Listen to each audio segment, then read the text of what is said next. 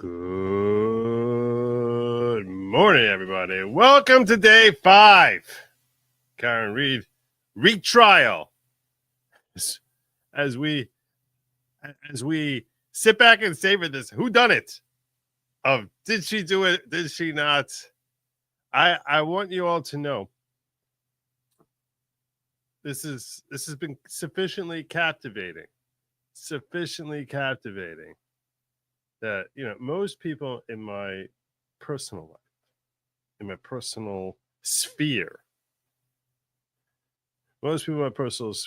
don't even know what I do for a living. I don't walk around telling people I'm a podcaster. More and more over the years, people have been starting to learn about it.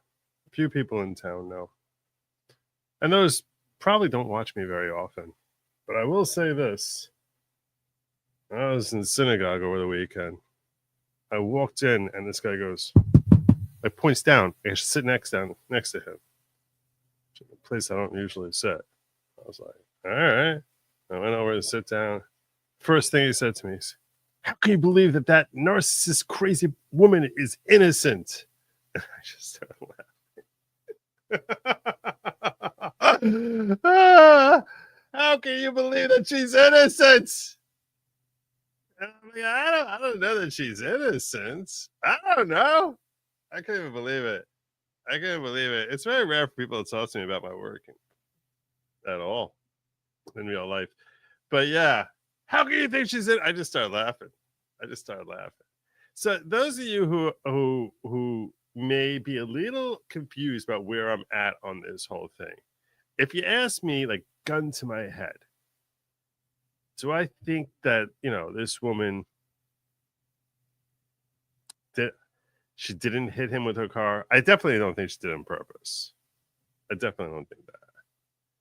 But I'll tell you right now, I was like, he was convinced that she's definitely guilty. He's like, look, I know there's going to be some inconsistencies. I know that. I get that. And don't be fooled by Alan Jackson. He's a great attorney. Although his whole shtick is getting a little old. But it's like everything. It's like he did this in the last trial also. He's like, I know you didn't see the last trial. I saw the last trial. But he's like, any tiny inconsistencies, trying to pull on that thread, as if people are supposed to have some sort of eidetic memory and say the same thing every single time. And I was like, I don't expect people to have that kind of memory. And those tiny little things don't, like little changes, that doesn't bother me. That doesn't bother me at all. I do think that we tend to make a lot out of them. What bothers me is that they're consistently getting worse for Karen. If your memory is forgetful, you would think some of the witnesses, when they're forgetting stuff, it would be beneficial to Karen. Every time, it's not the first Timothy Nunnall, the paramedic. He didn't go from like, I hit her. The first trial, he says, I hit her. Now he's saying it's I hit her 3 times. I hit him, not her. I hit him. It goes from 2 to 3 times. If he's getting forgetful, even though he says his memory improves over time, which just was a joke, that was hilarious. If you're getting forgetful, some of these witnesses, it could have been that he would become forgetful and say, I hit him just once, right? And that was, if you're getting the number of times that she said it wrong, it could be she said like, oh yeah, and then she said, I hit him. It doesn't have to be that. Like now, it's worse every time when they were pointing out the things that was going on with Carrie Roberts there. It's that she's like, it's always in ways that are just making her, Karen Reed, look worse. And I made that point to my friend there. And he's like, well, those are the ones that Alan Jackson's going to hit on, right? If he's getting better and more in her favor, he's not going to hit on those changes. I'm not sure he's correct about that. Sometimes you want to hit on it to show how forgetful folks are, to sort of chew at their memory altogether and just cast doubt on them, even if their memory would be improving in your direction. But you see what I'm saying? You know how like when you sort of call balls and strikes, right? If in a completely balanced world, you're flipping a coin, around half the time. It's not exactly 50-50, but the more often you flip it, the closer to 50-50 it'll be. It should be. If you have a not weighted coin, it should all come out that it sometimes will be in her favor, sometimes will be the state's favor. Your memories, if the memories are not being scripted. Now, that is in the abstract. To be fair, this is a little too bright here. That's a healthier as well. To be fair, they're all being coached by the state. So if they would screw up against the state in their prep before trial, the state likely would remind them. That could be why it's coming out all the time. To be fair, it could be that's the reason why it's always leaning in favor of the state and against Karen. Meaning, when they're prepping Carrie Roberts a week or two ago, or this officer, and he forgot something which was favorable to the state might have been like, do you remember ever saying anything about this? Like, oh yeah, I forgot about that. Oh yeah, so yeah, you might want to remember that too. You remember saying how you saw the tail light was missing? Oh yeah, that's true. I did see that. When you were driving, Kerry, when you were driving behind that, you noticed that? Oh yeah, I did. So this way, like they would prime her so that she's not going to forget something essential. So to be fair, that really could be why it's not 50-50. It likely is why it's not 50-50. It just has a bad smell to it. You know what I'm saying? It ends up being a bad smell. So as far as looking at it, the way things should work, it kind of makes sense that if you're going to be forgetful, you're going to be forgetful against the state. Because when the state is prepping these witnesses, when they're getting them ready for trial a week or two ago, if there's something forgetful that's beneficial to Karen Reed, they might not remind them. Something forgetful that's beneficial to the state will be like, do you remember having testimony about this? And I'm talking everyone working fairly. I'm assuming everyone's trying to work fairly here, okay? Until I have tremendous evidence against that. I'm going from that premise. Everyone here, at the very least, everyone who's operating as attorneys in the courtroom and the judge, I want to come in. I want to walk in, assuming the best, but preparing for the worst. So I don't look at it blindly, be like, "Oh, this has to be okay." I want to assume the best and give the benefit of the doubt, and then I'm like, "This can't be. This can't be." No, if it gets proven, then it can't be. Anyhow, I apologize that I'm not reinforcing your preconceived beliefs. I'm sorry. I'll do better. Anyway. So that's why, but I don't think what I'm saying is I need you to prove it to me beyond a reasonable doubt. And even he couldn't answer. I was like, tell me, is this guy made out of bionics? Like, how is it if he gets hit by a car? There's no injury in his toes, on his calf, on his knee, on his thigh, on his hip, in his waist, in his chest. The entire area, not one bruise in there. It's very hard to understand.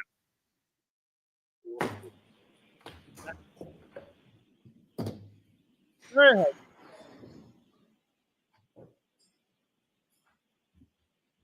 So yeah, I don't.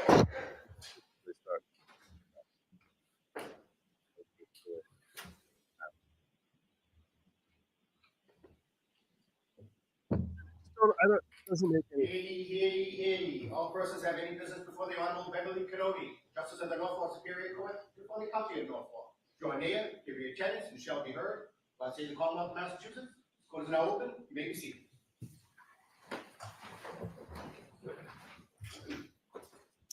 All right. Good morning, counsel. Good morning, Ms. Reed. Good morning, jurors. Good morning. I do have to ask you those same three questions. Were you all, four actually, I guess. Were you all able to follow the instructions and refrain from discussing this case with anyone since we were last here on Friday? Yes. Everyone said yes and nodded affirmatively. Were you also able to follow the instructions and refrain from doing any independent research or investigation into this case? Yes. Everyone said yes and nodded affirmatively. Did anyone happen to see, hear, or read anything about this case since we left on Friday? And were you all careful? Everyone said no or shook their heads. Were you all careful with your social media this weekend? Yes. Thank you very much. All right, Mr. Brennan. Good morning, Your Honor. Good morning. Commonwealth will call Ian Whiffen. Okay. There we go. Get on in. Come on down. All right, just come on up.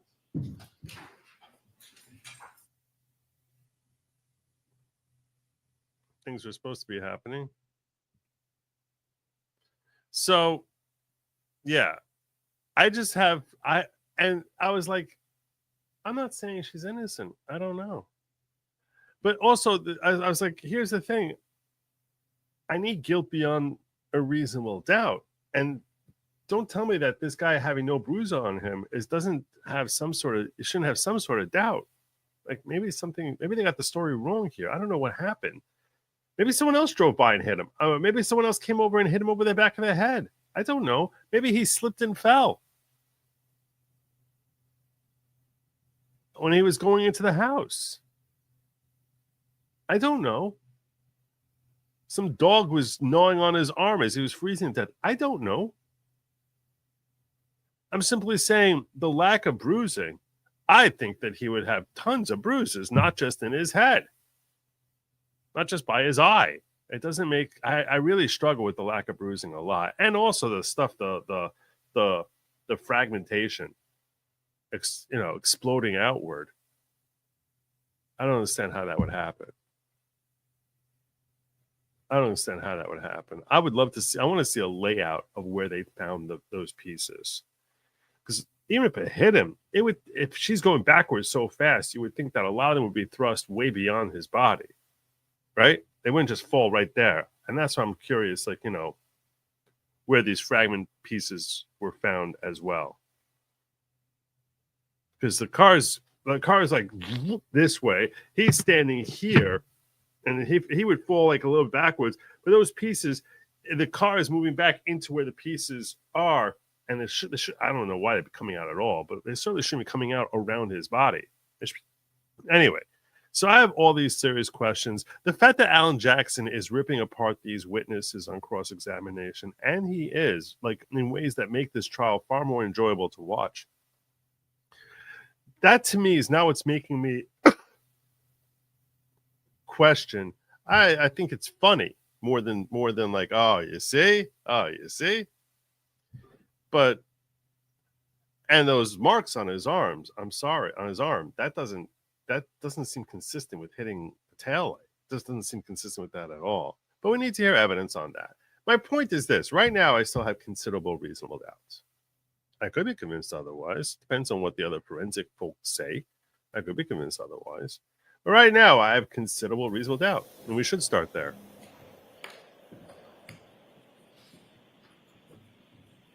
Commonwealth calls Ian Whiffen.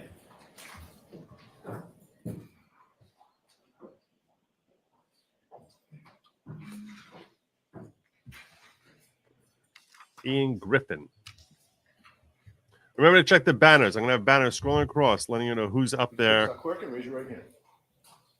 You want your phone with the evidence you give to the court and jury in the case down here should be the truth, the whole truth, and nothing but the truth. I did. Good morning, sir. Good morning.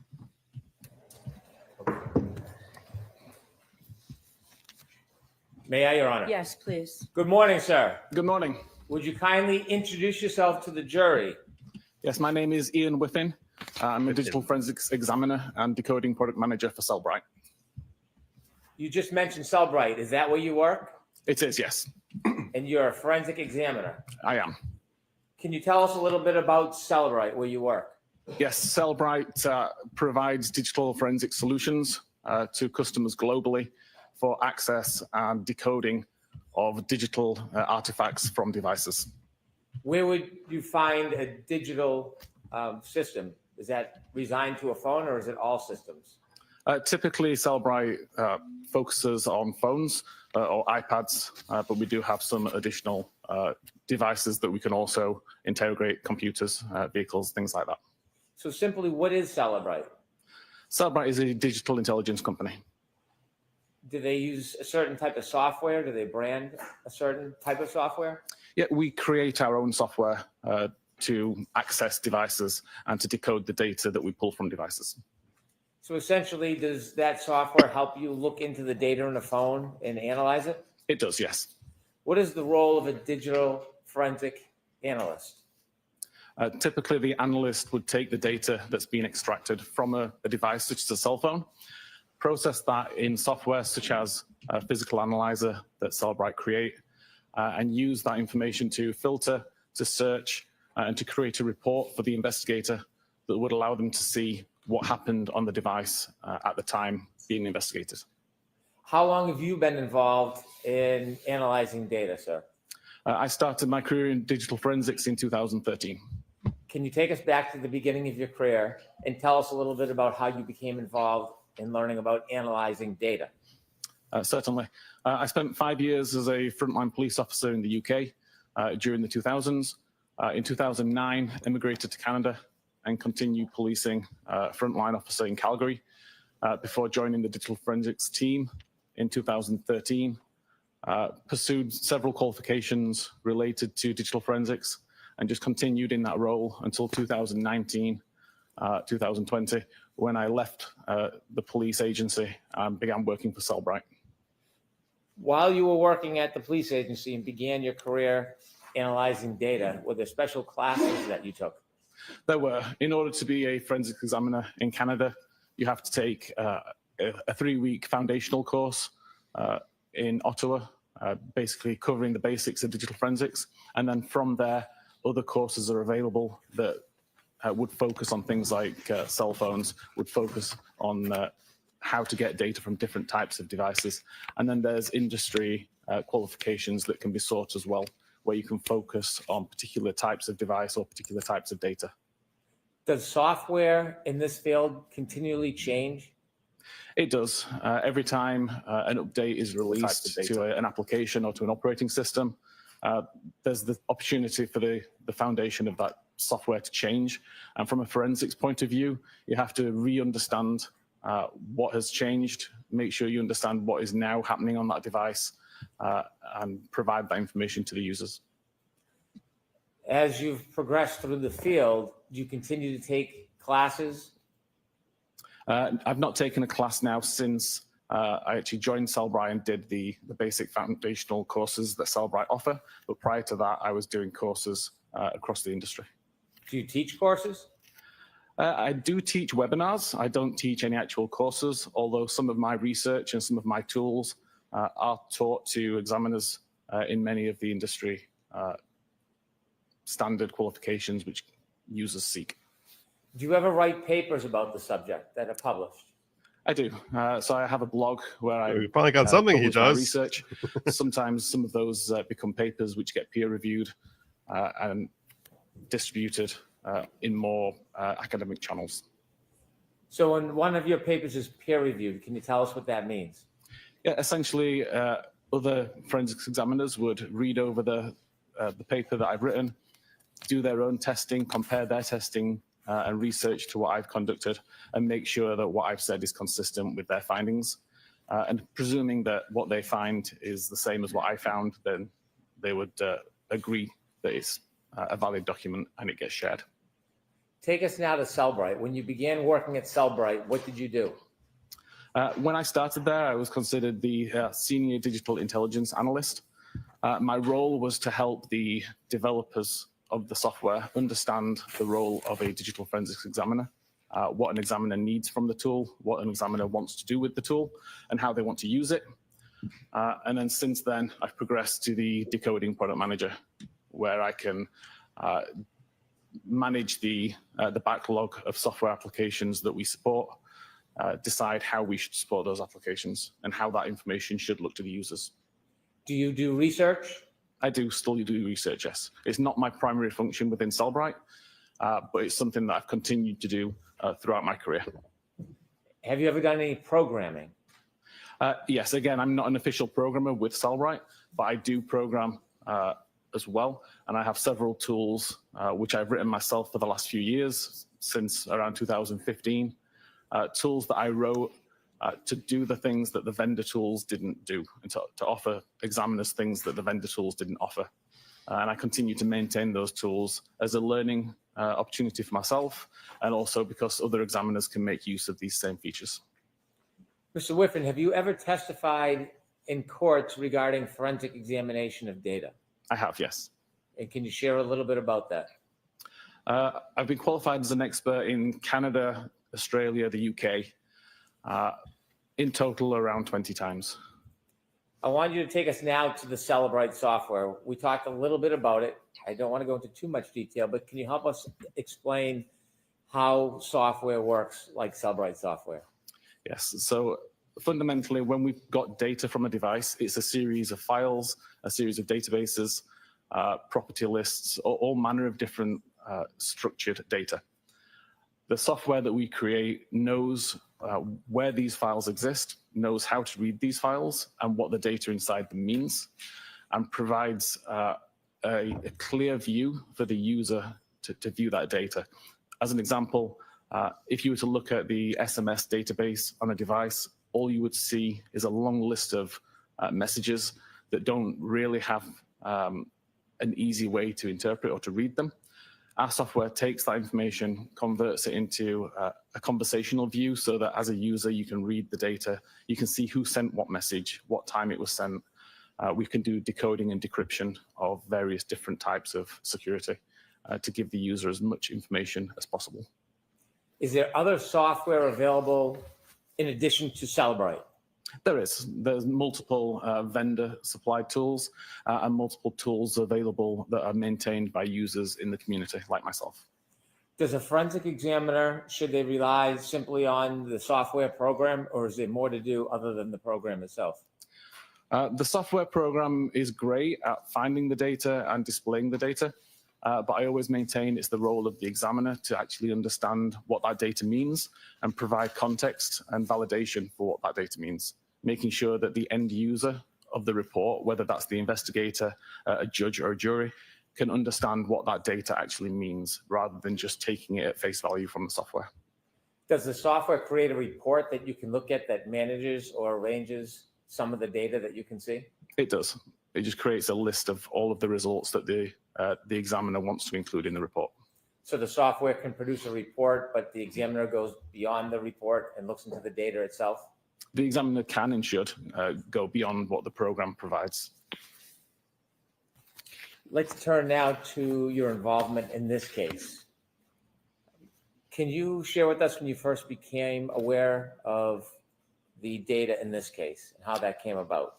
Yes, it was actually one of the public relations. Now, it's interesting here. The whole time I was listening to him give his qualifications, I was wondering whether he's going to come in and get qualified as an expert witness versus not being qualified as an expert witness. An expert witness is a very different type of witness once you're qualified. It's a very different type of witness than someone who's a fact witness. So a fact witness is going to say, this is what I saw with my own eyes and ears, as opposed to like, this is my opinion. I was very curious when you're giving a long list of credentials, are you trying to label this person an expert? That you don't become an expert until the court recognizes you as an expert, and usually they'll give the defense a chance to voir dire you on that issue. He has not been qualified as an expert, which means he's going to be testifying right now about things that he saw during the course of his investigation, as opposed to less about his opinion about what the research is indicating. Managers at Celebrite who reached out to me or to my team because he'd heard about this case and about the confusion regarding a timestamp and requested if we could look into it and find out what the confusion was and how we could respond to it. At that point, I contacted the investigators to get more details. Did you learn that a consumer had called about a question relative to a report produced by the software? Yes, there was both the troopers who had requested information about this particular artifact and also a private forensics examiner, Richard Green. And when Richard Green reached out to your company, what specifically was the question or issue?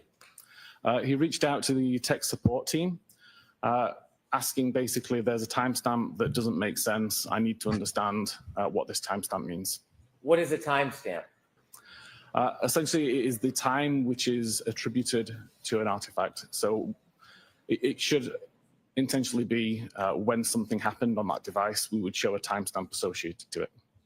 Can you tell us what an artifact is? An artifact would be any piece of data that we pull from that device. So it could be a text message, it could be a location point, it could be a photograph. So if I had photographs on my phone, would each photograph be considered an artifact? It would, yes. Would the date and time I took the photograph be considered an artifact? I'd consider that a property of the artifact. And if I had a phone call or a text message, those would be considered artifacts? Yes. When I look at my phone and I see a call log or a name, does that tell me all the information about that call? When you look on the phone itself? Yes. No, there's usually a lot more information in the background of the phone that's available to the forensics examiner, which the user wouldn't necessarily see on the device. And so when you're looking at an artifact, a phone call, a text message, whatever it may be, and you see it on a report, if you want to know more detail, where it came from, when it was developed, when it started, is that what a forensic examiner would do, to look into the data to try to identify that other information? Yes, you can see what other information is available. You can see if there's any information that's been deleted that can be recovered. And you can validate the information that's there and make sure that the timestamps are being interpreted correctly and that they mean what you think they mean.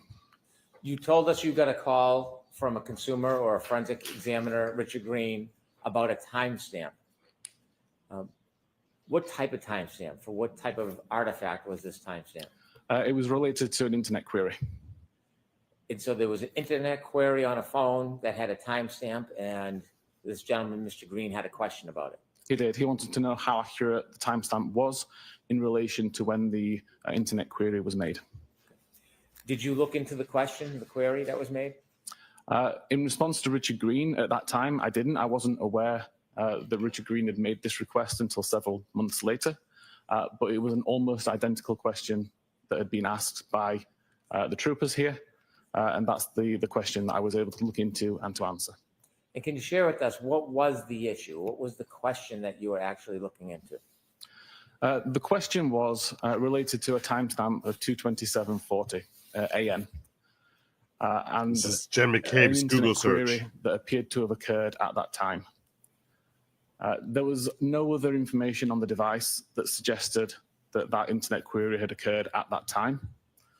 So we wanted to know how relevant is that timestamp to when the query happened. So I was able to take test devices, recreate test data to find out exactly what this timestamp meant, and discovered that it was actually the timestamp that the tab within the browser was brought into focus and had no relevance to when the actual web query had been made. And so after you looked into the issue and came to a determination or opinion, did you reach back out to Mr. Green? Eventually, yes, I did. After I provided... See, this is very weird, and this could be a Massachusetts wrinkle. I would think this should be an expert testimony. And that you would have to be qualified as an expert. This is very, very strange to me, what's happening here. Because he seems to be giving an expert opinion, you know, and this is really weird. But this could be a Massachusetts rules of evidence issue. This whole thing just feels very off to me. But the point that they're getting at here is that Jen McCabe, that the defense wants to say Jen McCabe was searching how long does it take to die in the cold at 2:30 in the morning. She doesn't supposedly, as far as we know, become aware of John's body being out in the cold until after 6 in the morning. So what the defense wants us to believe is that the only reason she'd be looking that up is because they were throwing him out to kill him, like, you know, throwing him out of the house and leaving him there. Information to the troopers. I wrote a blog that covered this information because there was another examiner in Europe who had a very similar question, and I realized that this is a relatively common point of confusion. And then eventually I reached out to Richard Green, offering to speak to him about this issue and clear up any confusion, but never received a response. So to summarize, there was an inquiry about a phone that made a Google or a internet search. And the question is, what time was that search made? Correct. And relative to that inquiry, there was a timestamp on some of the data that said 2:27 a.m. Correct. Sustained. So at some point, did you have an opportunity to forensically examine a telephone that was attributed to a person by the name of Jennifer McCabe? I did have the opportunity to look at the data that was extracted from that device. I never saw the device itself. We didn't even see the, Putting that aside for a second. Secondly, were you asked to look at any other phone to examine data in this case, aside from the phone attributed to Jennifer McCabe? Yes, I was also sent the extraction of data from John O'Keefe's phone. Did you look through the data and analyze some of the data in John O'Keefe's phone? I did, yes. So I want to walk through both your analysis of Jennifer McCabe's phone, but also of John O'Keefe's phone. So if we can first start with Ms. McCabe's phone. Yes. Did you actually receive her phone? I didn't know. It was just a download of the extraction. So how does that work? The examiners here had done the extraction of the device, resulted in a large zip file, which is a container containing all of the files extracted from the phone. They uploaded it to Cellbright's secure portal, where I was able to download it and verify what the data was in the extraction. When you received the download of the extraction for Jennifer McCabe's phone, was it similar process for John O'Keefe's phone? With John O'Keefe's phone, I actually received the data on a USB thumb drive through the mail. And before we begin, can you summarize briefly the issue, what you were looking for, and what the scope was as far as Jennifer McCabe's phone? For Jennifer McCabe's phone, it was related to the internet search that occurred, or that allegedly occurred at 2:27:40. And as part of your effort and analysis, did you put together a PowerPoint that would help educate us on how a timestamp works and what happened in this case regarding a search? I did, yes. And have you seen that PowerPoint point? by the way, I find this very difficult to believe. His testimony now, look, he definitely knows more about phones than I know. This doesn't make any sense to me. So every search is going to show the same time then? Every search that she makes in that browser, she makes 50 searches over the next 2 days. They're all going to show that same time that she opened the browser. That seems very weird to me. Recently? I did, yes. May I approach, Your Honor? Yes.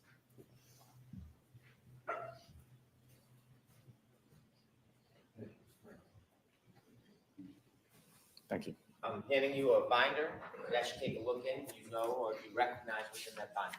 Yes, this is the PowerPoint presentation I created related to Jen's phone. And with that presentation, do you have it downloaded on your computer? I do, yes. I'd like to introduce this as the next exhibit, please. What would be the point to the Great, thank you. timestamp being when the browser opens? Why would they create it that way? You know, with the court's permission, I'd ask Mr. Whiffen to be able to use his computer to walk us through the PowerPoint and explain it to the jury. No objection, Your Honor. Yes, thank you, Mr. Whiffen.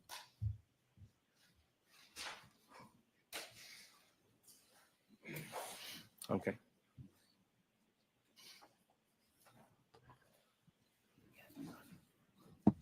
May we begin, Your Honor? Yes. Mr. Whiffen, if you would walk us through and explain the PowerPoint and explain this issue to the jury, what the question was and how you resolved it. Of course. All right, misspelled his name. The query revolved around a database called browserstate.db. Browserstate stores information about Safari internet browser and about the tabs that the user has either had open or has open. Fundamentally, in this presentation, I wanted to include information from iOS 14 and earlier. iOS 14 is not the version of iOS that was on Jen McCabe's phone, but iOS 14 has an easier way to understand how this database works. And then I can move on to iOS 15, which was the device or was the version installed on Jen McCabe's phone. And hopefully by that point, it will be clearer how this information is being populated on the device. Could you tell us what iOS means? iOS is Apple's proprietary operating system available on iPhones. Thank you. Fundamentally, the browserstate.db tabs table is shown, hopefully I can show this on here, in the top here. The real database has many more fields, but these are the fields which are important for the demonstration to just see the row ID, the timestamp that's recorded, the URL or the web address, and the title of the page. And the example at the side there, you can see there's the browser is open, but there is no tab actually in focus at this time. Can I take us just a little bit back so we can put this in context? Yes. When you are doing internet searches on your phone and you hit Safari or Google or whatever search engine you're going to use, does it create a tab? It doesn't create a tab just by opening the application, but there may be tabs already open in the background when you start the application, and then you can tell it to create further tabs. So if I have a phone, can I have a number of different tabs on my phone at the same time if I've searched for different things throughout the day? Correct. You can have hundreds of tabs open. Do tabs stay open forever or can you close them? They stay open until you close them. So if you look at your phone and you have a number of different tabs, and say, for example, I start with one tab, I'm looking for the local football score. Can I reuse that same tab for some other search, or do I have to use a new tab to start a new search?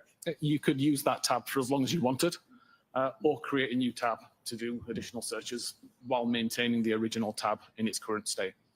And so what you're trying to demonstrate to the jury is identifying a time on one of these tabs where a particular search was made. Objection, Your Honor. Sustained as to form.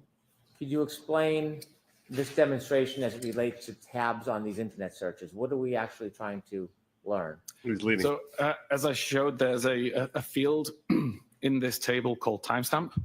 It's actually called last viewed timestamp. I wanted to prove or to demonstrate what that timestamp means, how that timestamp gets populated, and how it's relevant or irrelevant to a case. So if I have one or many tabs open on my phone, each tab will have its own timestamp? Correct. And the URL, that's whatever I look up, what I search on the search engine? Objection, Your Honor. I'll allow that. Is that what's looked at? That's great. The URL is the address of the page that's being viewed. So if I have a tab open and I use it continuously, 3, 4, 5, 10 times, will the time stamp change? No, it will not. And is that what you're explaining to us now? Correct. That's part of the demonstration and presentation. I'm sorry to interrupt. Okay. So in this instance, at 10 a.m., which is shown in the top of the device there, we can see I visit firstpage.com as an example website. At that time, a row is created in the database that shows row ID 1 with the timestamp 10 a.m. when the page was opened. The URL and the title are relevant to the page that was visited, so firstpage.com. Do it now. Why show this? A minute later, excuse me, I now use the same tab to visit secondpage.com. What actually happens in the database at this point in time is the first record is updated with new information. So we continue to see row ID 1. We continue to see the timestamp that the tab was opened at 10 a.m. And we now see the URL and the title that are related to the secondpage.com website. So I've shown it here. The first one is red to show that's no longer a live record. It's been replaced by the new record that's underneath it in black. A minute later again, I can visit thirdpage.com. And at that point, the record's updated a further time. So we still see that it's row ID 1 because no new rows are being created. We're just simply updating the existing rows. So we still have row ID 1. We still have 10 a.m. as the timestamp, and we have the URL and the title that show thirdpage.com instead. Mr. Whiffen, so in the URL column, there are 3 different searches? Yes, this is 3 Well, that's different his pages point. that have been visited. His point is it's not within the helpful same tab. for knowing what time in it was the data, searched. it has 3 timestamps, but they're all the same. Correct. Okay, thank you. This database is not monitoring web navigation events. It's purely monitoring the tab events. The point he's getting is that when you're searching third page at 10:02, it still looks like it'll still show the timestamp of 10 a.m. And that when Jimmy Cave was doing a search after they found his body at 6:30 of how long to find it does take for hypothermia. So at 6 o'clock, if she opened the same tab that she had first opened at 2:30 and 2:27 in the morning, that would help explain why it is that what it is that that the timestamp is looks screwed up to those of us who don't know as much as Ian does. It still seems difficult to believe, but he has a PowerPoint. That's So very when the tab's compelling. brought into Very focus, compelling. Or when the tab's created is the only timestamp that's relevant here. Thank you. From a non-forensic point of view, if I was looking at this database in a regular database viewing tool, all I would see is the black record at the bottom. I wouldn't see the other two records because they've been essentially overwritten by the third record. If I was to use a forensic tool, though, then I would see all of these records because the forensic tool is designed to find the older versions of these records that have been replaced. So why don't you use a forensic So tool? again, from a forensic point of view, I would see all of these records, I would see all the different URLs, and I would see the same timestamp and the same row ID for all of them. This fundamentally changed in iOS 15, and I've tested this on multiple versions of iOS 15, 16, 17, and 18, including iOS 15.2.1, which is the same version of iOS installed on Jen McCabe's phone. In this case, the data is not written to the database immediately. So I've tried to show here that we have some in-memory variables, so essentially a short-term memory that the device knows exist, but aren't written to the database yet, so they're not written long-term. So in this case, if at 10 a.m. I go to firstpage.com, we see that the in-memory variable for timestamp URL and title are updated to show a 10 a.m. timestamp and the firstpage.com information. But you can see at the bottom, I still have the browser state tabs table, and nothing has been written to that database at this time.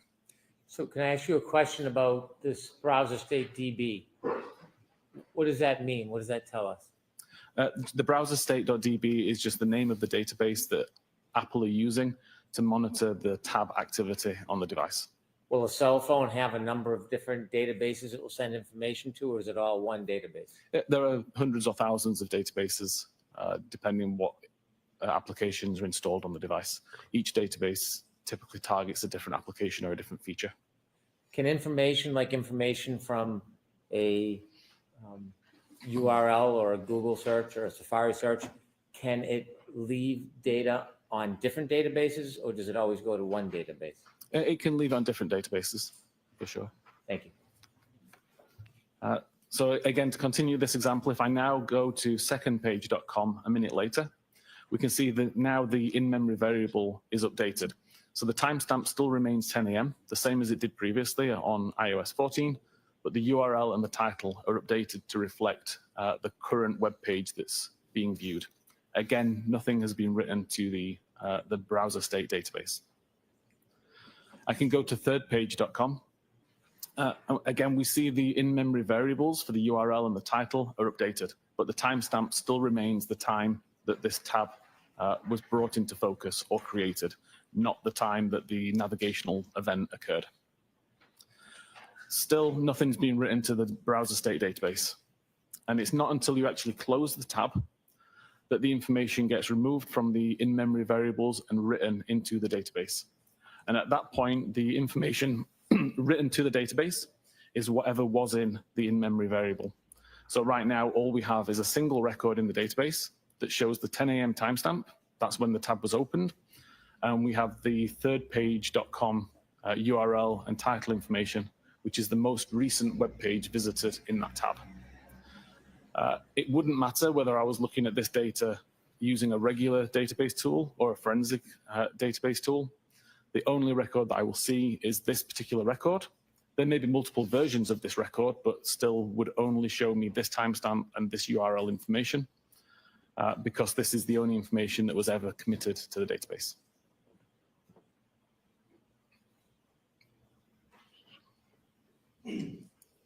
Okay, moving on from that, there was multiple databases or multiple data sources on Jen McCabe's phone that could be used to see what actually happened on the device at this time of day that was of interest. So The analysis I did looked at the browser state database that we've just described, the history database, which is what is tracking the navigational events. So every time you visit a website and the website fully loads, it gets written to the history database to say this URL was visited at this time. And that's the information that as a user you can see. When you look at the internet history in your device, it will list all of the web pages that have been visited. com.apple mobile safari.plist is a property list file, so essentially a list of values and information, keys and values that would describe various settings on the device typically, but it also stores information such as the last searches that were conducted using the Safari search feature. And then finally here we've got knowledgec.db, which is a massive database at the heart of iOS that stores lots of types of information. It can tell you what web page was actually on the screen at any given time. It can tell you when the backlight came on, when the backlight went off, when the device was locked or unlocked, the battery level, lots of different types of information, but useful here for the web pages that were being viewed.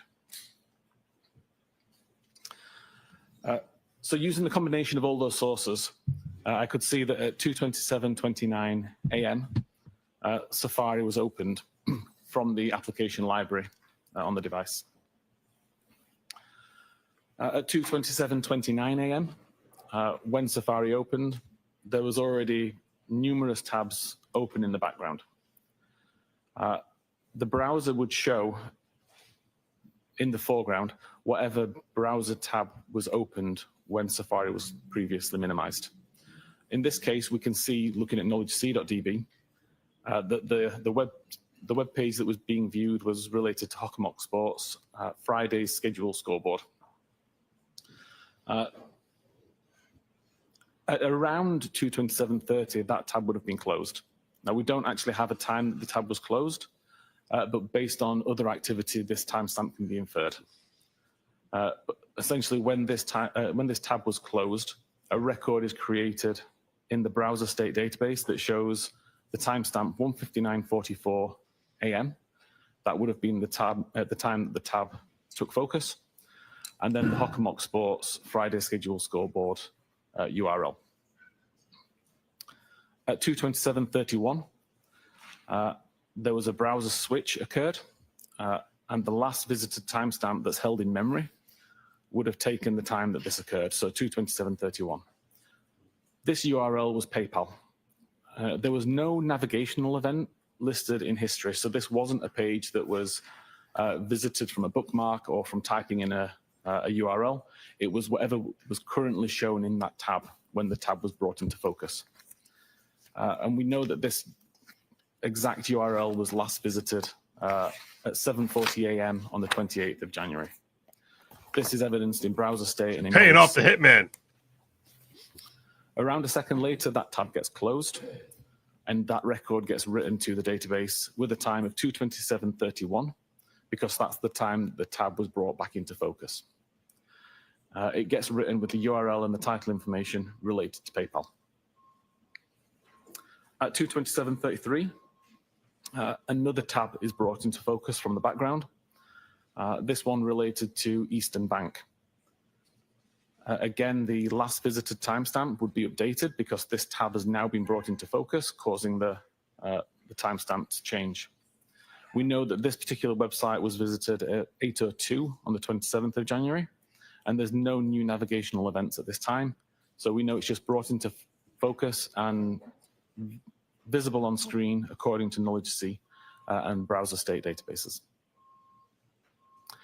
That tab gets closed and it gets written to the database. This again is going to show, and I've just noticed there's a typo on here and the timestamp at the top is shown incorrectly. But essentially it's closed at around this time, and the Eastern Bank URL is written to the browser state database with the 2:27:33 timestamp. At 2:27:35, we see that there's a YouTube video shown on screen related to. Yeah, I really want to know what that is. This shows in It's raining men. There's no new navigational event for it. They But looked there's it up. also no timestamp in the browser state database at this point. This is because this page is actually, or this tab is brought back into focus a second time. And when it gets brought into focus the second time, the timestamp that's attributed to it overwrites the timestamp that would have been written at this point. Sounds convoluted, but essentially, if you imagine that the in-memory timestamp here would have said 227.35, but then there's another tab that's brought into focus related to Hockomock Sports at 227.36. Mr. Whiffen, can I ask you a couple questions? Yes. This timestamp 227.36, does that indicate the time when this tab was actually opened? Yes. The time that the tab was brought into focus or opened. What does it mean brought into focus? If you imagine you could have 5 or 6 or however many tabs in the background, you select one of those tabs to view, it makes it full screen, that would be considered in focus, and that would cause the timestamp to be updated. So if someone had an open tab that had a timestamp, and then they put it in the background to look at a different tab, but then went back to an earlier tab and opened it, would it create a new timestamp? It would update the timestamp. If somebody had an open tab and they didn't put it in the background, but they used other functions or shut off the phone, and when they came back, that tab was still open, would that create a new timestamp? As long as Safari doesn't close, then the timestamp will remain the same. So if I just minimize Safari, put it into the background and start to do other things on my phone, the timestamp won't get updated. If I completely close Safari or turn the phone off, when Safari reloads, then that tab does get a new timestamp when it opens up again. Thank you. Okay. So at 227.36, we've got Hockomock Sports, Gallery Shoots, Canton Girls, Basketball to important win at Mansfield is the page that is visible on screen. Again, we know that there's no navigational event at this time, so the page is not being loaded as a result of a bookmark or typing the URL in. It's just showing what was on screen previously, and we know that this page was previously viewed at 22:55 on the 27th of January. This tab gets closed and gets written to the database as well, and we see it's written with the timestamp 227.36 when the tab was brought into focus. And then we go back to the YouTube video tab. So at this point, the timestamp that had been written there gets overwritten again with 227.38, and it shows the YouTube video is the active page that's on the screen. At around 227.39, that tab gets closed and the record is written to the database showing a timestamp of 227.38 when the tab took focus and the YouTube video URL. Then we move to 227.40, which was the time of interest. And we see that a browser switch occurs, causing the last visited timestamp to take on the time of 227.40. This is the tab that was ultimately used to search. What happened? What happened? At this point in time, there is no navigational events recorded anywhere. All we see is that the web page that was brought into view is ozonebasketball.com/teams. This web page was last visited at 14 minutes after midnight on the 26th of January.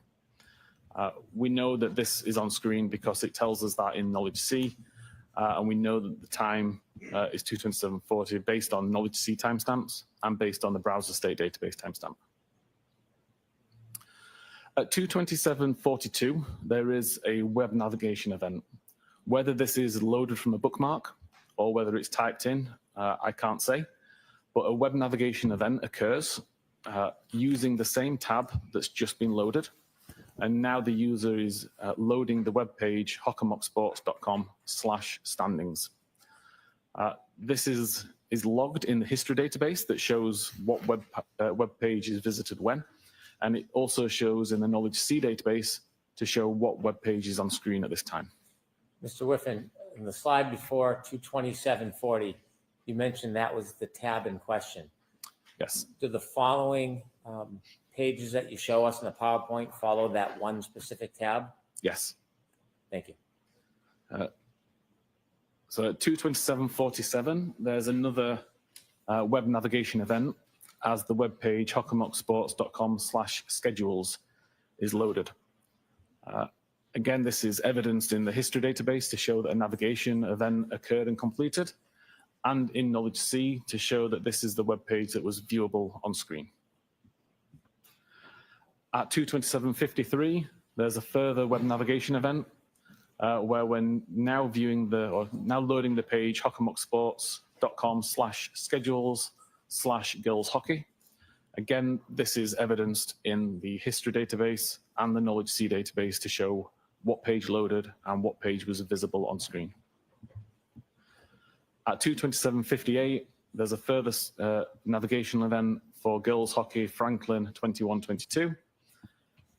Again, this is logged as a navigational event in the history database and shown on screen according to the Knowledge C database. So I understand these are all subsequent searches on the same open tab. Correct. Your Honor. Are these Sustained as to form. are these all subsequent searches on the same single open tab? There is no tab switch event listed. We see the tab switch event occur at 2:27:40, and then we see lots of navigational events occur. Thank you. At 2:28:06, Safari is minimized, so it's removed from focus so that something else could be viewed, or the phone is locked.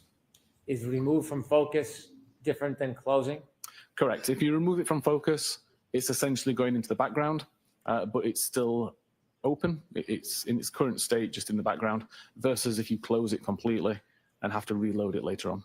So in this particular state, the timestamp doesn't get changed. The timestamp remains 2:27:40 as it was earlier. Safari is then not used again until 6:23:37, when it's opened from the background using the icon in the app library. At this point, when it loads up, the same page that was open when Safari was minimized is shown. So we still see hockamocksports.com/schedules/girls hockey/Franklin/2021-2022. There's no navigational event at this point, so we know that it wasn't completely reloaded. It's just showing what was on screen previously, and it's evidenced in the Knowledge C database. At 6:23:49, there's a cache file created. The cache file is related to how long to digest food. Now, these particular cache files show up as suggestions in Safari. So as you're typing in a query or a word or a URL, for example, Safari tries to take that information and make suggestions based on what it thinks you might be searching for. So if, for example, you were to type in how long to die with the word spelled just DI, Safari can mistake that for how long to digest food, and it could present this information.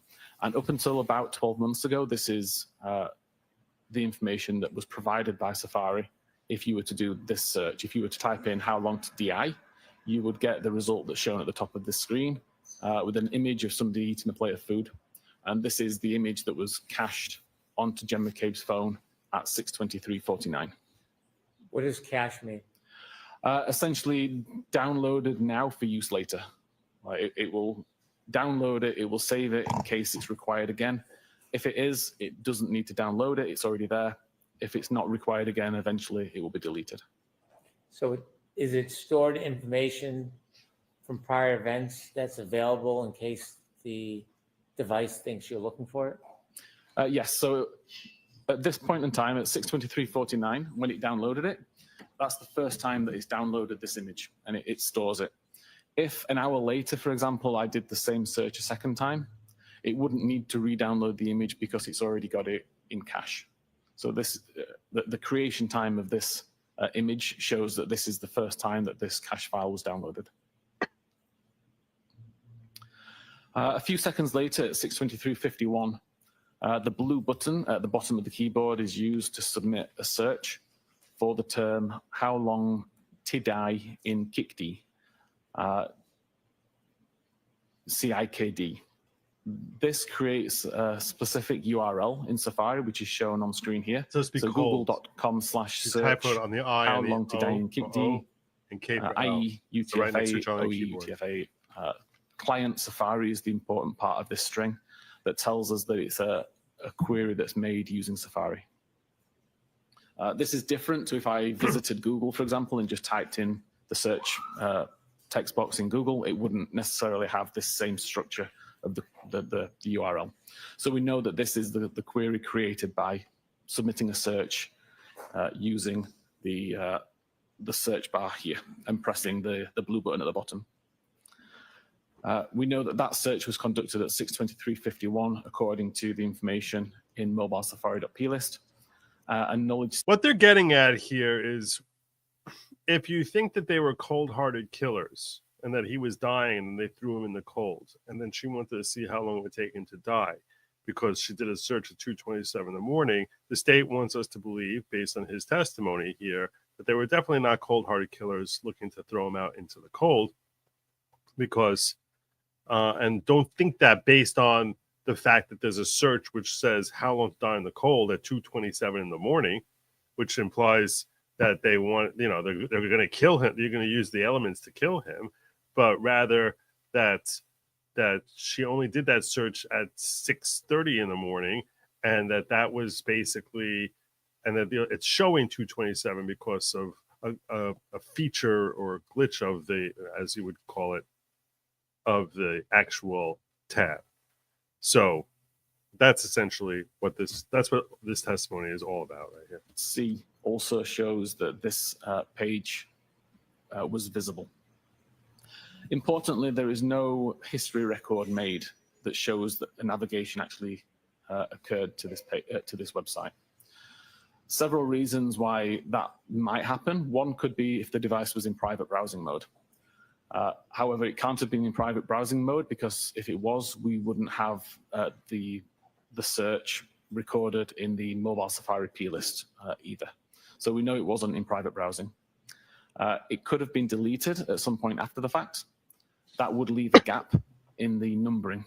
Every time a record is written, it would be consistent numbers 1, 2, 3, 4, 5, 6. And to delete a number would leave a gap there. So you would see 1, 2, 4, 5, and that number will pretty much never be reused. So if you don't see a gap, then you can be confident that nothing was deleted, and there are no gaps on this device. The third reason, and the one that I believe is the reason why it wasn't recorded in the database, is that the page never completely loaded. If I go to a web page and cancel the navigation prior to it completing the load, it will never get written to the history database. At 6:24:18, there's a second search submitted using the same method, so still using the Safari search bar, this time searching for host long to die in cold. This is evidenced in the mobile safari.plist. Again, there is no record made in the history database that to me suggests that the page never successfully loaded. At 6:24:24, Safari is minimized again. It gets reopened at 10:33:33 a.m. Again, loaded from the app library and brought into focus. And at that point, the previous page is shown to the user. That previous page is related to the search host long to die in cold. This is evidence in Knowledge C to show that this is the page that's visible on screen, but there is still no history event that shows that the page completely loaded. And at around that time, so around 10:33:34, that tab would have been closed, resulting in the record being written to the browser state database with the timestamp 2:27:40, when that tab was originally brought into focus several hours earlier, but it shows the most recent URL information, which is the Google search for host long to die in the cold. It doesn't have any of the other URL information that was visited during that time period. It doesn't have the previous Google search for how long to die in the KICD, because all it records is the most recent URL that's visited alongside the original time that the tab took focus. Importantly here, there is no title information. the title information is included within the page itself. So if you do a Google search, the title of the page that showed up would show Google search, and then it would show the query that you typed in to search for. The fact that this doesn't have a title also suggests that the page never loaded. So again, it kind of ties back to the fact that it's not written in the history database. We have no title. It's both indicative that the page never successfully loaded. Mr. Whiffen, when a tab is ultimately closed, does the URL always have the last search, or could it show an earlier search? It will always be whatever URL is visible in the tab at the time. Thank you. To overview again the data sources used here, com.apple mobile safari.plist is known to be a reliable location to get search timestamps from. We know that it's good to show the time that a search was conducted and what search was conducted. It doesn't record if the device is in private browsing mode. The only time it shows how long to die in the KICD is at 6:23:51, and the only time it shows how long to die in the cold is at 6:24:18. There's no other mentions of either of these searches anywhere else in this file. I agree with this comment here. It's smart to have this guy come before Jen McCabe testifies. So this way the jury isn't looking ahead of her askance, because we can anticipate in cross-examination, Alan Jackson, whoever crosses her, will end up basically saying, you're doing a search for how long time to call at 2:27 in the morning. And she'd be like, I didn't do that. I didn't do that. I didn't do that.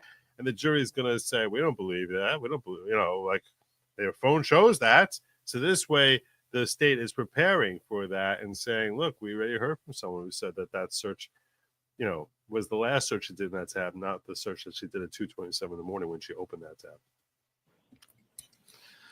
The history Smart. database, again, is known to be a good source of data for visited web pages and timestamps for the pages that completely loaded. Again, in this case, neither of these searches or neither of these URLs was in the history database, but there are no missing records, which indicates that nothing was deleted. And again, the only reason that I can come up with for why that is the case is that the page didn't load. There must be an entry within this database to allow the user to delete it. Obviously, if the page doesn't load, it doesn't get written to the history. As a user, you can't see that item in your internet history list, so you can't delete it. And then knowledge C, which shows the page that's on the screen when the browser is in use. Again, we know that this is a good timestamp, and we see the only times that web pages related to these web searches were open is at 6:23 and at 10:33.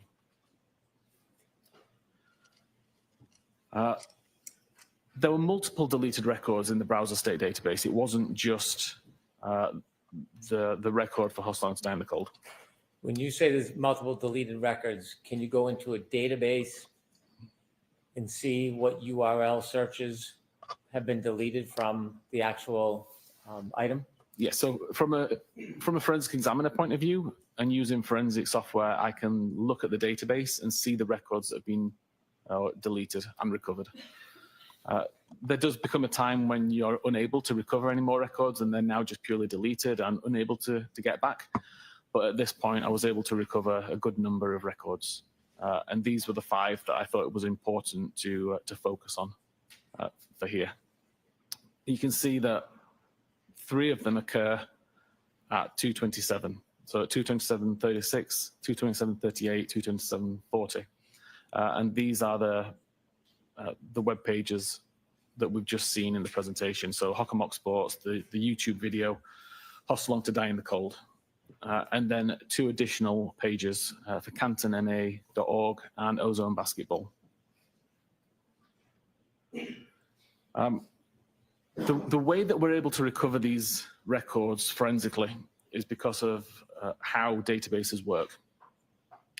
What I've tried to display here is that when you first create a record, in this case, creating record 4025, a new page is created in the database. A page is simply a block of binary data that's organized in a way that can be understood by the database as a page of data, much like it would be a ledger with a list of records. So it creates frame 181 with page 2752 and the record 4025. What is a little bit different from if you were doing this manually is when you want to add a new record, or when you want to delete a record, or when you want to update a record, it has to create an entirely new page or an entirely new version of that page. So in this case, we see that frame 194 is also page 2752. It duplicates the record 4025 and adds the record 4026. From the database's point of view at this time, frame 181 is now dead, like it won't be used for anything.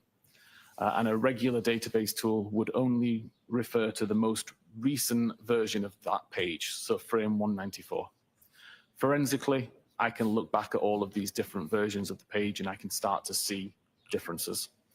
Not so important in this case when all that's happening is that you're adding information, but when you start to delete or edit records, being able to go backwards and see these previous pages, you can see the records that have been changed or deleted.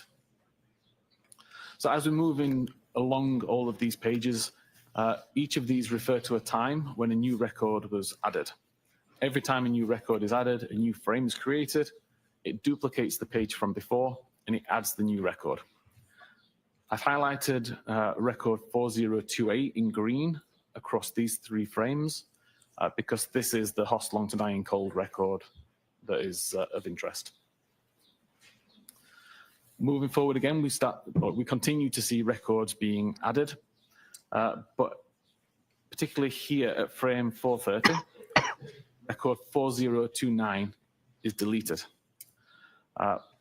4029, if I go back a few slides, we can see 4029 is the cantonma.org families index webpage. As far as I know, no relevance to anything related to this case. It just so happens this is the first record deleted from the browser state database.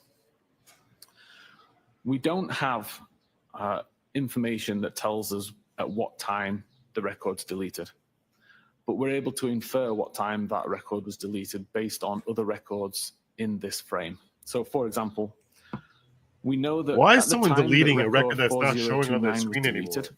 Record 4031 already existed. Record 4031 has a timestamp of 6:29 on the 31st of January. Therefore, we can summarize that record 4029 had to be deleted at some point after 6:29 on the 31st of January. Why would she be deleting that one? Canton, Massachusetts. We see again record 4030 is deleted on frame 468. Again, we can look at what record was the most recently created on that frame at the point that that record was deleted. That's very sus. And that gives us information that suggests record 4030 had to have been deleted at some point after 8:35 on the 31st of January. We can continue to go along and continue to see that records being added, edited, and deleted, but the record of interest, 4028, still exists, even on frame 650. And in fact, it doesn't get deleted until frame 732. By the time the record related to host long died in the cold is deleted, record 4037 already exists. Record 4037 was created after 2207 on the 31st of January. Therefore, we know that the host long to die in the cold record was deleted at some point after 10 p.m. on the 31st of January. Taking all of those deleted records, those 5 deleted records, and the earliest time that they could have possibly been deleted, we see a spread throughout the 31st of January. Like a few quite early on at 6:29 and 8:35, a couple at 9:20, 9:40, and then finally the one that we're interested in at 22:07. For the user to cause these to be deleted, if you wanted to do it selectively and delete one at a time, the record has to be available in the history database. As I said earlier, it wasn't ever in the history database because there'd be a gap. So this record could not have been deleted by the user selectively. That leaves options of deleting everything from the history. But if everything was deleted, we would have none of this information, and we do. And it also leaves the option of deleting everything from what's considered today and everything that's considered today and yesterday. And again, if either of those options were the case, we'd have much less information than what we have. And we wouldn't see this staggering of timestamps that we see here where the information was deleted. At different times. Ultimately, I wasn't able to say what caused these deletions at these particular times, but I'm confident that it wasn't as the result of user interaction. That's something that was brought on purpose. I need to get crossed on that hard. Mr. Wethen, I have a couple questions about your analysis. I and need to your get crossed on opinions. that. Yes. How is he giving You his showed us a opinions? tab that was I don't- opened at 2:27. The only thing I can understand, because I said it doesn't seem like he's qualified as an expert. Perhaps he's qualified the last trial, and there's an automatic carryover in this trial. It's very strange to me that he's not being qualified. That you can't ask a fact witness about their opinions. He seems to be testifying as an expert witness, and they gave us this whole CV to try and establish that he is an expert here. It's very strange to me procedurally what's happening here. 40, and it had something to do with Hawkmark Sports. Yes. In your opinion, to a reasonable degree of scientific certainty, was that the same tab, that 22740 tab open for Hawkmark Sports, was that the same tab that later was used for searches or attempted searches at 6:23:51 and at 6:24 relative to how long or how's long to die in cold? I believe it was, yes. Does your opinion, is it based on your analysis of reports generated by software like Celebrite? Objection, Your Honor. Sustained as to form.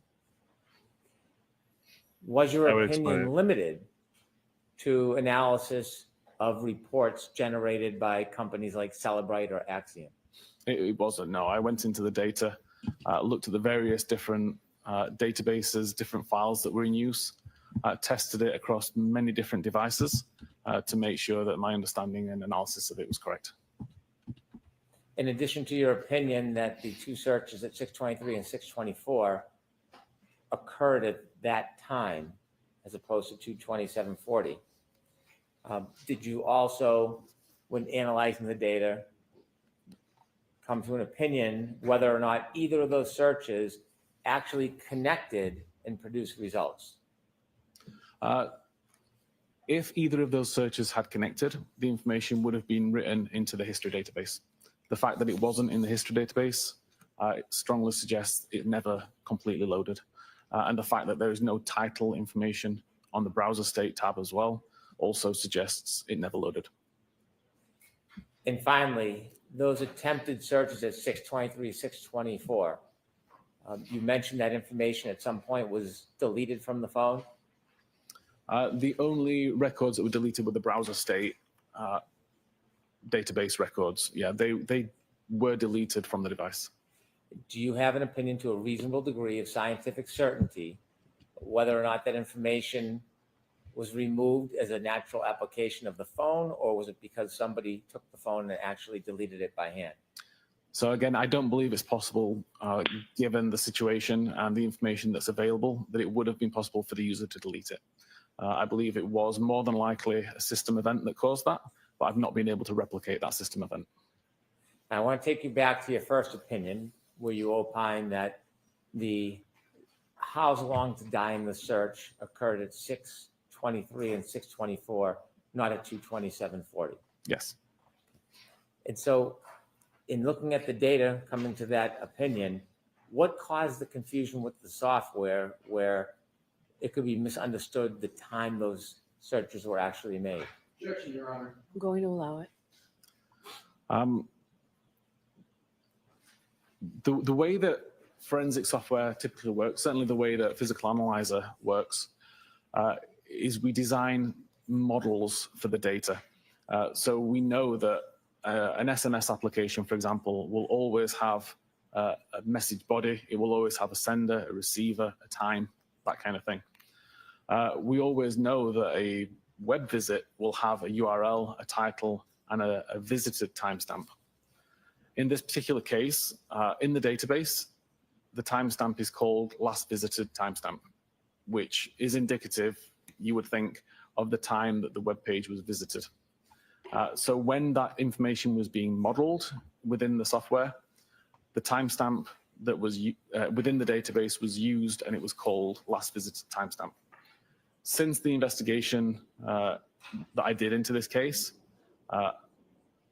I requested that the forensic research team at Cellbrite revisit this data and confirm if there's confusion around it. Were my findings correct ultimately?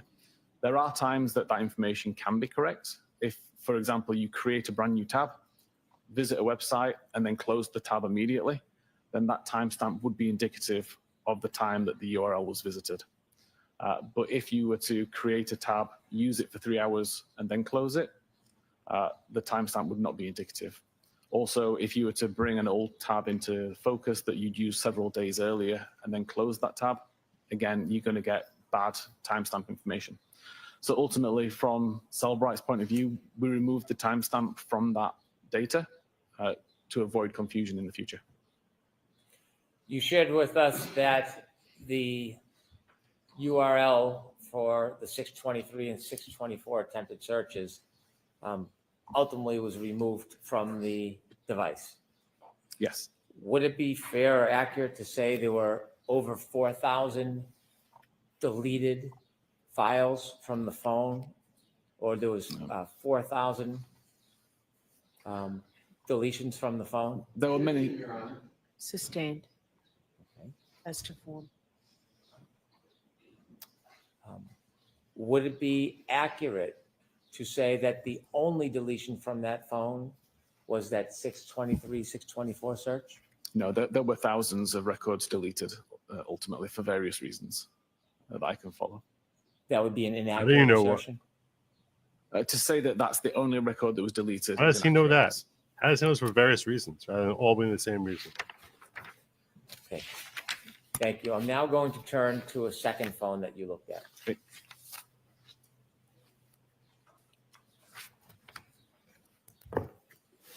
You told us that you looked at two phones. The second one was a phone that was or is attributed to John O'Keefe. Correct. When you looked at the phone for John O'Keefe, were you looking at things different than we looked at on the phone attributed to Jen McCabe? I wasn't as interested in internet data. I was more interested in location and health and anything else that could be useful. Before we show any presentation, I want to get a little understanding of what you looked for and what you found. Were you looking for what's called location data? I was, yes. Was there a period of time that was important that you were looking for relative to location data? Typically after midnight and before 6 a.m. Is that on January 29, 2022? It is, yes, sorry. How does a phone, like an iPhone, store location data? Multiple ways that it can be stored. Primarily, there's a database called cache.sqlite. And every time an application requests location data from the device, a feature called location services on iOS tries to calculate the device's location using a combination of technologies, GPS, Wi-Fi, cell tower, and Bluetooth. Calculates the device's location and stores that into the database as a latitude, longitude, altitude, timestamp, accuracy, did you radius, do it? information like that. Are there different types of location data that are captured and stored on a device like an iPhone? Can you define different types, please? I'm sorry? If you could define what you mean by different types. The different sources of data that are generated that then captured on an iPhone. Yes, so the application can specify how accurate it wants the data to be. So for example, if you're using a navigational application, you'd want high accuracy data. So the application would request high accuracy data from location services.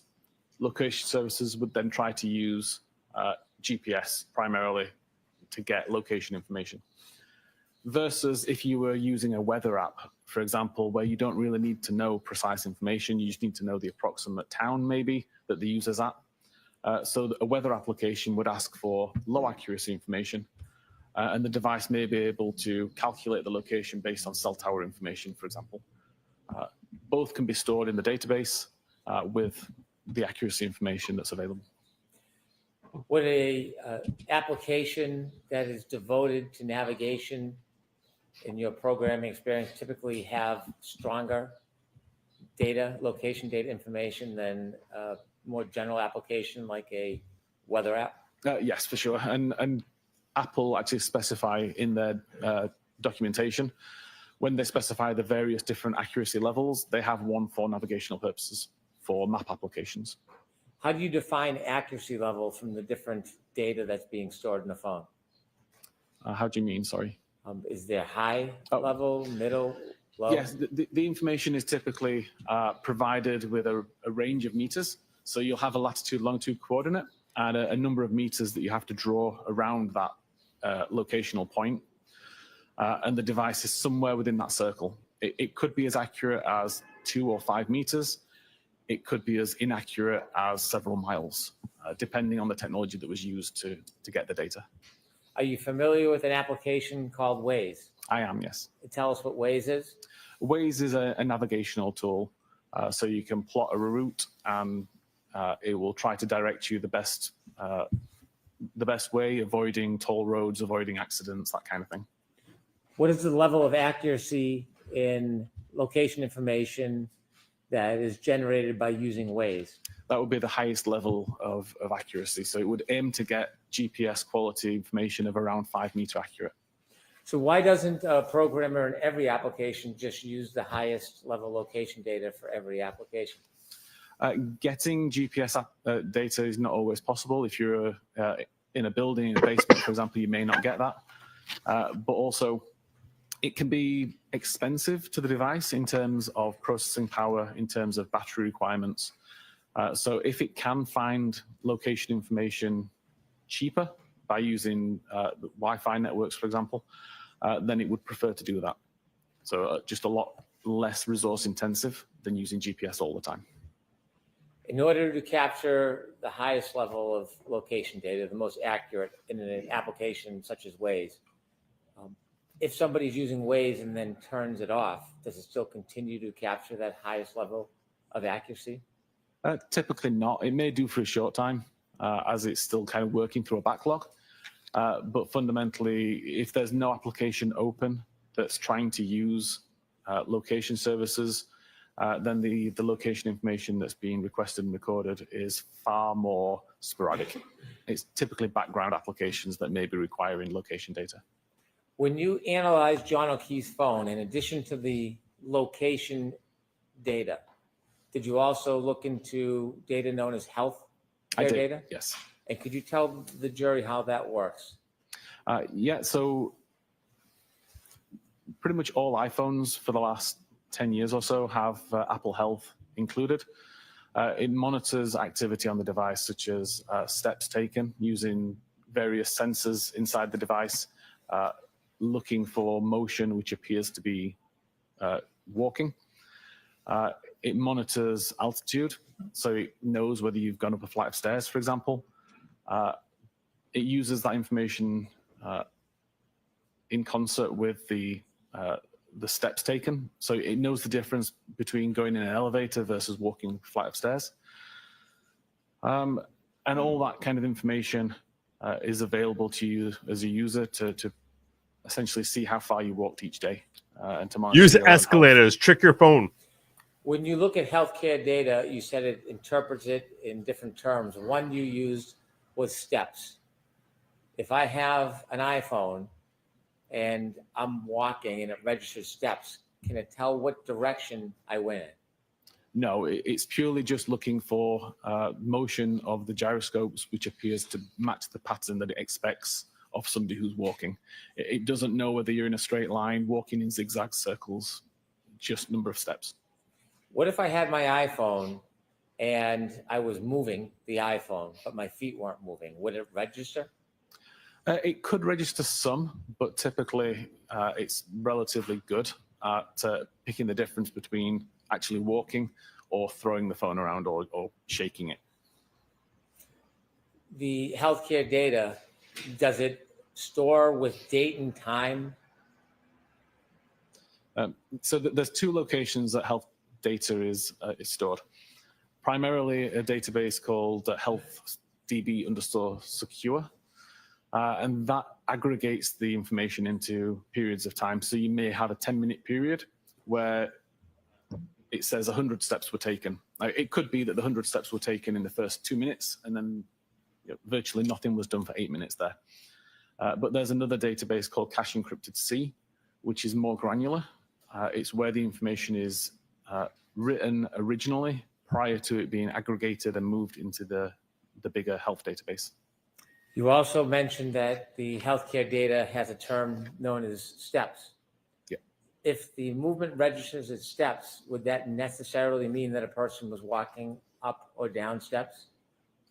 Sorry, we're talking about steps taken or flights climbed? I'm sorry, flights climbed. A flight climbed, according to Apple, is essentially an incline of 3 meters over 16 steps taken. So it wouldn't really matter whether it was walking up a flight of stairs, walking up a steep inclined hill, on an escalator, something like that. If there is movement that appears to be walking and an incline of 3 meters, then that would be considered a flight climb event. Is there any other ways that the phone could register flights climbed, but the person's not actually walking up or down stairs? So I did test this a few months ago, driving in my vehicle. I was able to, if I just put a phone on my dock as I'm driving around, nothing was recorded. But I found that if I was actually holding the phone while driving at the same time, then the natural suspension of the vehicle plus the movement of my arm would be considered enough to be steps. And if that motion happened while I was driving up a hill, it would also result in a flight climb event. And the testing that I did consistently resulted in, I think it was 9 flights of stairs climbed while I was driving up the same hill multiple times. In your studies, what elevation change would have to be present if you were in a car with a phone and it would register healthcare data as steps? Is there a certain level of elevation that would trigger that? Again, it's just a 3 meter incline is required. Did you say 3 meter? 3 meter. The healthcare data, in addition to being able to give a range of time of movement and defining generally terms, whether it's steps or stairs, is there any other information about healthcare data that is important in your analysis of this case? Sorry, can you just repeat that, please? I'm Sure. Trying to think. The healthcare data you shared tells us there's movement, Yes. and it may come in the term steps. You also shared that the healthcare data can show elevation. That can come in the term flights. Yes. Is there any other information about the healthcare data you looked at? Did you look at it across a wide range in this case? No, it was just the steps and the flight climb that I was interested in. What is the time period you looked at the healthcare data for in this case? Between midnight and 6 a.m. or 6:30 a.m. That's midnight on January On 29, January 2022 till about 6 a.m.? Yes. And before we get to any presentations, did you see movement on that phone relative to healthcare data at different points through the night? I did, yes.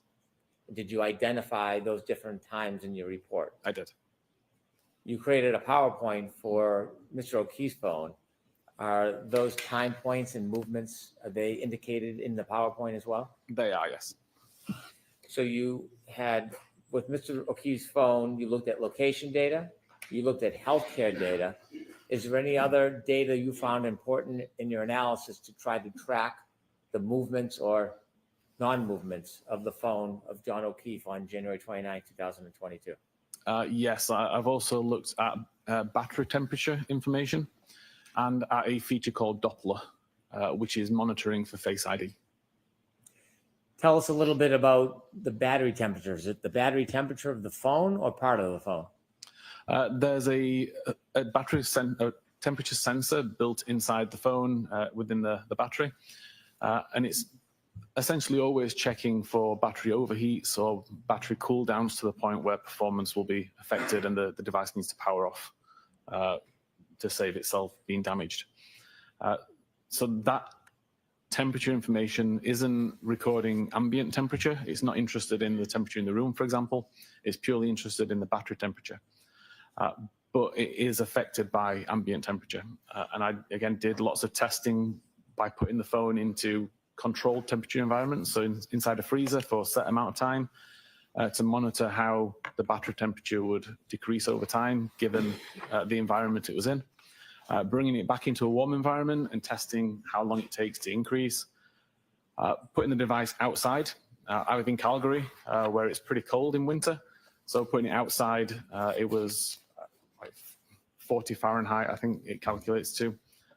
And the temperature of the environment had a big impact on the battery temperature that was recorded by the device. Were you able to track the changes in battery temperature for Mr. O'Keefe's cell phone over the course of the evening from after 12 on January 29, 2022 through after 7, 8 in the morning? Yes, there wasn't a massive number of records, but there were records that I've included in my report.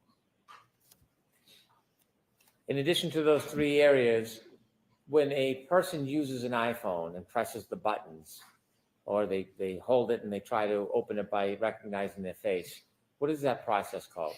The Face ID would be the process for the unlocking, and then the locking, pressing the button on the side would lock the device. When an iPhone is being used, does it act or operate differently when it's out in the open, or if it's in your pocket or under something? Yes, so this is the doppler function that I found within a feature called Unified Logs.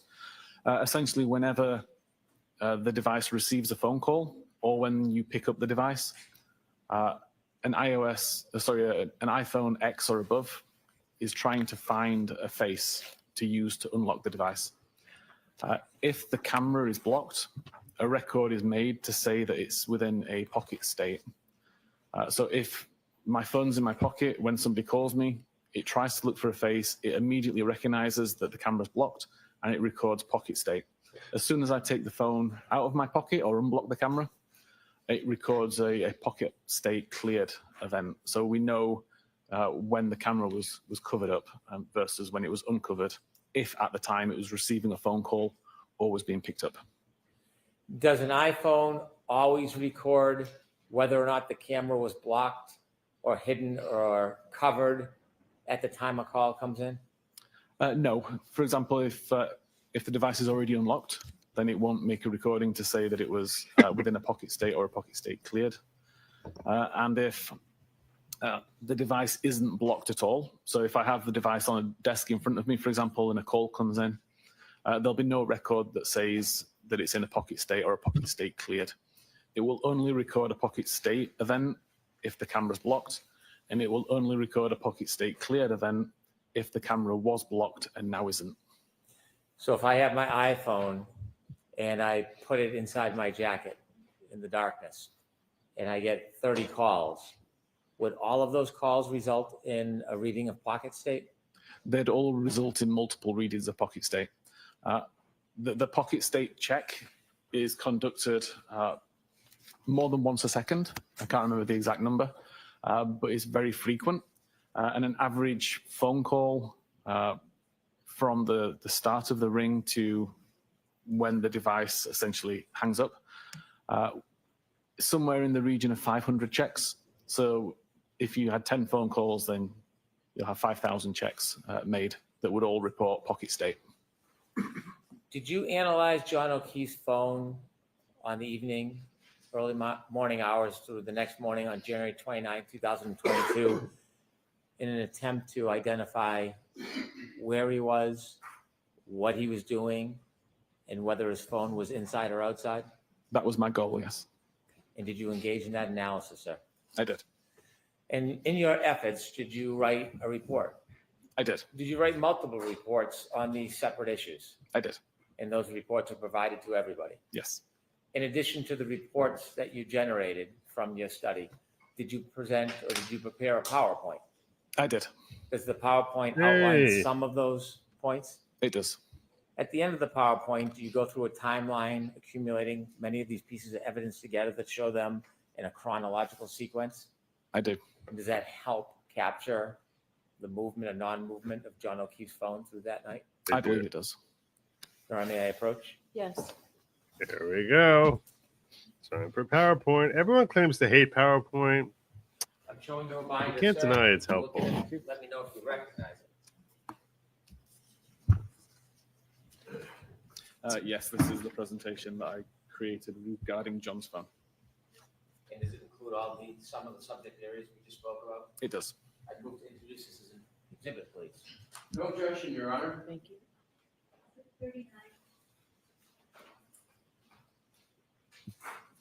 Everyone loves to say, I hate Thank you. PowerPoint, but it does make things simpler to digest. With the court's permission, Mr. Whiffen, referring to Exhibit 39, I'd like you to walk us through John O'Keefe's phone on the evening of January 29th, Okay. 2022. Yes. Thank you.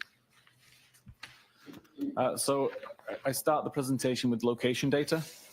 As I mentioned earlier, this comes from the cache.sqlite database, which is considered the most reliable location or the most reliable file for location data on an iOS device. Stores information whenever location information is requested. That could be through user interaction with the device using something like Waze. It could be background activity, just depending on what applications the user has open, what settings the user has chosen. It's constantly trying to find its location and recording it in this database, partly for the purposes of identifying frequent locations. At 12 minutes and 5 seconds after midnight, the device shows multiple location points at Washington Street around Forge Pond. What I've tried to show here, there's a kind of a gold dot in the middle, which would show the actual latitude, longitude information. And then the circle around it is what's considered the accuracy radius. The smaller the accuracy radius, obviously the more accurate the information is believed to be according to the device. But ultimately, if the device is anywhere within that circle, then iOS would consider it correct. It considers it an accurate record. Mr. Whiffen, why are there multiple circles of location data for one point where Mr. O'Keefe's cell phone was? So this wasn't a single point in time. This was multiple records at around 12 minutes and 5 seconds. No application was actually in use at this time requesting location information, but the device, for whatever reason, recorded multiple records with various degrees of accuracy. Typically, you would see accuracy start quite low and get better over time, which you may have seen on your own device when you open up the map application, and it may show your device close to where you are, but not perfectly where you are, and then wait a few seconds, and that information gets refined. Essentially, this is the same thing. So low accuracy would be a wider circle and higher accuracy would be a smaller circle? Correct. At this point, Mr. O'Keefe is not utilizing Waze on his phone, Correct. but location data is still being stored randomly on the phone from multiple different sources. It is, yeah. Depends on the device itself. In the top left-hand corner, it says 12:05. That's the time that this snapshot. Yes. And In then this below, case, approximate. and below it's obviously the date. Yes. Okay, could you take us ahead, please? There were multiple records between that last time and what's shown on screen now at 19 minutes and 33 seconds. But all of the records were sporadic and low accuracy with values of 1,000 meters or more. But around this time, around That's not 19 very- minutes and 33 1,000 seconds meters is after very big. midnight, is when Waze was actually brought on screen. Waze starts to ask for high accuracy data, so we see the accuracy immediately start to improve. So again, we see relatively low accuracy data to begin, and then over the next few seconds, it begins to refine itself until it gets down to a 5 meter accuracy records as the device continues up here. Can you tell what he searched on? We'll Waze? highlight that there's a cluster of records here as the device came to either a slow or a stop. Momentarily, multiple records were created, and then the device continued driving up Denham Street. Mr. Whiffen, below the time, 12/19/33, in the date, talks about the average accuracy, Yes, and that's in meters? that's in meters. So again, the records that are shown at the bottom here are around 55 meters. The records shown at the top are around 5 meters. Is it typical in ways that once it locks in, the range is around 5 meters? Typically, yes. That would be the goal. You also mentioned the average speed. Where do you learn the speed from? Where does that data come from? The database, the cache SQLite database also calculates the average speed between 2 data points, and also the bearing or the direction of travel between those 2 points. So the average speed that's shown here on the left is approximately the average of all of the records that are shown on this map at the time. And each of these map points has a directional arrow that points in the direction that the database recorded the device was traveling in. When you look at this information generated because of the usage of Waze, and you can see both the accuracy and the speed, with the Waze information at its most accurate, can you actually tell whether the vehicle is moving or whether it stops? Yeah, based on the speed and the location and the timestamps, you can determine whether the device is moving or stopped. Thank you. Also important to, I think, point out here, in terms of knowing how reliable this location information is, I typically look at something along the lines of, does the location think it's accurate? In this case, 5 meters, so yes. Does it make sense? Like, it's on the road, it's on the correct side of the road. So again, it kind of makes sense. It fits the pattern of the road. The cadence and the speed are, what you would expect for this road, like traveling at 20 to 30 miles an hour up here seems quite reasonable. So all of these factors taken together increase my confidence that this would be reliable location data. Moving to the next slide, between 20 minutes and 19 seconds and 21 minutes and 58 seconds after midnight, the device starts on the left side, on the right side at Denham Street, drives up and turns left onto Maplecroft Road. Again, we see that all of these location points match the pattern of the road layout. They all have a consistent cadence, a consistent speed, traveling at between 10 and 20 miles an hour. And we see a cluster of records here, which is around a stop sign. So again, it indicates how reliable the data is, because the location, the location data that's recorded recognize the vehicle slow, come to a stop, and then continue after the stop sign. Makes sense. Is Maplecroft Road makes in sense. Canton? Yes. At the end of Maplecroft Road, the device turned left onto Oakdale Road and continued heading down there. Between the hours of 21 minutes and 59 seconds and 22 minutes and 53 seconds, the device continues down Oakdale Road. Again, all of these location points show with 5 meter accuracy. They show a consistent cadence, consistent pattern to the road. And again, we see a cluster where we see the device come to a slow or a stop for a stop sign. The device ultimately turns right onto Cedar Crest Avenue, I believe, and continue down there between 22 minutes and 54 seconds and 23 minutes and 57 seconds. Again, as I've said before, all of these points, 5 meter accurate, they all conform to the road. The cadence is good. And again, we see a cluster on approach to a stop sign. The device shows that it overshot Fairview Road and continued turning up Cedar Crest, but came to a stop somewhere between 50 and 51. And at 23 minutes and 58 seconds, the device appears to have turned around, so potentially a 3-point turn, in order to head back down Cedar Crest Road and turn right onto Fairview Road. Let's take a turn Again, here. It's accuracy America. 5 meters, good cadence, good conformity to the road. All appears to be reliable and make sense, traveling at an average of 20 miles an hour. And that road coming down at the bottom of the screen where John O'Keefe's phone travels, that's Fairview Road? This is Fairview Road here, yes. The last road. The next few slides replay that same data, but instead of showing multiple points on one graph or on one map, it's going to show one location point per slide. So at 24 minutes and 20 seconds, we see the device is already on Fairview Road. Accuracy of 5 meters, traveling at 14.8 meters and heading south. 24 minutes and 21 seconds is now at 16.2 meters, but it's still highly accurate information. 24 minutes and 22 seconds, traveling at 18.3 miles an hour. 24 minutes and 23 seconds, traveling at 16.9. 24 minutes and 24 seconds after midnight, traveling at 16.9.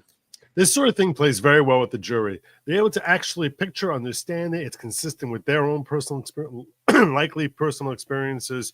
It gives much greater credibility to this witness when they can actually see with their own eyes and envision them driving down that road and making the wrong turn and turning around, and you see the high accuracy. So this way, when he later is going to come in there and try pinning exactly where his location was, his body of his location was throughout the evening, and now garners the same a higher level of credibility because he's showing this whole route from Waterfall Bar to the Albert home.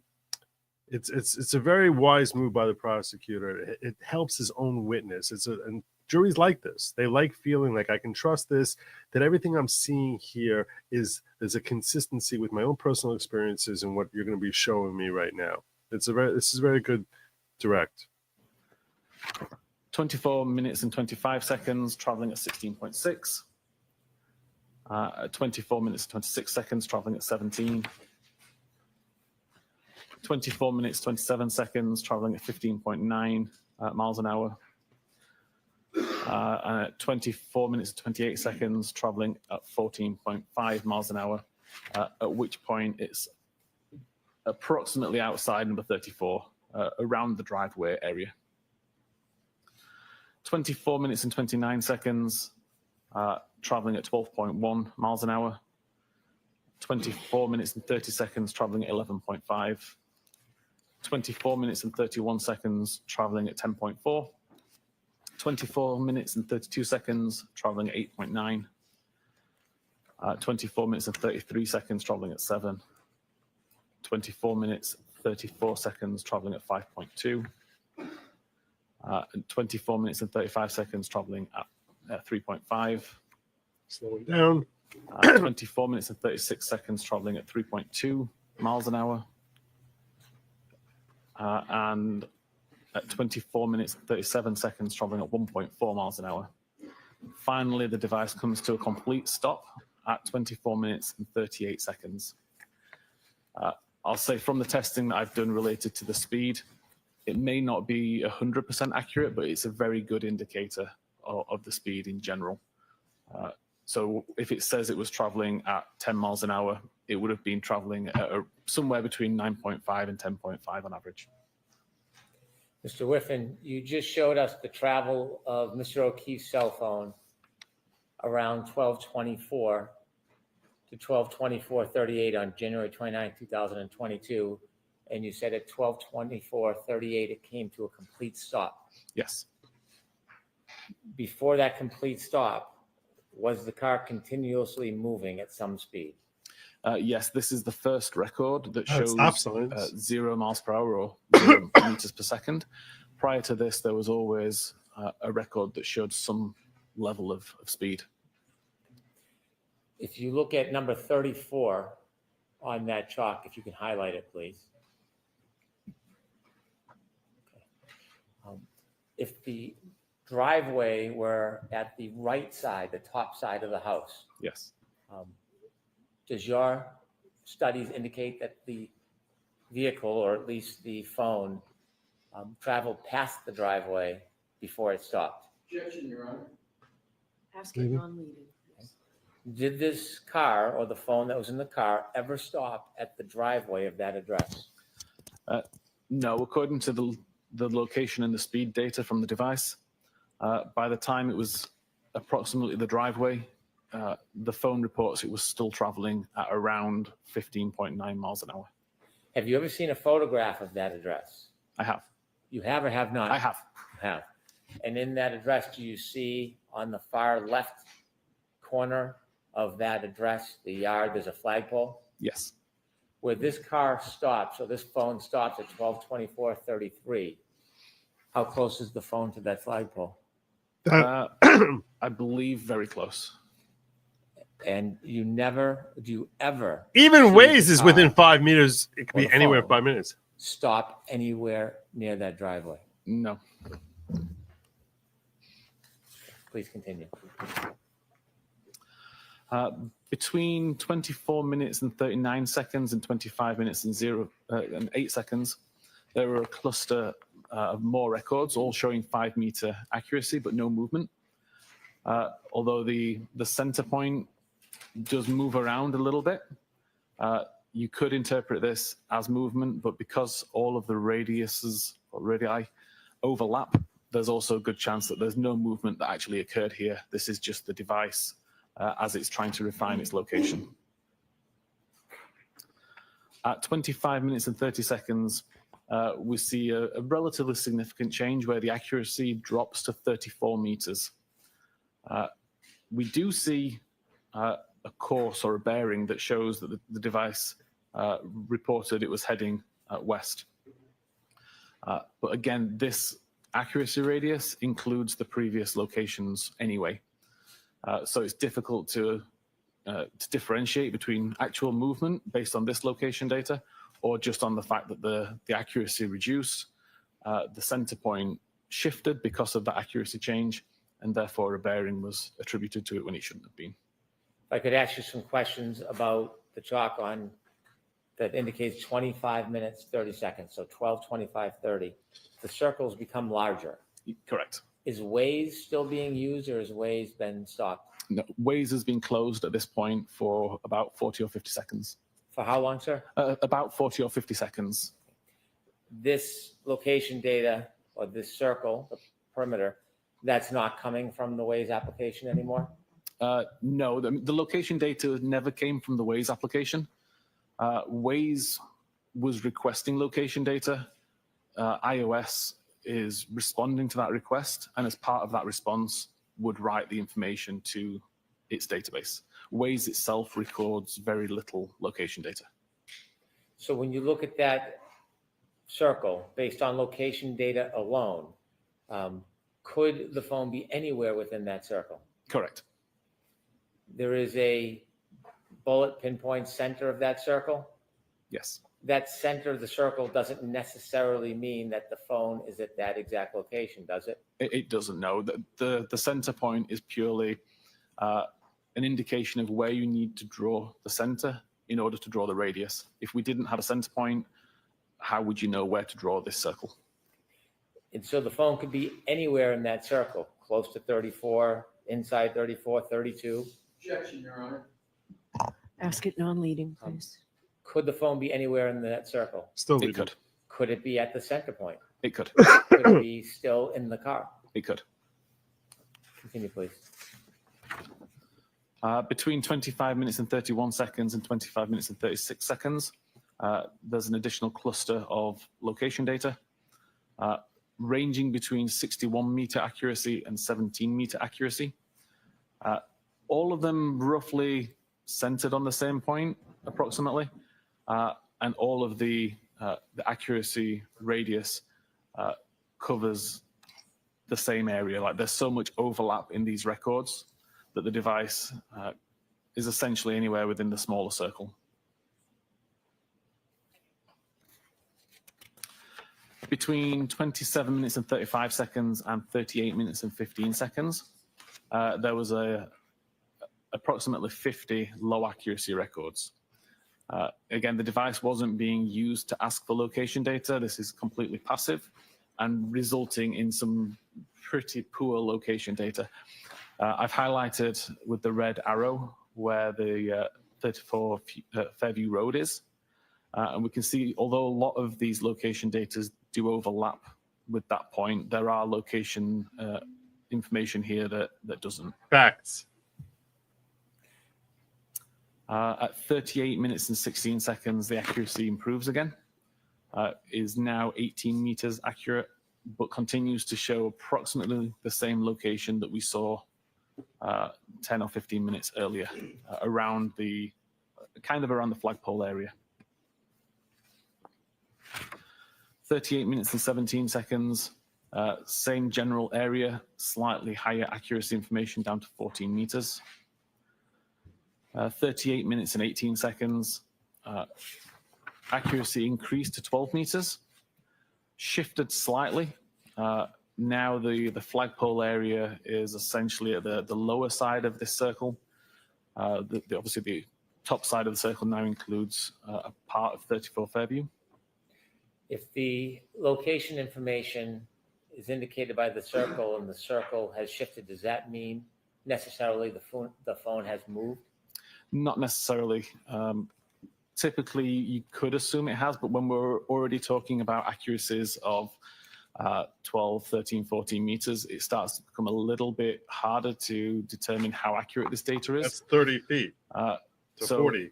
At this point in time, it could be anywhere within this circle, and the movement of the center point That's 35, could just 45. be the result of refinement of the device or environmental conditions that suddenly change. If the weather changes, it could cause the device to slightly miscalculate or to calculate differently. Would a snowstorm or a blizzard Oh my God. potentially impact the precision of location information that's not precise like Waze? It definitely has the potential to, yes. How about a phone being covered? Could that affect it? That could also affect it, yes. If somebody was lying on a phone, could that affect it? That could affect it. Could being in a building affect it? It could. Thank you. Done that one at 38 minutes and 20 seconds. Again, refining information more. We've got an 8 meter accurate radius, still focusing primarily on the front yard towards the left side. And then accuracy of 7 meters at 38 minutes and 21 seconds, again showing that same general area. Between 40 minutes and 22 seconds and 59 minutes and 29 seconds, accuracy fairly drops off again, and we see some fairly wild records that don't cover the area at all.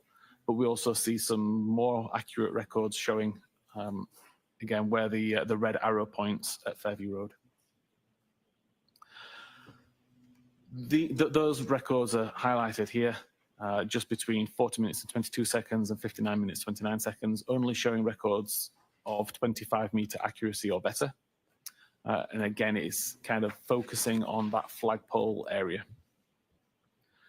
Between 1 a.m. and 2 a.m., only looking at location information, which is 25 meters accurate or better.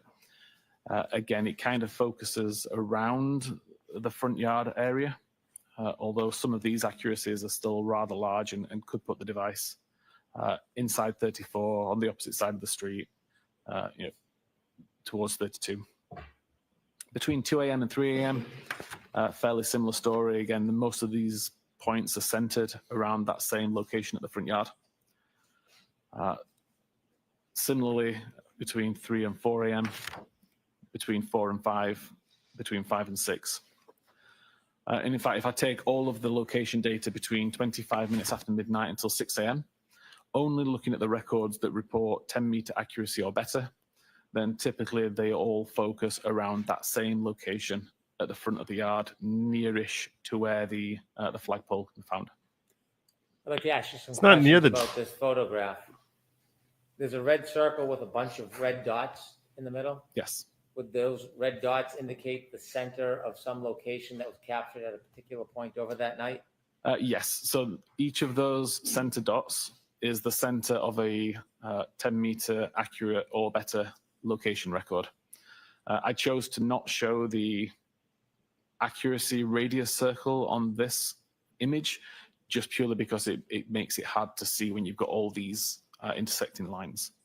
But ultimately, if you were to draw a 10-meter radius around all of these points, they would all fall within the large red circle that's shown. So this photograph was meant to take readings from the most accurate of the data throughout the night? Correct. Objection, Your Honor. Sustained. Ask it again differently, please. Was this circle, did it include low frequency data? No, this circle only includes 10-meter accuracy or better. The fact that the center dots are in different spots, is that inconsistent with a phone being in the same place, not moving that entire night? It could indicate movement. It could indicate refinement. Is it impossible to tell? It's impossible to tell at this level of. So this is what I'm confused about. I need to pause this right here. You see this dot over here? Then you got another dot down over here, another dot down over here. I don't even know how many meters these two dots are from each other. You're telling me they're all within 10 meters. Now, this could all be within 10 meters of each other. It's possible. I mean, the truth is the house, if you think about the house itself, is probably maybe less than 90 meters itself, right? It's 270 feet, probably. It's less than, when I say 90 meters, 90 feet. This would swell up the whole house. I mean, most cars are like 5 meters, right? Let's see, 15 feet is a reasonable guess for a car. So if you turn this car sideways, you'd have 2 cars. Let's be 30 feet. It's about 60 feet across this house. So 60 feet would be 20 meters. How is it? So that means these two distances are probably more than 10 meters apart. So is he rolling? Is he crawling around in the snow out there? I don't know what they think happened here. I'm very confused. If any of you have suggestions on this, I'm watching the chat pretty carefully. If any of you have suggestions, these 2 points over here, you tell me over the course of the night, this seems like more than 10 meters from each other. Because like I said, I imagine this car here is 5 meters. So that means 2 car lengths would be like it's about here from the front of the car. I assume it's facing the house.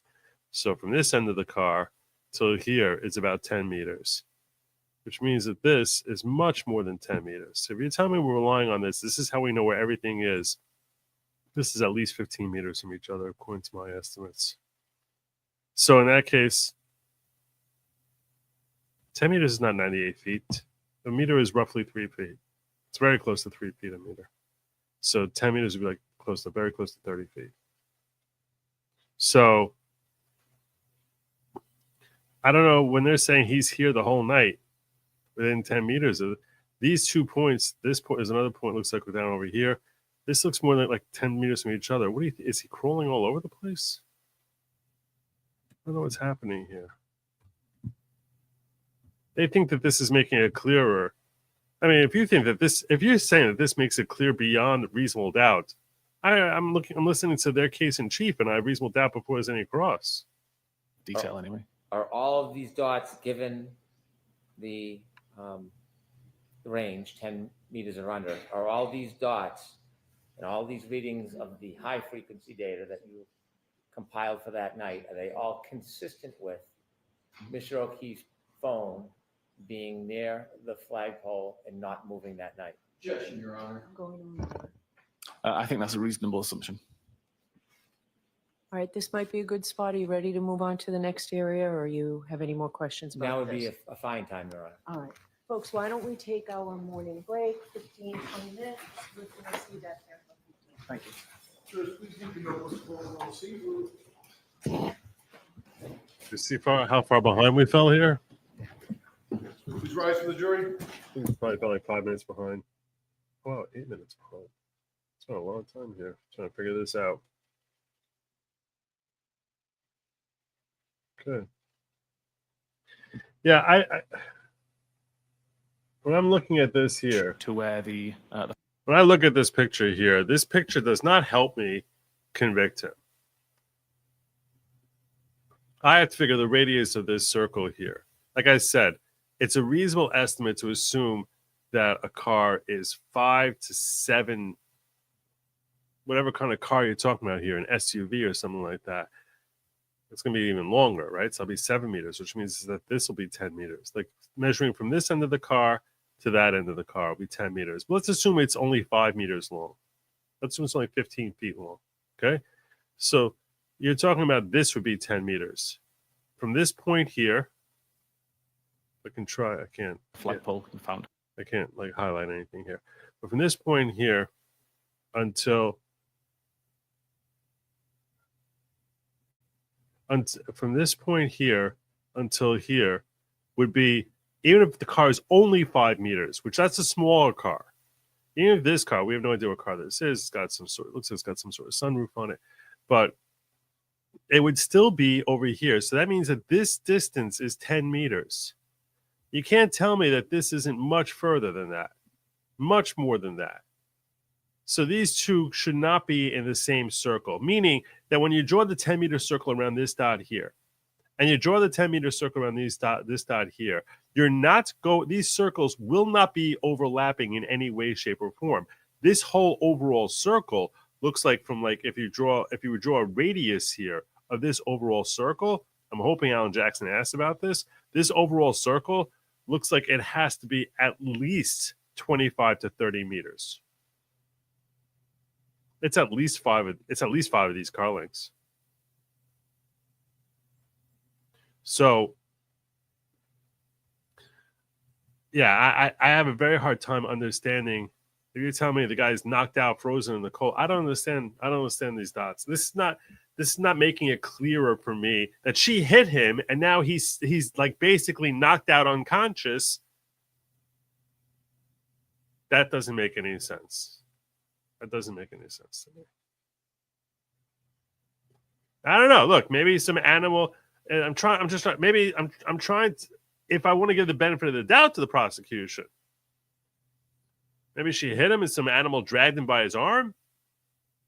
So I'm assuming they're going to claim, and we need to sort of see her cell phone records, because the state in their opening said that she hit the gas going backwards really fast, hitting it 3/4 as hard as it can go down. That's their basis for thinking that she intentionally hit him, which is, to my mind, a very, very weak basis. So just because someone slams on the gas doesn't mean they're trying to kill someone. Most likely, especially if you're speculating they were in a big argument, she wanted to show him she was mad at him, so she hit the gas, not having any thought that she's going to be killing the guy. But it's a way of sort of, screeching your tires is like a way of slamming the door and letting your significant other know that you are displeased with them at that particular moment. So I sort of don't take that as like I'm trying to kill you. If so, I could have my wife on attempted murder numerous times. I'm kidding. But we all seen it. We all seen it. We all seen it happen. It's just not, that doesn't make sense to me. No. So I don't see anything here at all for attempted murder or murder, like intentional murder. But let's assume that she was being reckless here, crazy reckless, and she's slamming on the gas. So now I'm just trying to figure out the overarching theory so I can be on the same page with the state. You're telling me that I assume that she parks here. He gets out and she basically slams in reverse, going back up the street to leave, because this is how she drove down here to get to here, right? She drove from the top of the screen towards the bottom of the screen, parked somewhere here, drops him off, sitting here in the car with him, talking to him, and then he gets out of the car and she slams backwards in reverse. Okay, so that's what I'm assuming is what they're speculating happened. How does he end up here and here and here? These 2 points are so far from each other. You're telling me this is the most accurate information. How do we know that she's speeding backwards? How do we know that he's here? How do we know that they're there? It's because we have the most accurate information available in the world in Waze. assuming that that statement is correct, that I have no reason to know that it is correct, I personally do use Waze myself a lot. I find them to be very accurate. Not like life or death type of accurate, but pretty accurate. Sometimes they'll tell me I switched over onto a road that I never switched over to. But they're pretty accurate. It's pretty good. It's a pretty good app. But even so, that you're going to tell me so let's assume it is accurate. Let's assume it has godlike accuracy. How did he get from here to here? Unless you tell me that he crawled over there. None of this is adding up to me. And even if I could buy it, I'm still struggling to say that beyond a reasonable doubt, this is definitely what happened. There's no other explanation which makes any sense. Which is what for me, if you I'm going to talk with you for a moment about what the concept. I just want to make sure that nothing's happening yet. Yeah, for me, when we talk about, I'm curious about your take about how you interpret the phrase "beyond a reasonable doubt," because historically, American jurisprudence has been very cautious to ever avoid defining beyond reasonable doubt. I'm going to sit here for a while. My chair just slowly sinks on me. So, American jurisprudence is intentionally vague about what beyond reasonable doubt is. My interpretation of beyond reasonable doubt is, it's not beyond a shadow of doubt. It's beyond, beyond all doubt. It's beyond reasonable doubt. So then I focus very highly on that term, very significantly on the term reasonable, which means that basically, don't give me doubts that are unreasonable. Don't give me some sort of unreasonable explanation, like a spaceman came down and Spock came here and basically gave him the Vulcan nerve grip. Like, that's not a reasonable explanation. If we have no other reasonable explanation, there's no possible reasonable explanation. Any reasonable explanation that can knock out, that will be, to me, I can't convict. If it's got to be beyond any sort of reasonable explanation, then maybe that could have happened. That's also a reasonable explanation. To me, that's when you get beyond. That's where if there's none of those explanations which can possibly be the case, in that case, I said we're beyond reasonable doubt.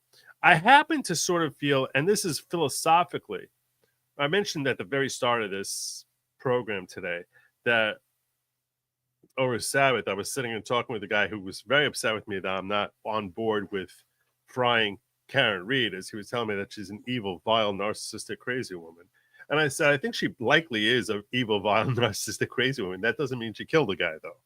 And I was, I even taunted him at one point because he ended up leading the prayer services, and there was some singing in it. Like the next day, like the next morning, he was leading prayer services, and he was very bothered by the notion that I'm going to be tricked by Alan Jackson. He's like, Alan Jackson's a great attorney. He's really great. He's tricking everyone to thinking she's innocent. She's not innocent. I'm telling you, she can't be innocent. So I sort of was poking at him when he was done. He has a beautiful voice, this guy who I was talking to. I said, man, that was an Alan Jackson level service right there. Like, he's like, shut up. Anyway, but we're getting back into the whole reasonable doubt issue. So to me, I also happen to feel philosophically, and this is not consistent. I'm not telling you this is the law. It's not. What I'm about to tell you is not the law. I'm simply talking about as far as how to operate a healthy society. When we're talking about someone who is intentionally going around killing people, because my friend over there, he admitted, he's like, I don't think she intentionally killed him. I just think that she was really reckless, and she was criminally reckless, and that now he's dead, so she has to pay. So I'm like, okay, fine. I said, I agree with you. It's possible that she was criminally reckless.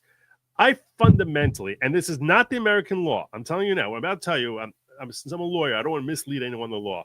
Philosophically and fundamentally, sociologically, I believe it makes much more sense to say that if the person is some crazy killer intentionally going around killing people, that person is a threat to society. And that person we need to keep society safe. When we think about why we have prison system, So there's multiple reasons that we throw people in jail. One reason is to keep society safe. Another reason is as a deterrent. Another reason is to punish people, saying you were criminally reckless. We want to slap you on the hand for because your criminal recklessness caused someone to be terribly harmed, if not killed. So we want to punish you for that. But the reality is people are criminally reckless all the time. Fortunately, God works it out that very rarely does our criminal recklessness result in someone's death. Sometimes it does. And then we say, okay, look, there has to be some sort of justice because you were so criminally reckless. So we need to punish you for that. And I sort of look at it in my own heart, even though this is not the law, that when you're talking about someone who's going around killing people versus someone who's not going around killing people, they were just criminally reckless on this occasion, and a terrible tragedy happened that they themselves are probably suffering and aggravating over greatly. This latter person is not a threat to society because they're no more likely to be criminally reckless next month than you or me, probably, or than many of us. Some people are very, very careful all the time, but a lot of people end up being criminally reckless all the time. We're not throwing all of them in jail. This criminal recklessness on this occasion ended up having a terrible tragedy. If I'm going to be putting this person and punishing them for that criminal recklessness, I want to really, really know that this person is the one who did it. And I have a higher yardstick in my own heart, not my mind, in my own heart. I have a higher yardstick that before I throw them in prison, I want to know that we are really, really, really positive. On the other hand, I tend internally, and I see it in myself, if this is someone who's a homicidal maniac, a lunatic, and we're worried about people getting hurt from them in the future, internally, my yardstick tends to come down a little bit. It does. It does. Because I'm like, we really, really think you did it. We really, really, really think you did it. And I don't want you to do it to anyone else. I don't want like someone I know and care about or someone else who has friends, family. I don't want anyone out there in society to get harmed by this person. So I kind of almost have a lesser yardstick, which is why when I'm looking at this Karen Reed situation, both under American law says both of them are equal. And that has to be beyond reasonable doubt. It's the same yardstick for both of them. I have a much more easier time saying, this is the highest yardstick in the world. You want to criminally punish someone for being, you want to punish them and incarcerate them and really wreck with their lives and not ever, certainly a significant portion of their lifetimes. And I don't care if they're a vile, evil, narcissistic, crazy biatch. That doesn't matter to me. If we're going to be messing with their lives, I want to feel in my heart and my mind, this person totally, without any question, reservation in my mind, they did it. So that's why when I'm looking at this Karen Reed situation and I start having all these questions, I'm like, yeah, look, am I saying she didn't do it? No, I'm not saying that. I'm saying that the American law yardstick is really high. And that in my heart and mind, I'm very comfortable with that being a very, very high yardstick here. And when you're leaving me presenting a case to me that's reliant on this geolocation data from Waze, where you got one dot here or one dot there, and I'm like, this is not very. This doesn't feel very compelling to me. It doesn't. It feels like you're trying to find a way to show that she's guilty. And maybe she is. Maybe she did it. It's just, this is, to me, it feels like weak sauce. Like, okay, if it was a civil trial, if John Keith's mother is suing her civilly, I'd be like, yeah, you know what? More likely than not, she may have done it. More likely than not, she may have been responsible. What I feel here so far is that, like, you want to tell me that there's no way she's wrong? There's no way she didn't do it? This is and I understand the state doesn't have much. There's no eyewitnesses here. All they have is a phone. All they have are phones, phone data to show where anyone is at any given time. That and the taillight.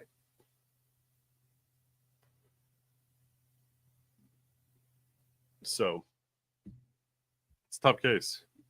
It's a tough case for the state. Hank Brennan's got a tough time here. And that's probably a good thing.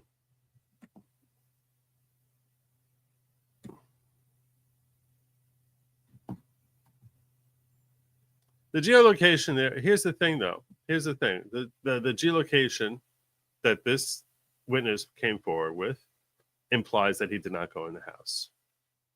We pull this up here. Assuming it really is within 10 You hard to see when you've got all these intersecting lines. This doesn't look like it's but ultimately, maybe if it's you were to draw a barely 10 in meter the radius house around all of these points, they would all It's- fall within the large. None of them seem. It doesn't. It does a nice job of cutting out the notion that he went into the house. If we trust it. Now, this is all of this that I told you, though. This is all premised on the state's case in chief and trusting that Waze is as accurate as this guy said it is. If you're telling me he didn't go in the house, which I can understand, we don't see anything showing that he went in the house. That, at least so far, and this, again, this is just the state's case in chief. We still have to hear it from the defense. But this doesn't show him going into the house. It doesn't show him getting anywhere near the front door to get into the house. So yeah, that's but that's, they're only showing us the dots that are within 10 meters also. He's not showing us other dots that are within 25 meters, which may be a lot closer to that front door.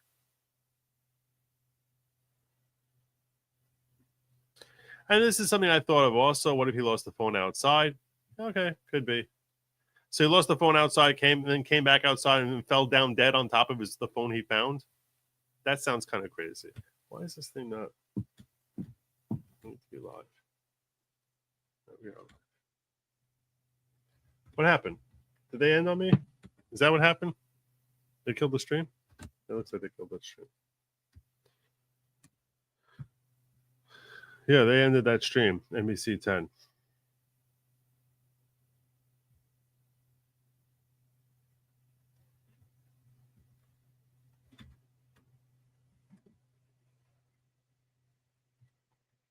And this is the reason, this is a great point that Joe here is making, which is the exception to what I said is maybe I shouldn't have such a think of it philosophically as being such a high yardstick for someone who's reckless, criminally reckless, because we do want to get justice for their families. I actually think that it's more a matter of I come down on I'm always at the beyond reasonable doubt. I'm just coming down a little bit in my heart. I'm coming down a little bit when the person is a psycho. So let's see. Let me see.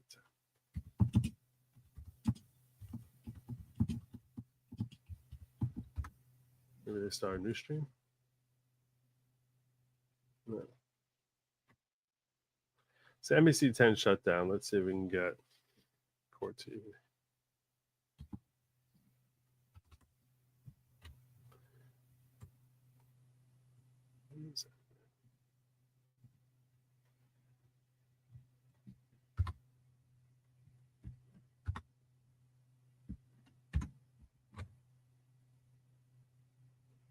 There's Court TV.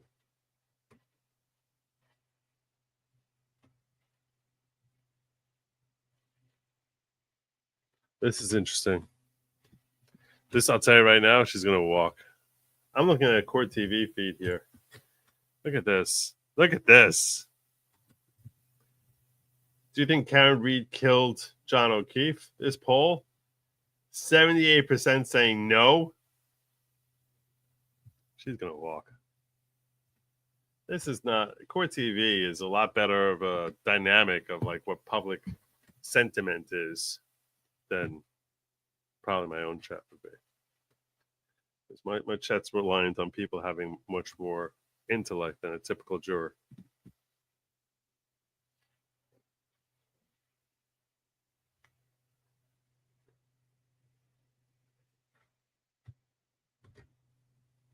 They're not even asking, do you have reasonable doubt? They're asking, do you think he killed her? Meaning, like, they're saying, like, on a preponderance of evidence, they don't think she killed him. That's the question it implies.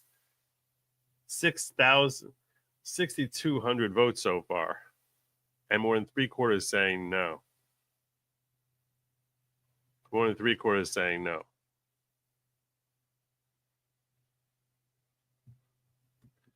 Wow. They're in trouble. They are in trouble. The state is in trouble. They're not. I don't think they're going to get a conviction here. And I really, this is one case I really don't care about the outcome. I'm like, all right, whatever ends up coming out of it. I don't feel emotionally invested. I'm more intrigued. Like, this is like a curiosity to me than anything else.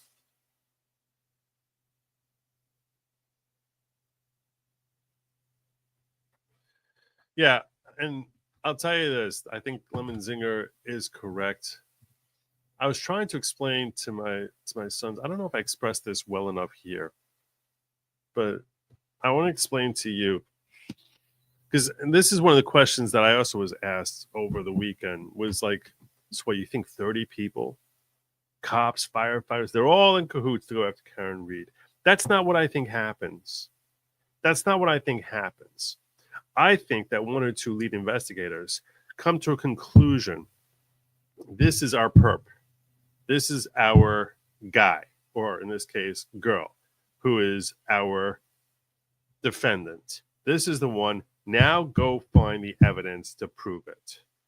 And once they come to that conclusion, and it sort of ripples through, especially on a cop's death, like John O'Keefe, once that notion, seedling, gets planted, it's very easy for evidence to get planted.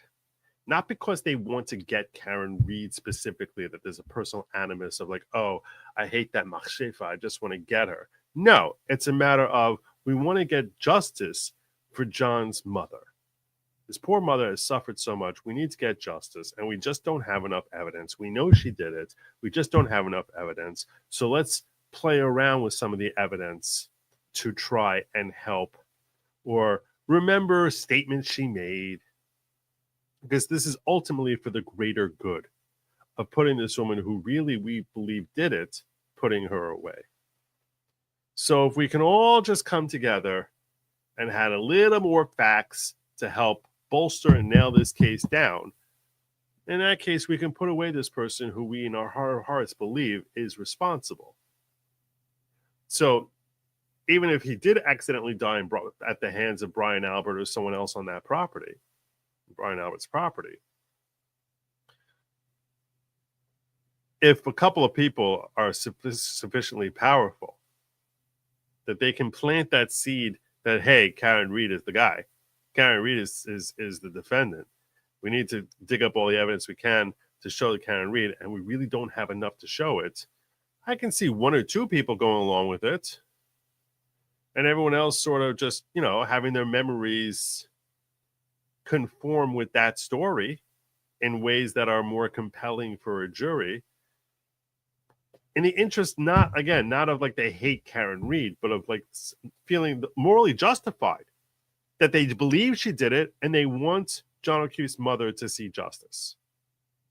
So they don't think of themselves, even if they're fudging it, even if they are fudging it, they don't think of themselves as being corrupt. They look at themselves as being moral and beneficial to society, in that justice for Karen Reed's mother to see. Not Karen Reed's, for John O'Keefe's mother to see. That's the motivation. None of them think they're bad people. They think they're good people, more moral people, willing to actually sacrifice their own integrity to try and get justice. That's how the mind gets screwed up.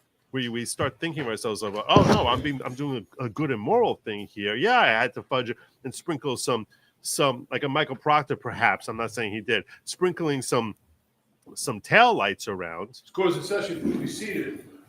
They think that when they're doing that, they're being moral because All right, they think Mr. she Brennan, really did whenever it, you're ready. and that they're getting justice for Mrs. O'Keefe. Mr. Whiffen, before we go into the next subject area, I'd like to ask you about the location data. Based on your review of the location data, do you have an opinion whether the location data throughout the evening is consistent with John O'Keefe's cell phone being near the flagpole the entire night? I believe it is, yes. I asked you whether you had an opinion, whether it was consistent with. I didn't ask you if you had an opinion to a reasonable degree of scientific certainty. Are there other things that you looked at that you will consider in addition to the location data to have a more certain opinion? There is.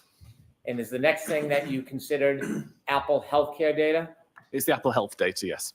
We asked about it, or I asked you about it earlier on, but I just want to talk about it a little bit before you show us and present to us the data that you've compiled for us. Is Apple Health data different than when you have like an Apple Watch? No, it's the same Apple Health data recording on the phone or the watch. The only difference is the sensors being used to do that monitoring. So if you're just using the phone, obviously you're only using the sensors in the phone. It's limited to steps walked and to altitude climbed. If you're wearing a watch, it can also do those things, but it can also add things like blood pressure monitoring and things like that. Does Apple Health data require an internet connection? It doesn't, no. So it's all self-survives on the phone itself? It is. So without having an internet connection, it will still store the data? Correct. If I have an iPhone, is it storing health data even if I didn't ask for it to do so? Yes. Unless you actively turn the feature off, it will by default try to track movement. Is it something that is hidden that I wouldn't see unless I look for it? No, there's an application for Apple Health, and then the settings are quite obvious in the settings screen.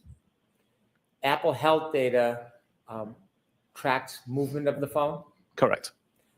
When you were considering the Apple Health data in this case, did you begin looking for the Apple Health data before Mr. O'Keefe's phone began approaching Fairview Road?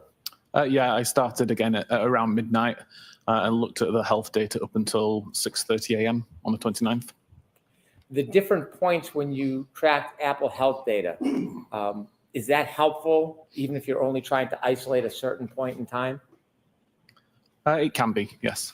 Does it help determine whether or not it was working properly? If it was, it can determine whether it's working properly. It can determine an average kind of walking speed, for example, of a person, the average gait that the person may walk with, if that was important.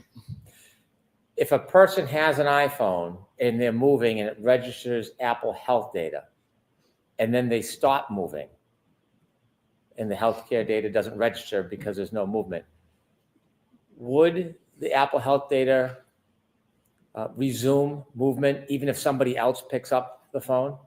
It would. The phone itself doesn't care who's carrying it. It just looks for movement. So it doesn't identify the owner in order to register movement? Correct. Objection, Your Honor. Does it identify the owner in order to register Better movement? question. It doesn't, no. Could you turn to the next part of the data analysis that you did, Yes. please? So the two sources that I got the Apple Health data from were a database called healthdb_secure.sqlite. This, as I said earlier, is the typical database that's used to store long-term information about the health activity that's been recorded. So this database can have years worth of steps taken, flights climbed, and any other kind of health data that's been recorded. The downside to that is that the information's aggregated. So you see chunks of time and multiple activities can happen within those chunks of time. The cache encrypted C.SQLite database is much more temporary, but is much more granular. So we can see exact times that flights were climbed, for example, or at least you can see the exact time that the flight climb was recorded to the device. And then that information is aggregated into the larger chunk of time. So again, we might see within the cache encrypted C individual flight climb events that occurred, for example, 30 seconds apart. But by the time that information is written to the Health DB Secure, you're now looking at a 10-minute time period with 3 flight climb events, as opposed to 3 individual flight climb events with individual timestamps. Typically, that source is not used because the data is not stored there for very long. The information I found on John's phone was essentially these 5 records. So between 11 minutes and 9 seconds and 21 minutes and 5 seconds, there were 170 steps recorded by the device. Mr. Whiffen, I'm going to stop at each one and ask you some questions. At the time period between 12/11/09, 12/21/05, you don't have any independent information where John O'Keefe or his cell phone were, do you? The location data that I showed to begin with on Washington Street was around 12 minutes after midnight. So the presumption is that's where the location was at that time. And then 21 minutes and 5 seconds, the device had already started using Waze.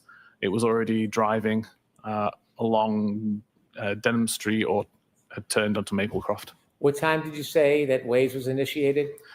It was approximately 19 minutes and 30 seconds-ish. Thank you. Again, we see at 21 minutes and 10 seconds until 24 minutes and 22 seconds, there are 80 steps recorded. And again, if you compare this to the location data, we know that the device was in a vehicle at this time. Between 22 minutes and 14 seconds and 24 minutes and 37 seconds, we have 3 flight climb events that are aggregated into that time period.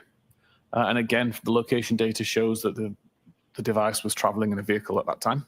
Mr. Whiffen, you had showed us a slide of 2437 on January 29, 2022 in your PowerPoint presentation, noting at that time, 12/24/37, the phone in the car was still traveling at 1.4 miles per hour. Correct. This is about a second before it came to a stop.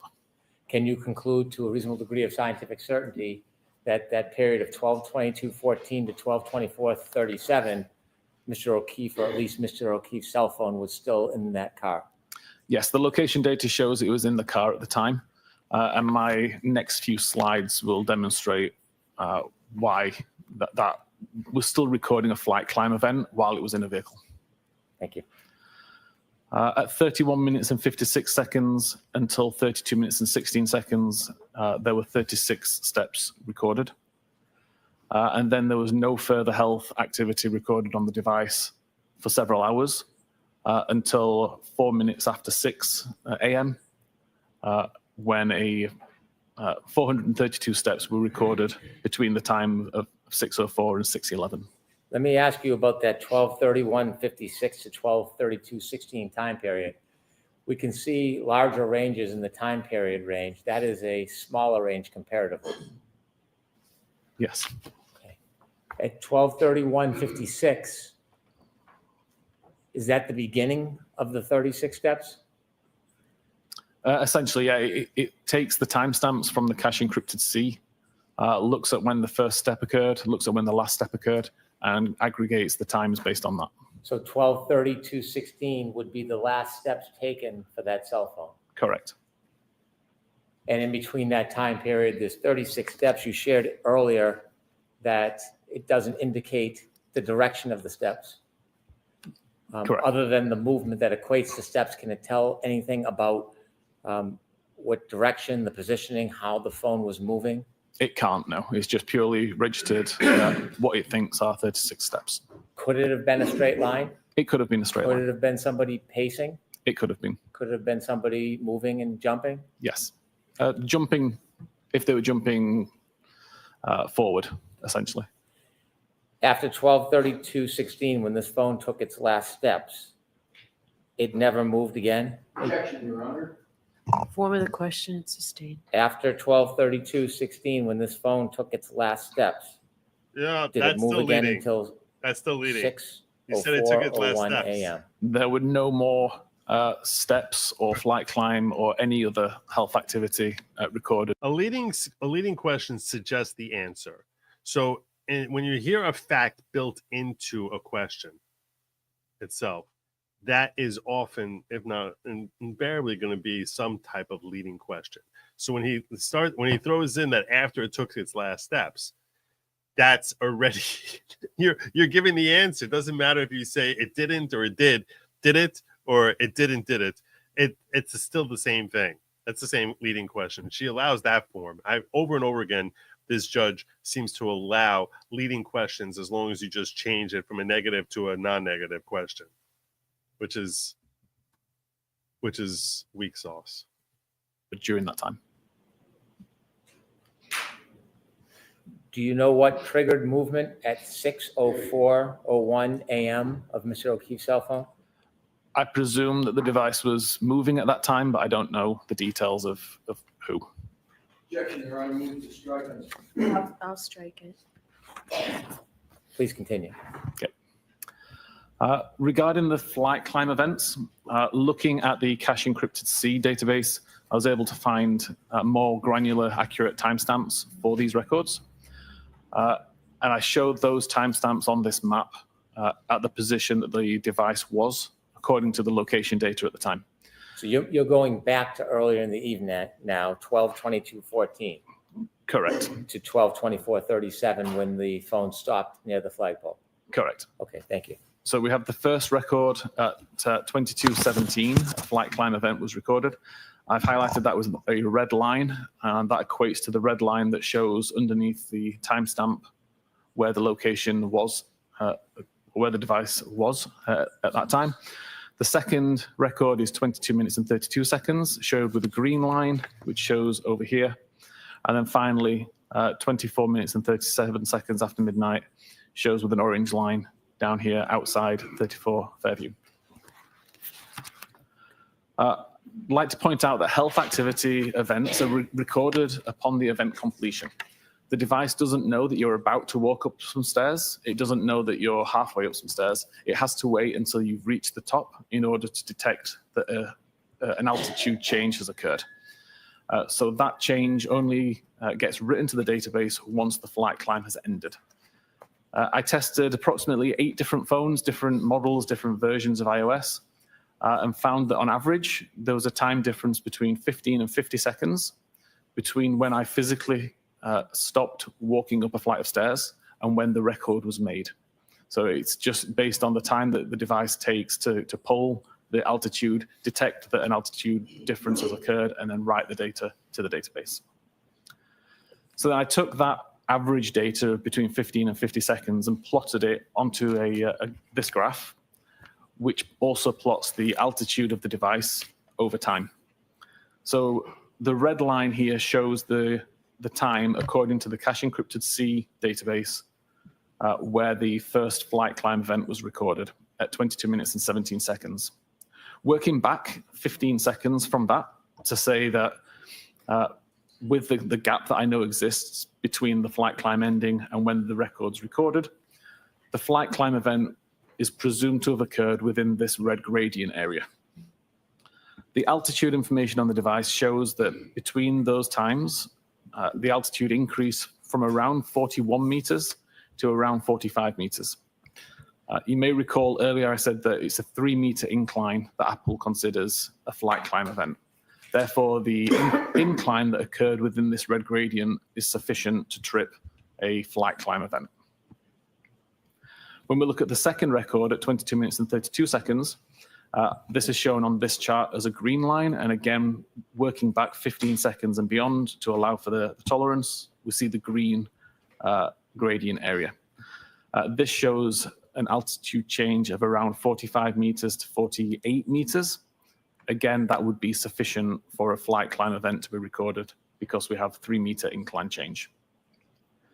We then don't see an incline change for a while. All we see is the device going downhill until we get the record right at the end there at 24 minutes and 37 seconds. And again, working back around 15 seconds to the orange gradient, we see an increase from around 25 to 28, 29 meters.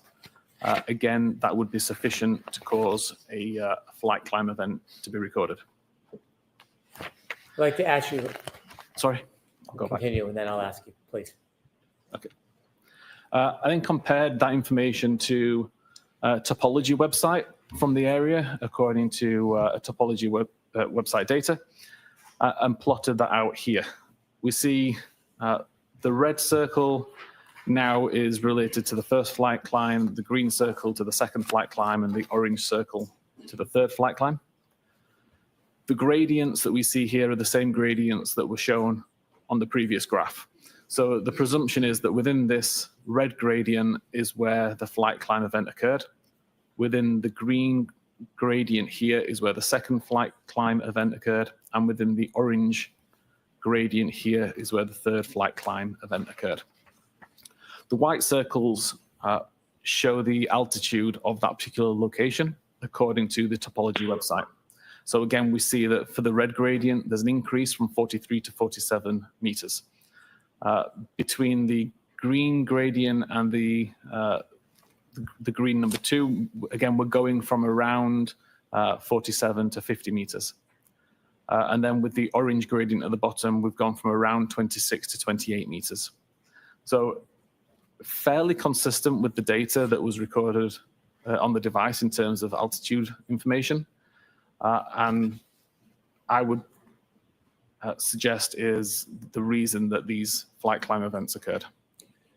Mr. Whiffen, there's 3 different times. The first is 12/22/17. At that time, was the Waze data app initiated? It was. And did that indicate whether or not Mr. O'Keefe or his phone were traveling in a car at that time? Appeared to still be traveling in a car. At 12/22/32, was the Waze data initiated and active? It was, yes. And at that time, does the data indicate that Mr. O'Keefe's phone was in a vehicle and moving? It does. And you showed us a slide finally from 12/24/37 that the vehicle was still moving 1.4 miles per hour. Correct. And was the Waze data initiated and active at that time, 12/24/37? If I remember correctly, Waze had closed about 5 or 10 seconds earlier. Now, based on your study of the Waze information, the location information, the topography, and the healthcare data, do you have an opinion to a reasonable degree of scientific certainty whether the indication on the healthcare data reflecting flights of stairs, do you have an opinion whether or not that was registered as a result of a person holding a phone, walking upstairs, or for some other reason? Based on the location data, the health data, and the research that I did and the testing, I believe it is more likely that the device was in a vehicle traveling on a road going up an incline versus the location data being incorrect and the person being walking up physical stairs. Thank you.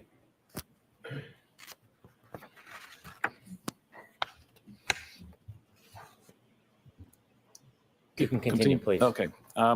So I'll address the idea of 3 clocks, which I believe was brought up previously. Let me interrupt. Sorry.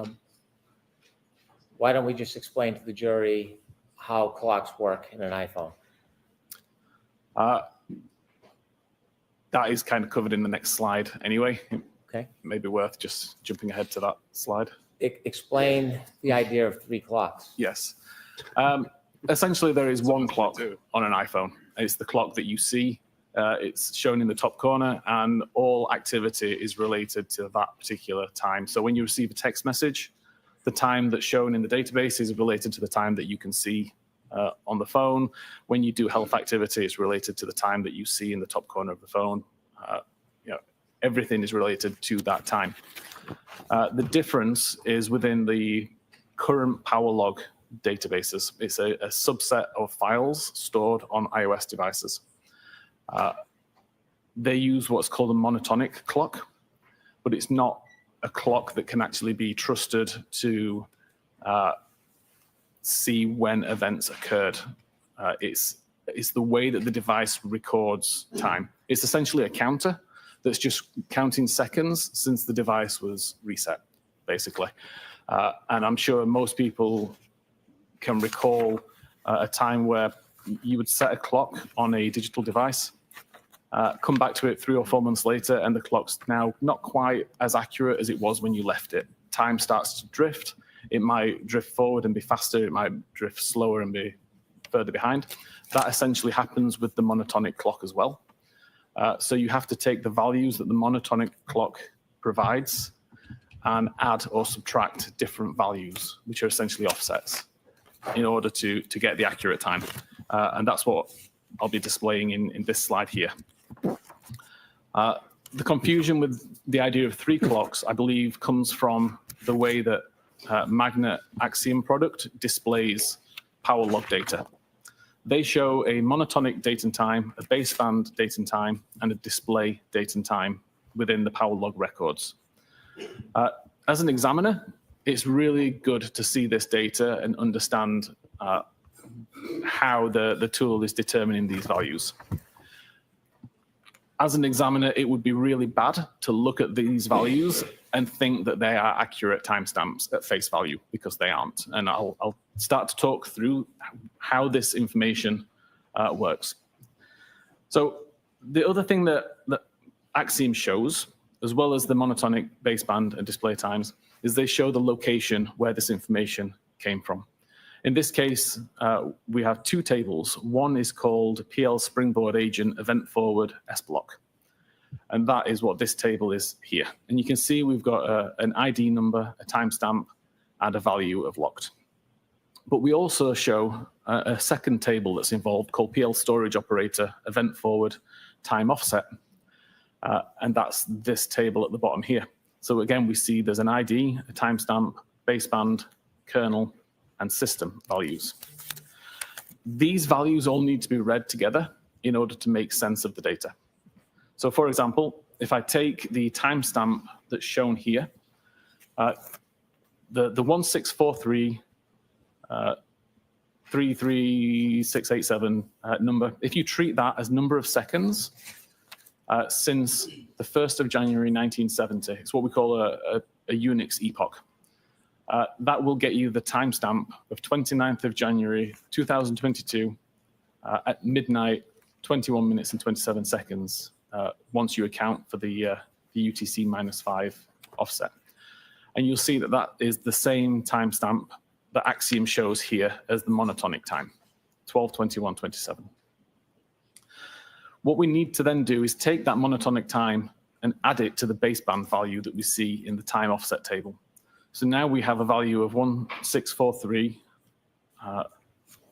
3687.14954, and we add minus 183 point whatever this number is here to get this value. If we treat this value as number of seconds since the 1st of January 1970, then we get a time of 18 minutes and 23 seconds past midnight on January 29th, which is also the time that we show here as the baseband time.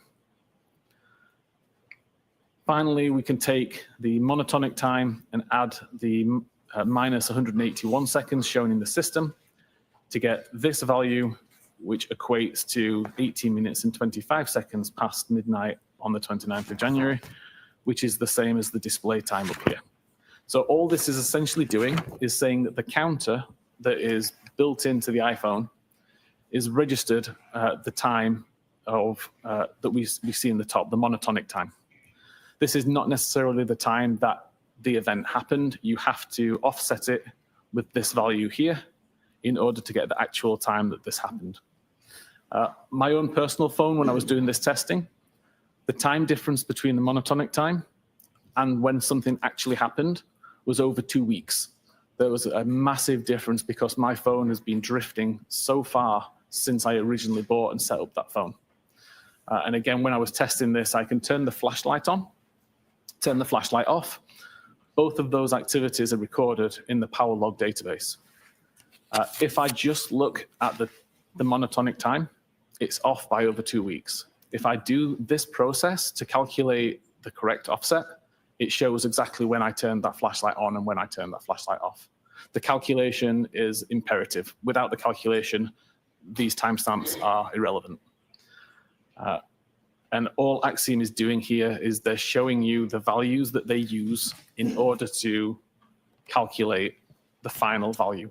It doesn't mean that you can take the monotonic timestamp and read anything into it. It's completely irrelevant on its own. Is it necessary to understand this process in order to ensure the integrity of the time that you're offering to the jury so you understand whether it's accurate or not? It would be if we were discussing power log data.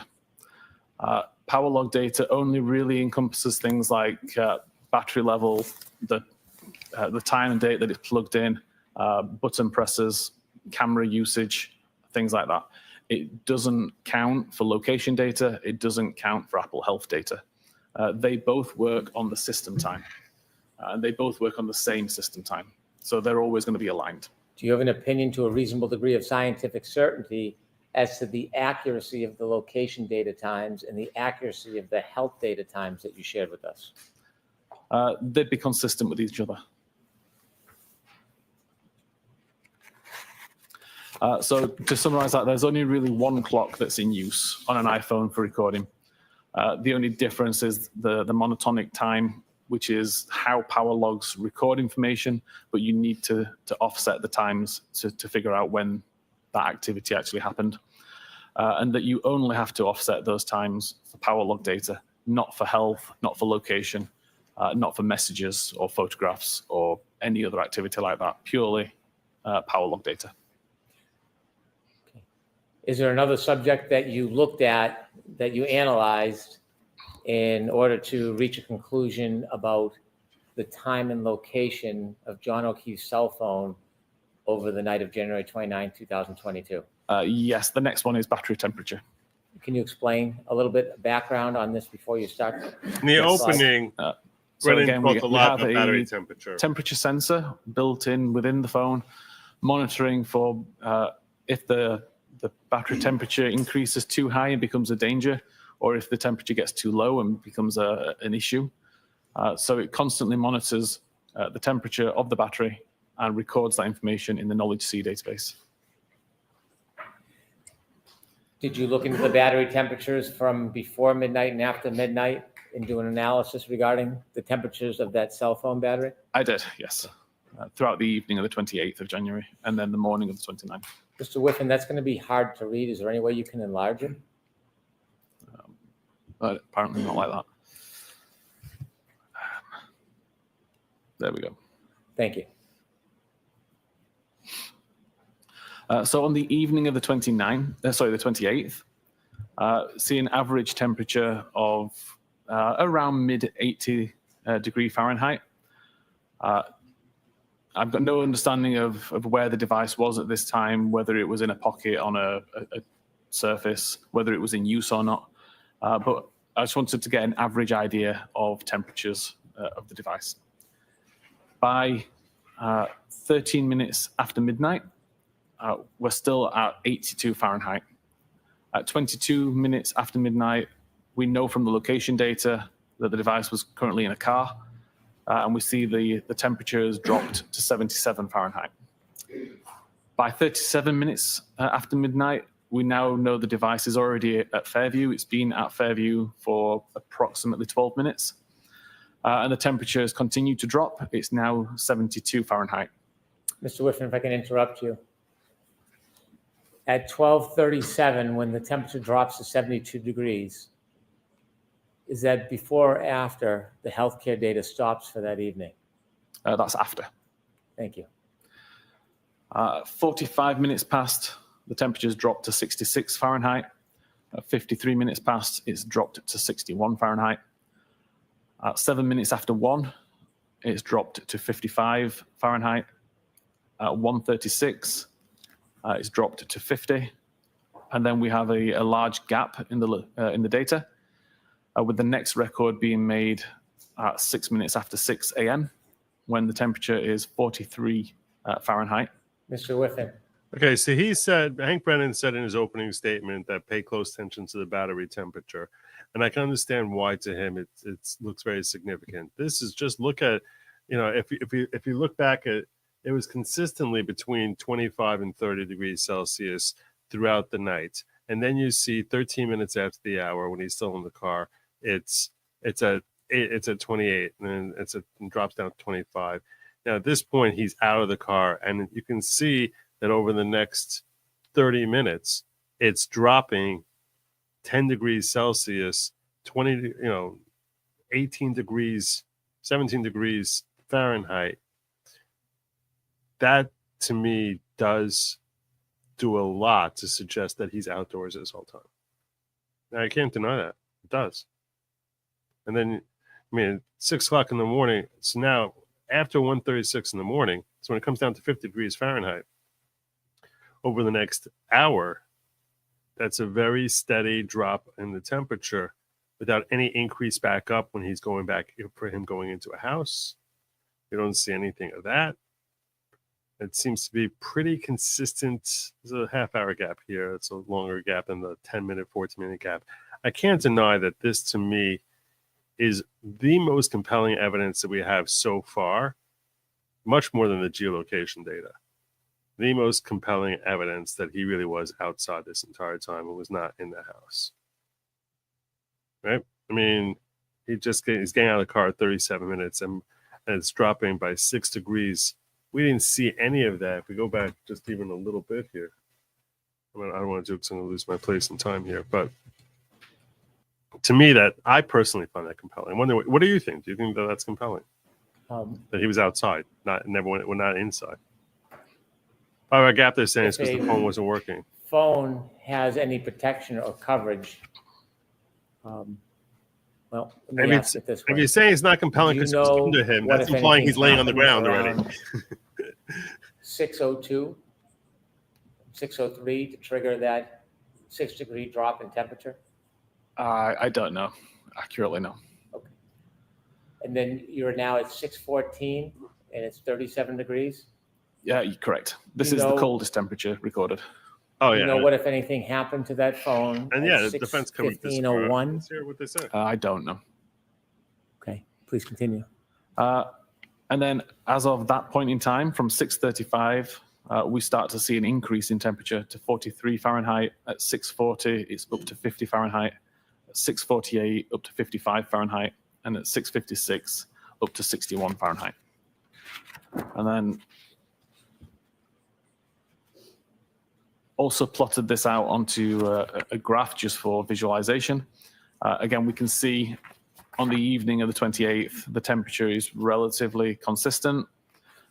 It starts to drop as we know the phone is traveling in a car. And by the time it arrives at Fairview, we only see it drop until 1:36 a.m.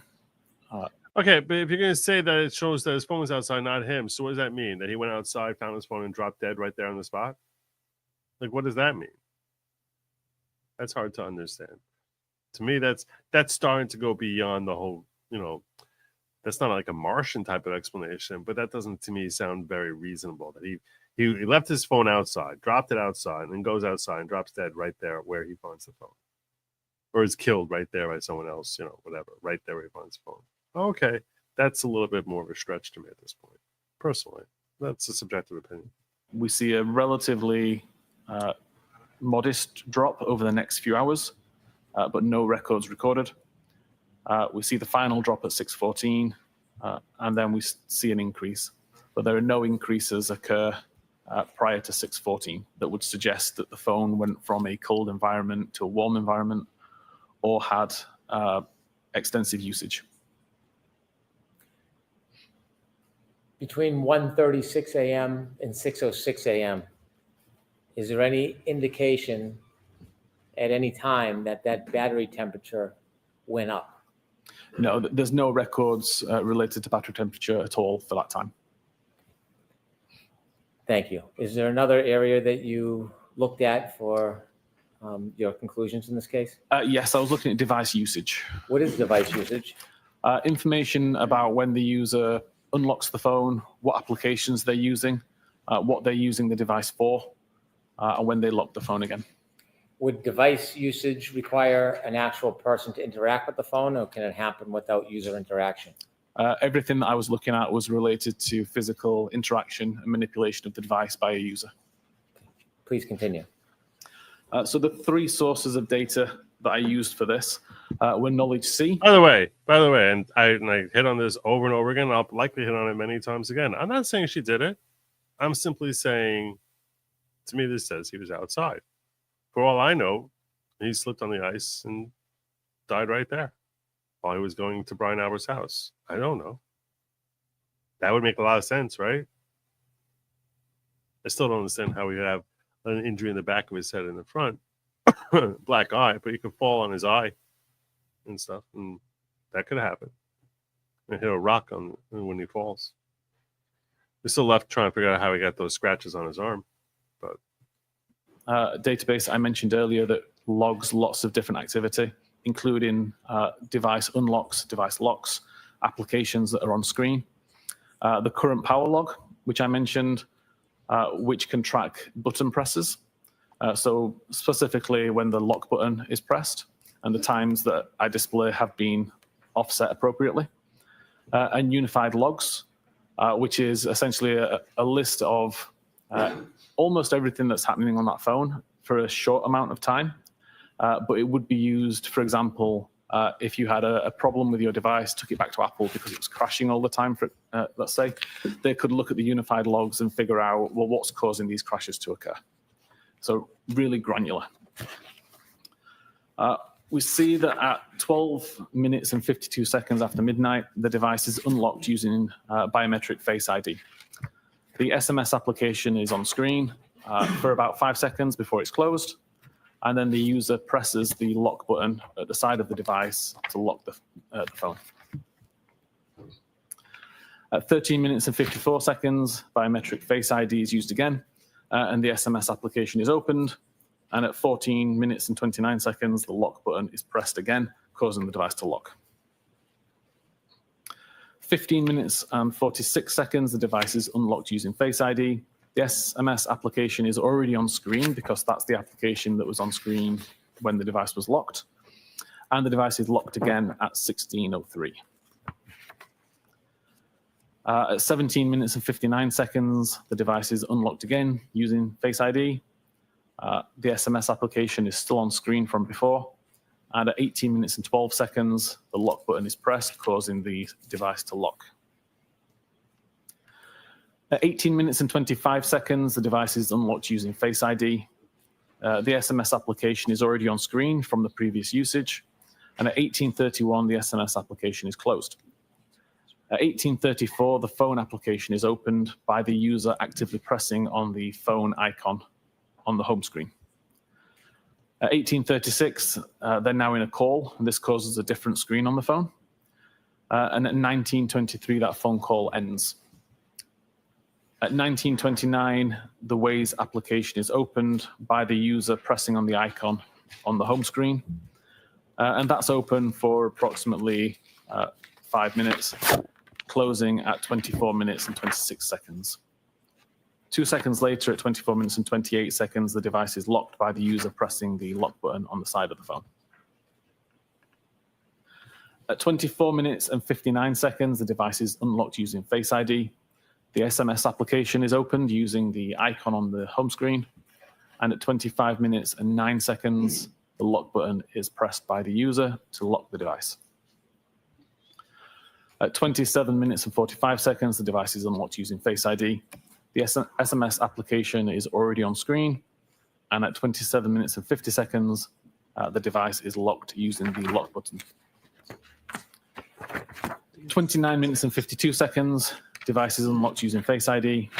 SMS application is already on screen from the previous usage, and at 29 minutes and 53 seconds, the lock button is pressed to lock the device. 32 minutes and 4 seconds, the device is unlocked using Face ID. SMS application is already on screen from the previous use, and at 32 minutes and 9 seconds, the lock button is pressed by the user. And that is the final interaction with the device. It's the final unlock of the device using Face ID, and it's the final logged button press on the device as well to lock the device. So the final interaction with John O'Keefe's cell phone that night. Correct, up until 6:15 a.m. In 12:32:09 was the last time before the phone moved again the next morning. Correct. Is there one more area that you engaged in analyzing to help reach your conclusions in this case? There is. During my time looking at the unified logs that were mentioned, I found a record that appeared like it could be interesting that was called Doppler. This was the pocket state that I think I mentioned earlier, and it detects when the user takes the phone out of a pocket, or at least removes the the item that's blocking the camera. There were hundreds of thousands of records within the unified logs that I was able to filter down to just the Doppler records and to filter and aggregate down into a more digestible number, which is what's shown here. So again, whenever the device receives a phone call or whenever the device is picked up in a particular way, the camera activates and it actively looks for a face. If it finds that the camera is blocked, it records the fact that it's in a pocket state. And it will continue to record pocket state until either the obstruction is removed, so the device has been removed from a pocket, or until whatever is calling for the Doppler check to be completed. So for example, if I make a phone call, it will continue to check and look for a face up until the phone call ends, or the ringing ends. So in this case, at 12 minutes and 37 seconds, see a small amount of time where 4 Doppler checks were conducted. And that ended at 12 minutes 37 seconds with a pocket state cleared event. At 12 minutes and 39 seconds, there was a 7.5 second period where 108 Doppler checks were conducted. Again, that ended with a pocket state cleared event at 12 minutes and 46 seconds. At 25 minutes and 8 seconds, there was a single Doppler check that resulted in a pocket state. And at 29 minutes and 37 seconds, for 5.5 seconds roughly, there were 97 Doppler checks. The 97th check resulted in a pocket state cleared event at 29 minutes and 42 seconds. At 31 minutes and 52 seconds past midnight, there was an 11-second period where 155 Doppler checks were made. The 155th Doppler check resulted in a pocket cleared event at 32 minutes and 3 seconds. At 33 minutes and 14 seconds was the start of a 5-hour and 20-minute period where 26,500 Doppler checks were conducted. Every one of those checks came back to say that it was in a pocket state. There was never a pocket state cleared event during that time. At 2 minutes after 6 a.m. And 41 seconds, there was a 12-minute period and 20 second where 417 Doppler checks were conducted. The 417th Doppler check showed a pocket state cleared event at 6:15:01. Mr. Whiffen, as a result of your analysis of John O'Keefe's cell phone, considering the location data, including Waze data, and considering the healthcare data, the pocket state information, the battery temperature, did you have an opportunity to create a timeline putting all of these different important pieces of data together so you could show them to the jury in chronological order? I did, yes. Would you share with us now your timeline and explain it for us? Of course. So again, this combines all of the information from the previous slides, just showing it all within a timelined view. So at 18 minutes and 25 seconds, the device is unlocked using Face ID. We see the SMS application is in use. For around 11 seconds, a phone call is made from John to Jennifer McCabe. Phone call lasts 36 seconds, starting at 18 minutes and 47 seconds. That call ends at 19 minutes and 23 seconds, and the mobile phone application is closed at 19 minutes and 24 seconds. At 19 minutes and 29 seconds, the Waze application is loaded on screen. And at 20 minutes and 49 seconds, which is what this location on the side relates to, we see an incoming message from Brian Higgins saying, "You coming here?" At 22 minutes and 14 seconds, this is the start of the 3 flight climb events as the device is driving along Oakdale Road, I believe that one is. At 24 minutes and 26 seconds is when the Waze application is closed and the device is locked via the lock button at 24 minutes and 28 seconds. At 24 minutes and 37 seconds, the three flight climb events comes to an end. And at 24 minutes and 38 seconds is the first record that shows a speed of 0 meters per second. At 24 minutes and 59 seconds, the device is unlocked using Face ID, and the message, "You coming here," is read at 25 minutes and 8 seconds after midnight.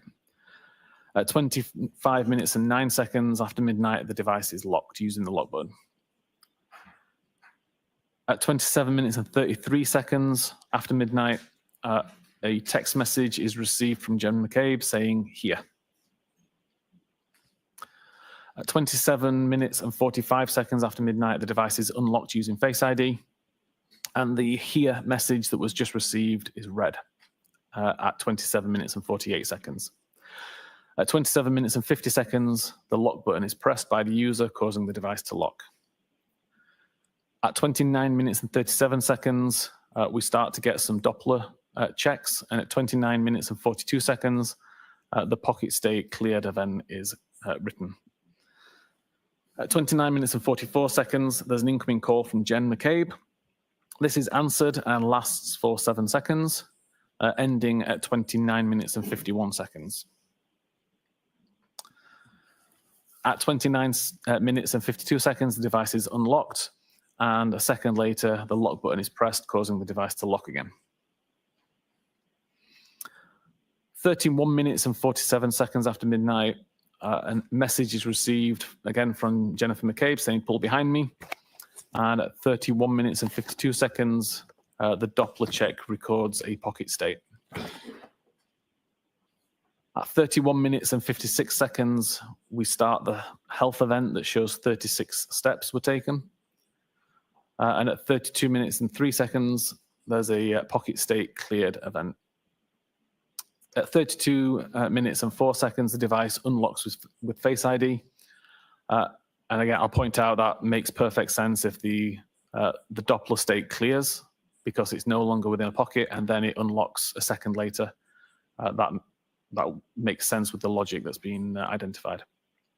At 32 minutes and 5 seconds, messages applications on screen, and the message "Pull behind me" is read. 32 minutes and 9 seconds, the messages application is closed, and the device is locked for the last time. At 32 minutes and 16 seconds, the 36-step health event is ending. At 33 minutes and 14 seconds, we have the first of the 26,500 Doppler state records that all record pocket state. This is followed by several phone calls at 33 minutes and 35 seconds, 34 minutes and 9 seconds, 34 minutes and 38 seconds, 35 minutes and 9 seconds, 35 minutes and 35 seconds, and 36 minutes and 9 seconds. All calls from Karen. Call were all unanswered, and all resulted in pocket state being detected by Doppler. At 36 minutes and 9 seconds, and again at 36 minutes and 40 seconds, 2 more phone calls received from Karen, again showing unanswered calls and resulting in pocket state being recorded by Doppler function. 37 minutes past midnight, battery temperature has dropped to 72 Fahrenheit. And at 37 minutes and 8 seconds, a further phone call, again unanswered, again resulting in a pocket state recorded by Doppler. 37 minutes and 31 seconds, a 3-second voicemail received from Karen. And at 38 minutes and 21 seconds, another incoming call. And at 38 minutes and 26 seconds, another incoming call, both unanswered, both resulting in Doppler pocket state being detected by Doppler. And I've also shown some of the locations that were recorded at around this time by the device. 40 minutes and 31 seconds, a message received from Jennifer McCabe saying, "Hello. This is the first iMessage or SMS message received by the device, which is unread." This is followed up 2 minutes later, 42 minutes and 9 seconds, by another message from Jennifer McCabe saying, "Where are you?" And at 42 minutes and 35 seconds, there's a 40-second voicemail received from Karen. 43 minutes past midnight, the battery temperature has now dropped to 66 degrees Fahrenheit. At 45 minutes and 53 seconds, another incoming message from Jennifer McCabe saying hello.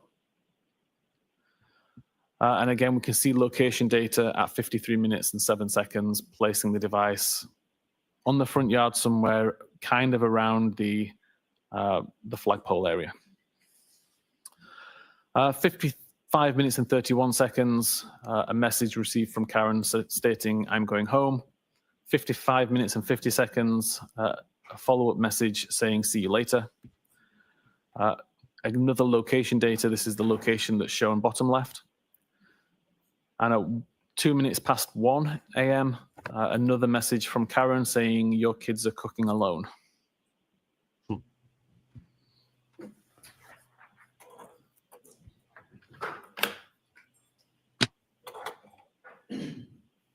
Mr. Whiffen, based on your analysis of John O'Keefe's cell phone, keeping in mind some of the data points you shared with us, that Wade was initiated around 12:19,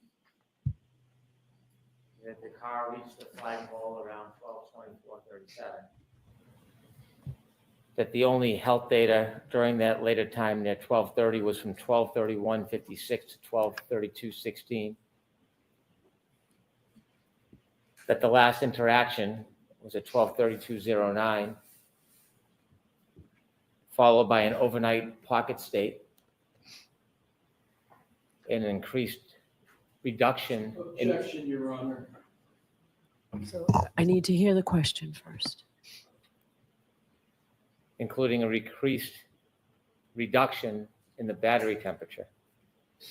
Do you have an opinion to a reasonable degree of scientific certainty that after that phone stopped in the car at the flagpole area of 34 Fairview, whether or not that cell phone remained near the flagpole the entire night until after 6 a.m. the next morning? Objection, Your Honor. I'm going to allow it. The location data that shows accurate tends to show around the flagpole area.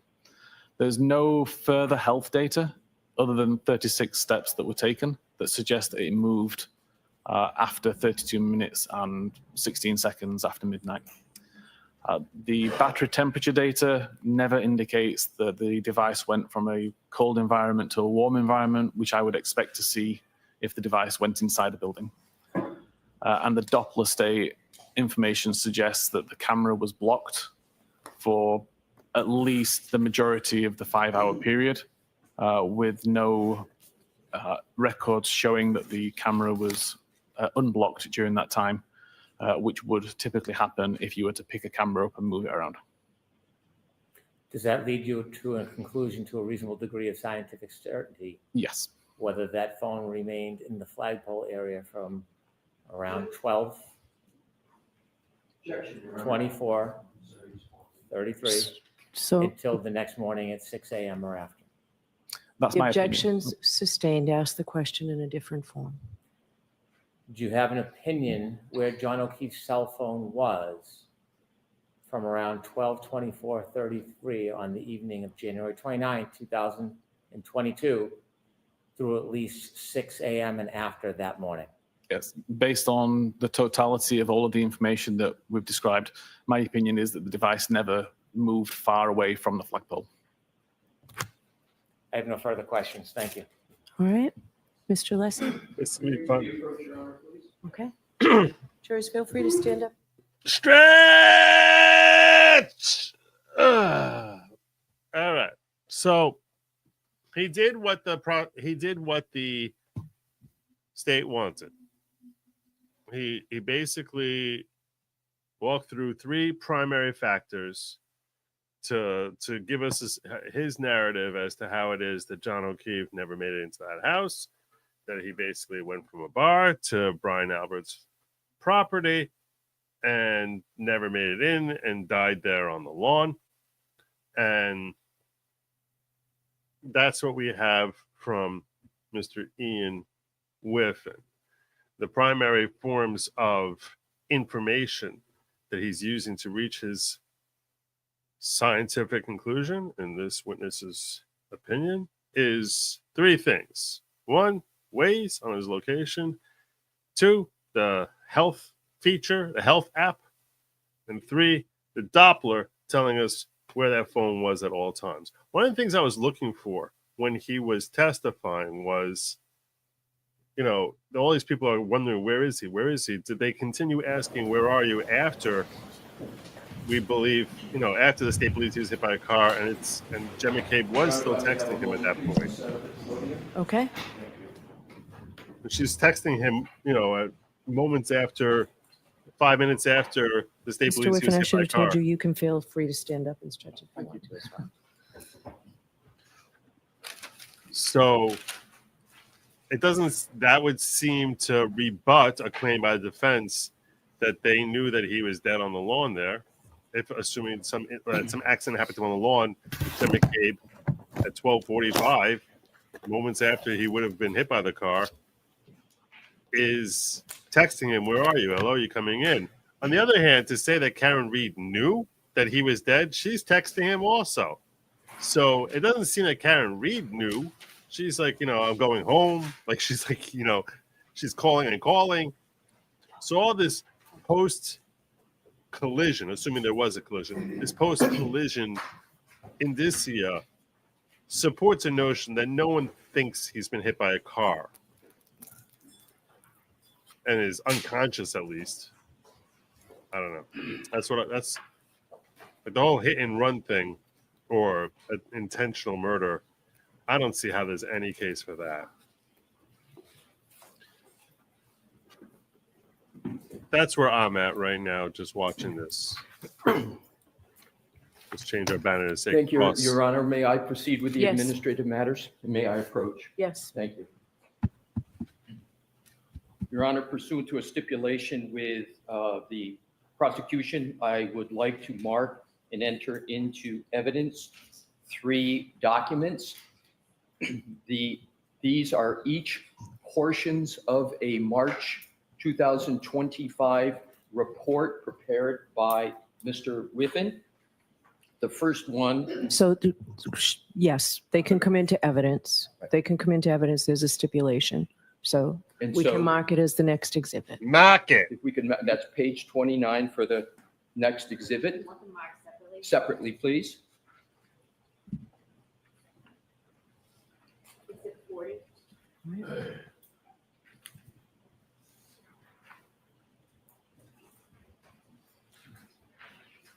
That was another thing that she helped clear up, that with the tab. I forgot about that. But yeah, he did clear up that the tab would reflect. He's been the most The critical next exhibit will witness be for the state so pages far. in my opinion. 77 and 78 of the same report. Okay. Exhibit 41. Because that's the other thing he did. He basically went through all the evidence and testing he The did to show that the third way and last Safari operates is page 43, and is that Safari will show whatever time you open the tab. page 44,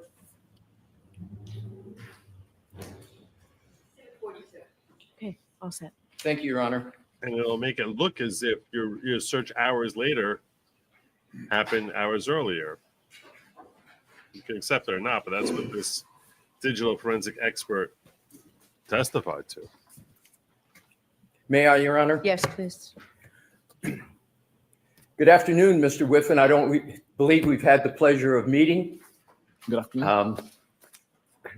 Cell phone data, when correct and when correctly analyzed, can help tell a story of what may have happened under various circumstances, correct? Correct. And in cases like this, literally seconds on cell phone data can be significant, correct? Correct. What I'd like to do is to go back to your PowerPoint presentation and specifically go to the timeline that you had gone through with Mr. Brennan, and rather than repeating everything, there'll be select aspects of the timeline I'm going to reference. And with the court's permission, we will put the timeline back on that's already in evidence. Okay. Thank you. So what I'd like to do is to start with page 70, which we have as 78 of the deck. If you could, Mr. Wolf, go to that.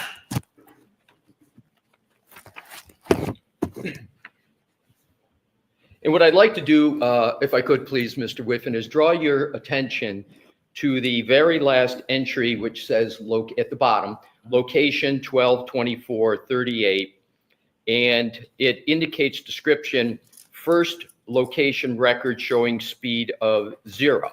Do you see that, sir? I do. And this is the arrival of John O'Keefe's phone at 34 Fairview, correct? Correct. We could go to the next page, please. We have up at the top 12:24:59, about 21 seconds later after arrival, we have device unlock with Face ID, correct? Correct. Is it possible for anyone other than John to unlock that device with Face ID? If a secondary user was set up, Do you have any indication that a second user was set up on John's mobile phone? I never looked at that. I'm sorry. I never looked to see if a secondary user was set up. In terms of the next entry, 12:25:08, it says, read message, you coming here? With 3 question marks. What I'd like to do, because you did not note who that was from, but I want to go back a few slides so we can identify who that message was from. We could go back to 76, please, Mr. Wolf. Yes. So in the last line there, message reading left to right 12:20:49, it says message received from someone listed in context as Brian Higgins. Do you see that? Correct. So if we could go back to slide 80, excuse me, if we could go back to slide 79, that phone reading the message, you coming here, is reading the message from Brian Higgins, correct? Correct. But you didn't note that in the timeline that was from Brian Higgins, correct? No, I was just highlighting the fact that a message was read and that the contents of the message were you coming here. But you didn't note in this entry when it was read by John that message was from Brian Higgins, correct? Correct. Now, the next entry, lock, again, I'm always going to be reading left to right unless otherwise indicated, sir, is a time of 12:25:09. And it says device locked with lock button. Yes, You see that, sir? I do. That requires human volitional conduct. In other words, someone has to actually manipulate their phone and hit it, right? Correct. Now, at this particular point, isn't it correct that in your report that you mentioned in your March 2025 report, that you had more of a description of what was happening at this time with the phone, namely, device bearing shifts to a westerly direction as location records also show the device moving west from the roadside towards the house. Isn't that what you had in your report? Yes, and that's covered in the location section of this report, the PowerPoint. So there is no statement in this timeline under any type where you had concluded that at this time, the record showed that the device was moving west from the roadside towards the house, correct? The location, latitude, longitude was moving westerly, but at the same time, the accuracy was increasing. So it didn't intrinsically prove that the device was moving. My question, Mr. Whiffen, is straightforward in this sense, that I'm just looking for an answer of whether on this timeline you included the analysis that you had in your report that the device at this time was moving west from the roadside towards the house. Did you include it in that timeline? No, I left that out of the timeline. Next entry, 2733. That could That's be quick. 1227. It's no longer near the road. You note that there's a message received from Jen McCabe. Here, exclamation point, question mark. You see that, sir? Correct.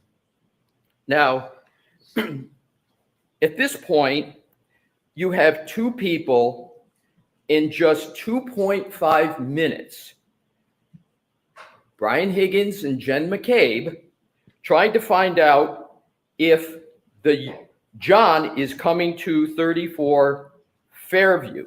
Is that a fair conclusion? It appears so. I'll allow it. Is that a fair conclusion? It would appear so, yes. So just because of the colloquy that occurred, I want to repeat the question. Now you have, at this point, at 12:27:33, you have two people, Brian Higgins and Jennifer McCabe, in just 2.5 minutes, trying to find out if John or the phone is coming to, or if John is coming to 34 Fairview. Sustained. Ask it differently, Thank Mr. Lesser. you, Your Honor. Only for speculation. Now, at this point, you have two people trying to find out if John is coming to 34 Fairview, correct? Sustained. Two people Mr. asked Whiffen, he's coming. in terms of the information at this stage, there are two communications with Mr. O'Keefe on this phone, and that is they're trying to find out, excuse me, I'll rephrase it. There are two communications, one from Jennifer McCabe and one from Brian Higgins, correct? Correct. Now let's go to the next deck 80, please, Mr. Wolk. This is 12:27:45. Device unlock with Face ID, correct? Correct. And then right under that is 12:27:48.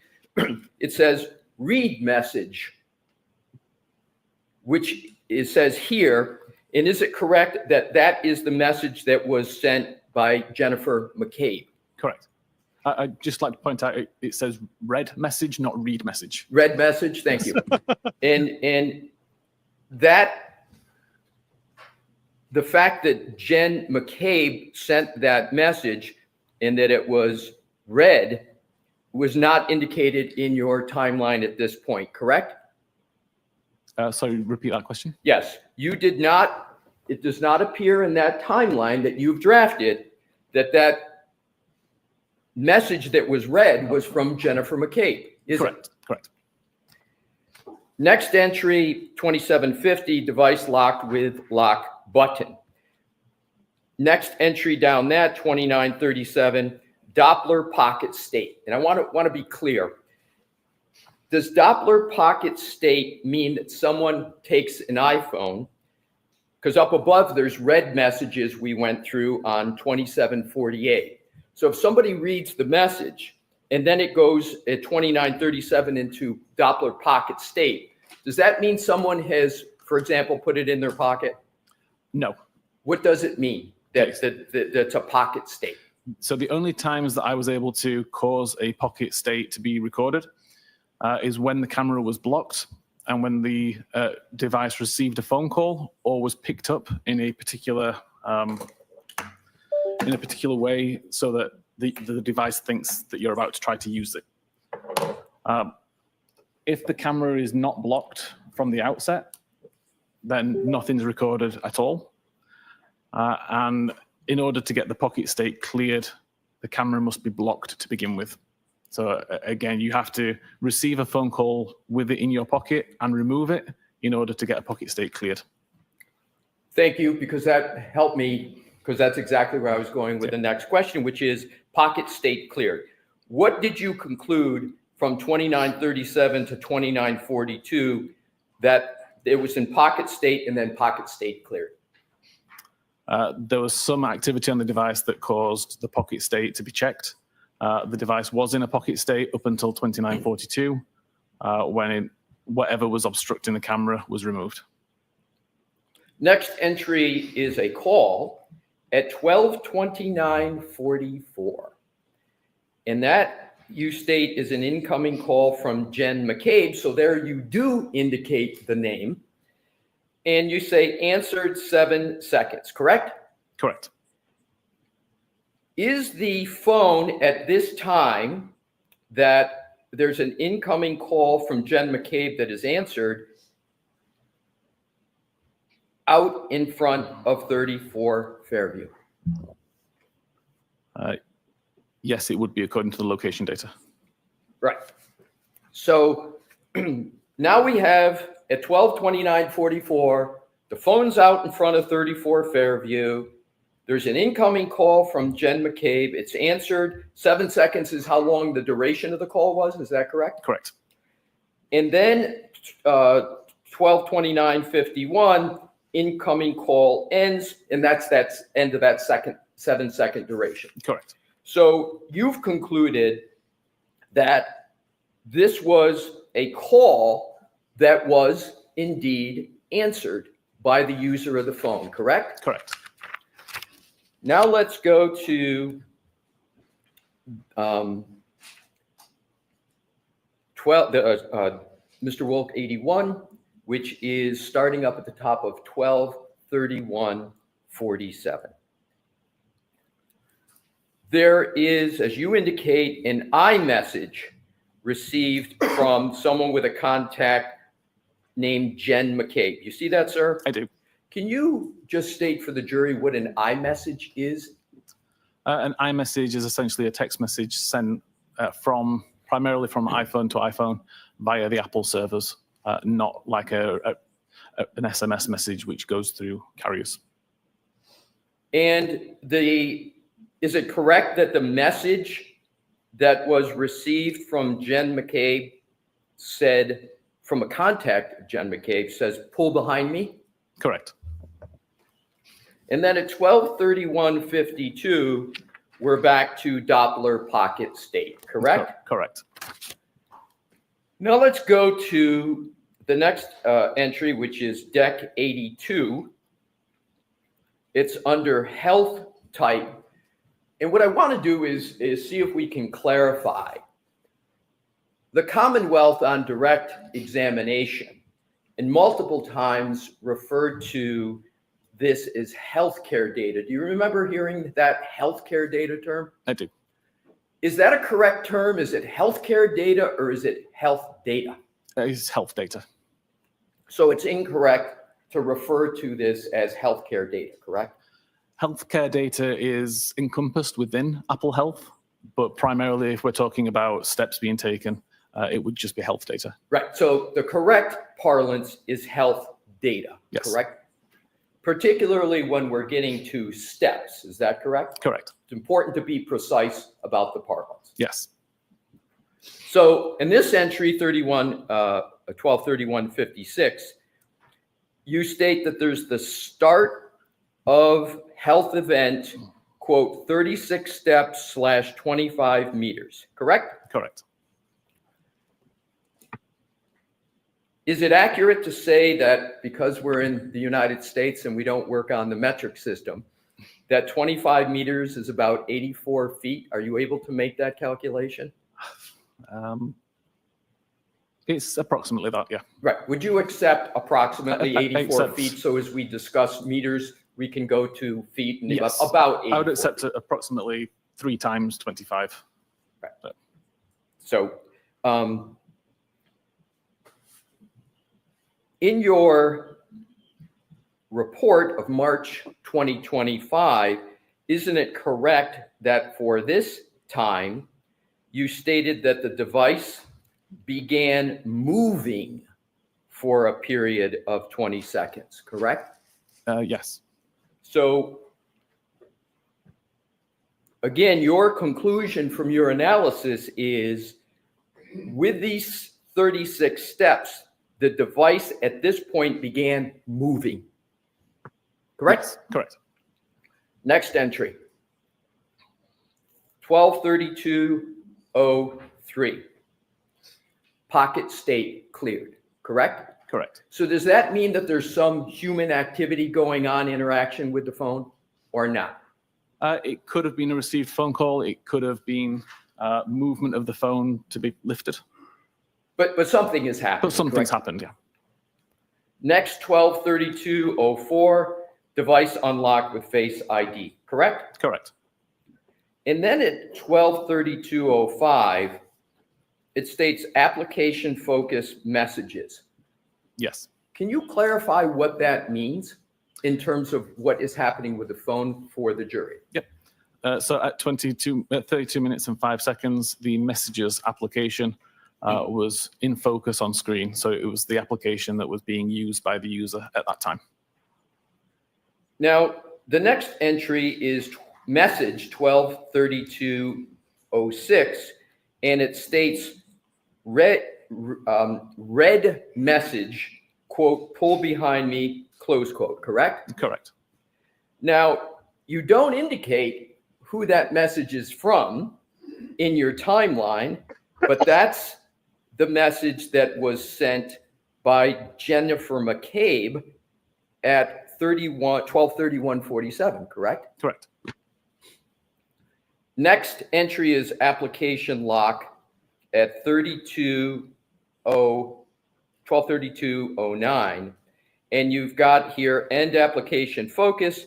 And then you state device lock with lock button for the last time, correct? Correct. So that's again pressing the side button on the iPhone that locks it. Correct. And that requires human conduct, human interaction with the phone, correct? Correct. And then the next entry under health data at 123216, that is 7 seconds after the lock. It's the end of the health event of 36 steps, 25 meters, and as we agreed, approximately 84 feet, correct? Correct. So in terms of the steps,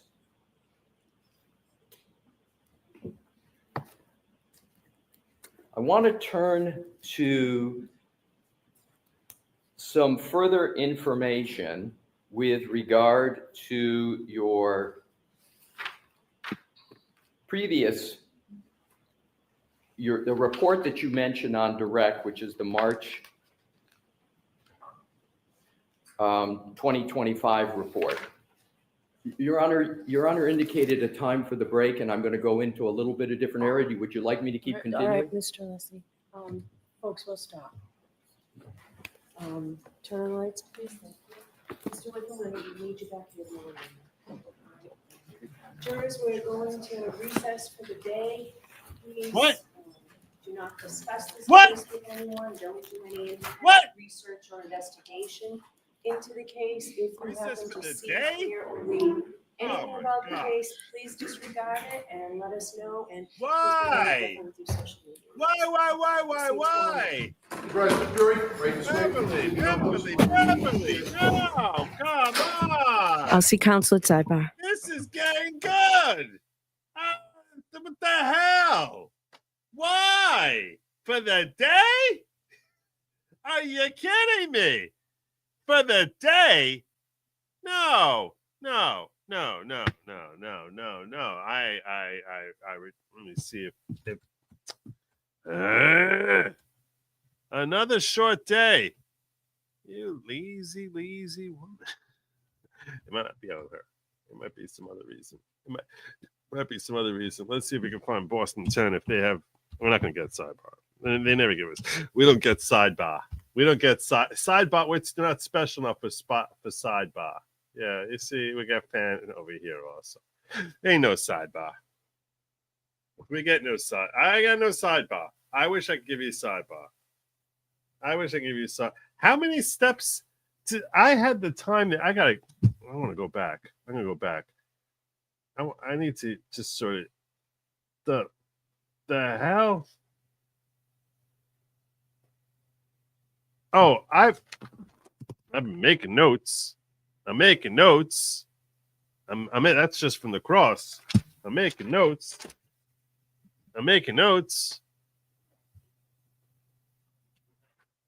This was from Direct. This is from Direct. I'm making notes. This is a key witness right here. I'm making notes. There's an arc of voir dire this afternoon.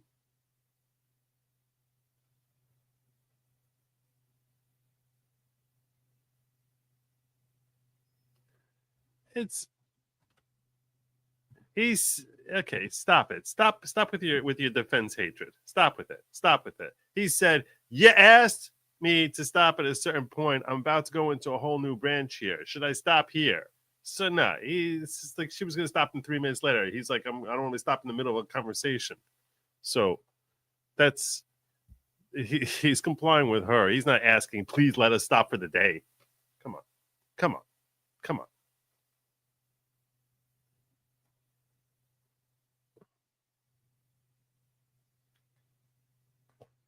So are we going to get to see the arc of voir dire?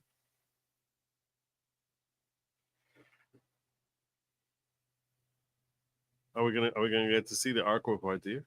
I don't understand. I don't understand anything here.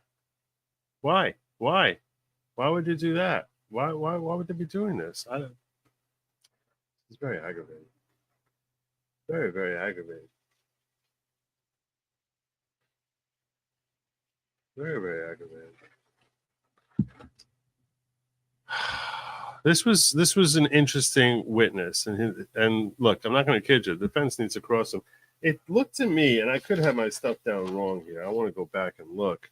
When he was going through his thing, like the 36 steps happened really fast, which I think that the state you would think would try to say as if he was being dragged, right? I mean, if he was dragged, the prosecution want to preclude ARCA. I know that ARCA is very, very bad. I don't know if the judge wants to, but there's the ARCA. She seemed very upset about the fact that they didn't say that ARCA was paid. Why can't they fix that with this jury? I don't understand that at all. I don't understand that. I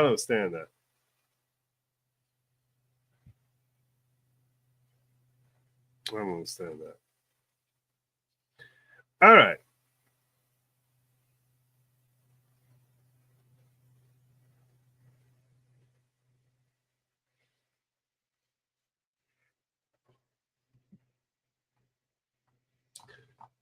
But so just to recap what we saw today, in case any of you joined late, okay?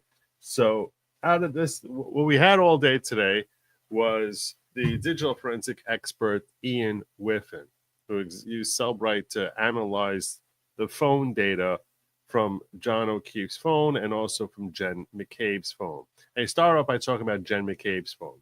And he was explaining that the version of iOS that she was using, that the application she was using, the big question which the defense brought up in their opening statement and we can anticipate will be a repeated issue, is this Google search, which she seems to do after 6 o'clock, and which she seems to do at 2:27 in the morning, how long to die in the cold. That her phone records show that she made that request at 2:27 in the morning or thereabouts, 2:29, sometime between 2:25 and 2:30 in the morning, many hours before she should have any knowledge that anyone she knows and loves or cares about is dying in the cold. Now, we heard from Carrie Roberts that she claimed, or at one point she had claimed that she heard Karen Reed ask Jen McCabe, look up how long this takes to die in the cold after they found his body, somewhere around 6:20 in the morning. And that she's like, and that Carrie Roberts claims she heard Karen ask Jen, look that up. And that was, and on cross, Carrie admitted that she herself did not hear Karen Reed make that request. But basically, during the times that she had spoken with Jen, that sort of was the joint story they came up with together, or that was their collective memory. I shouldn't say joint story. That sounds very negative, and I'm trying to be very impartial here. So that seems to be when they sat down and formed collective memories and wrote it down, that's what they came up with, but that she herself never heard Karen ask Jen to do that search sometime between 6 and 6:30 in the morning. What Ian Whiffen came in and did was he established that the way the Safari app works, or at least in working on the iOS server, is when you open the tab, it's going to show what time you open the tab. And that time, as far as what time you open the tab, will stay in their permanent memory. It'll get cached from temporary memory into permanent memory, showing. And if you search for multiple things, jump around from one side to another in that tab, that when you close that tab out, it's going to show the last thing you looked at, not anything in between. If you look up 6 things, it's only going to show you the 6th thing, and it's also going to show you the first time when you open the tab. The very clear objective here, and what he was basically saying was, so when she searched for how long to die in the cold, or some mistyping of that in his opinion happened after 6 o'clock in the morning, and she was using a tab that she had opened at 2:27 in the morning, and he basically showed that when we see that she opened at 2:27 in the morning, this tab to check up basketball or something like that at 2:27 in the morning. Also that she was playing a song on there called It's Raining Men.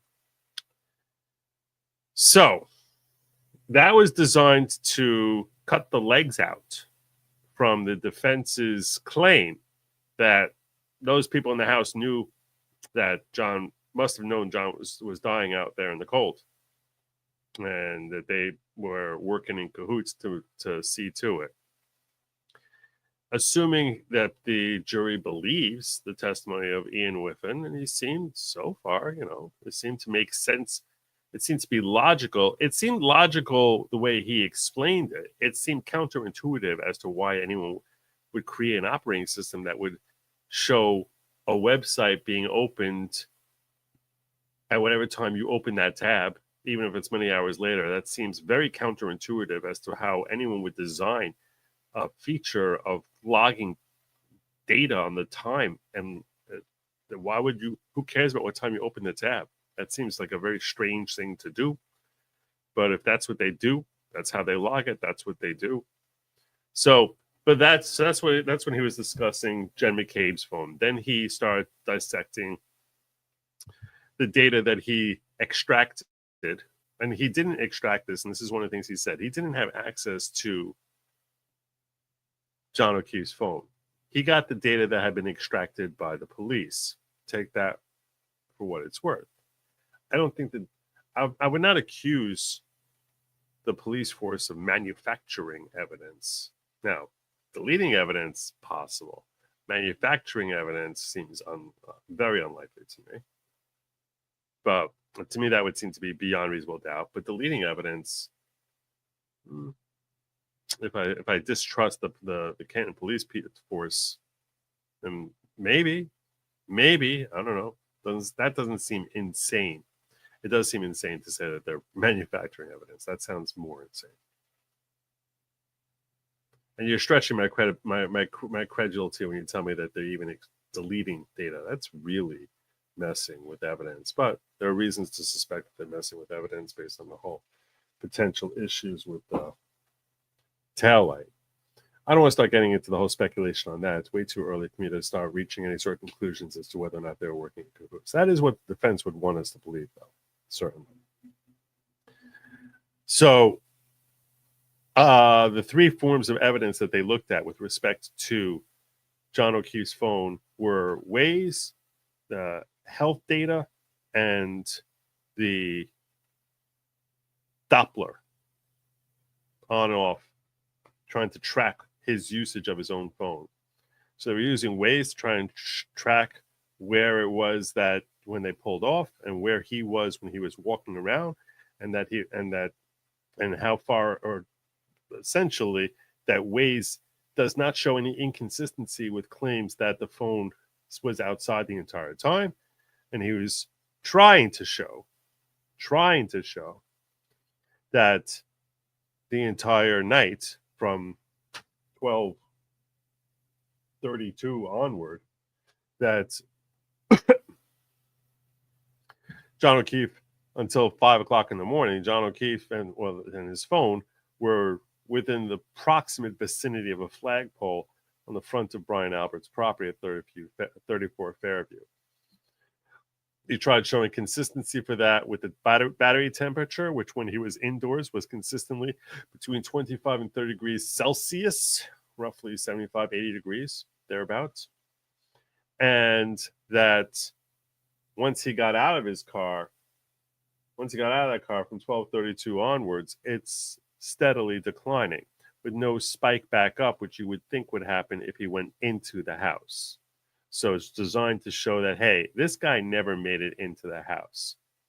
That was the second form. And then you have this Doppler thing showing his usage and looking at different messages and where and what's happening with his usage of the phone, and that he stopped using his phone basically a few minutes later by like 12:36, like he never looked at his phone again, thereabouts.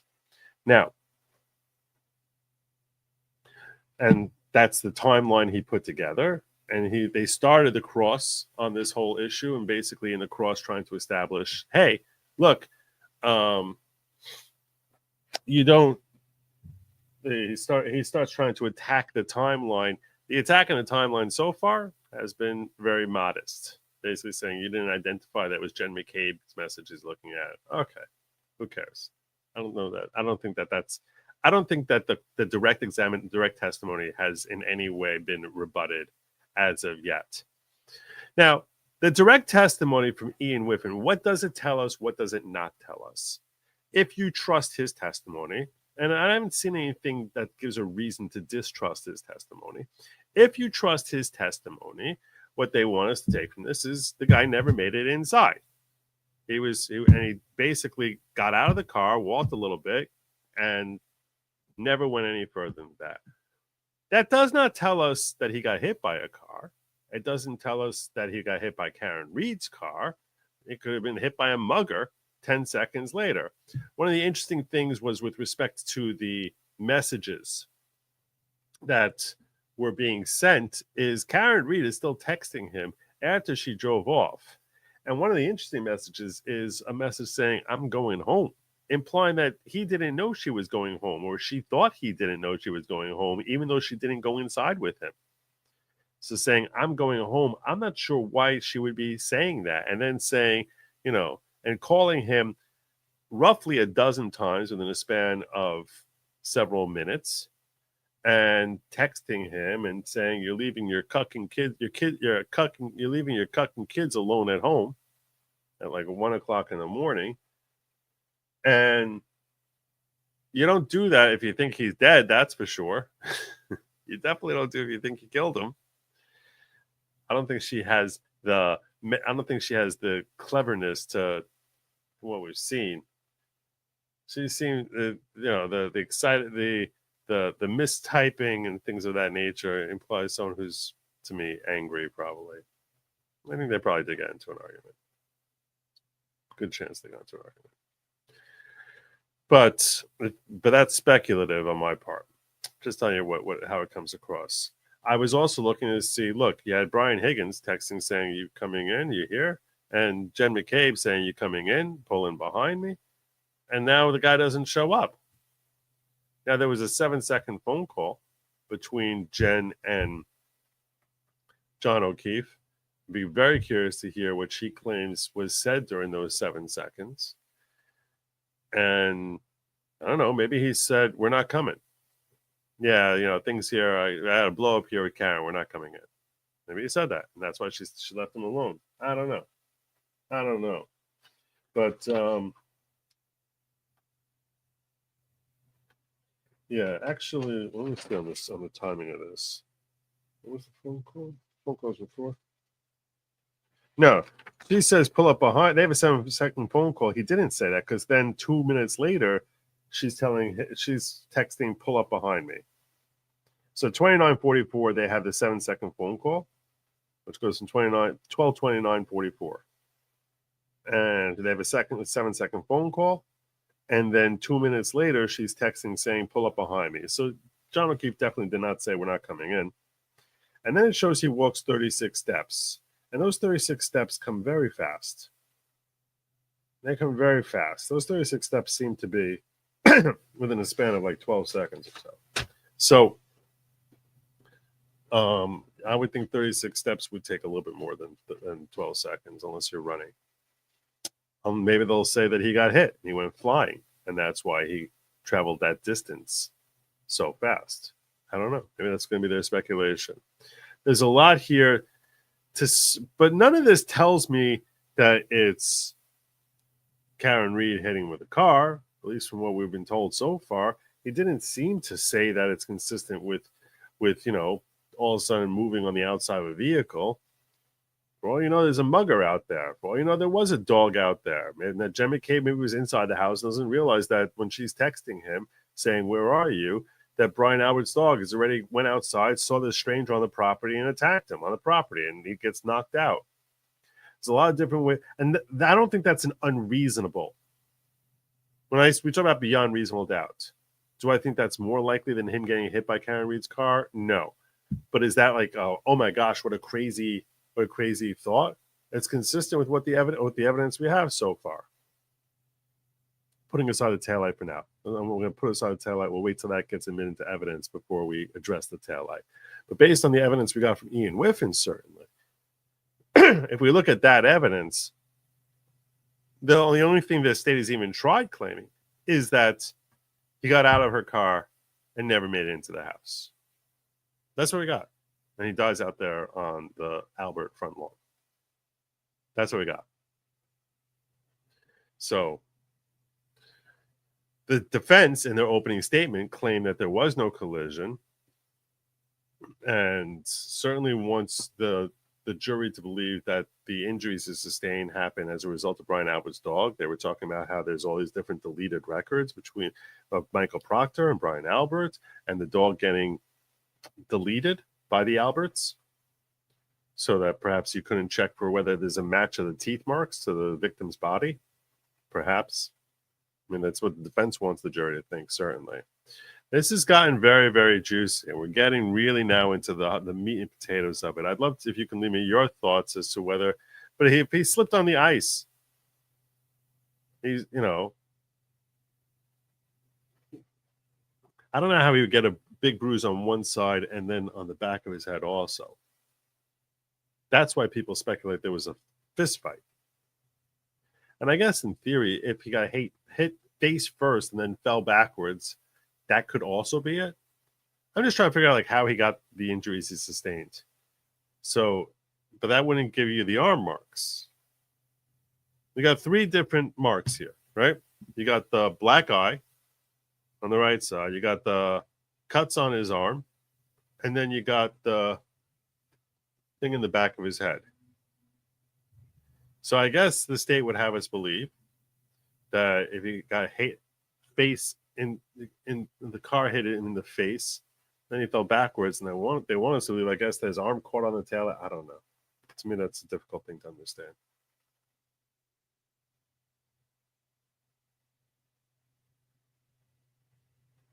So yeah, if in fact he was indoors, to me,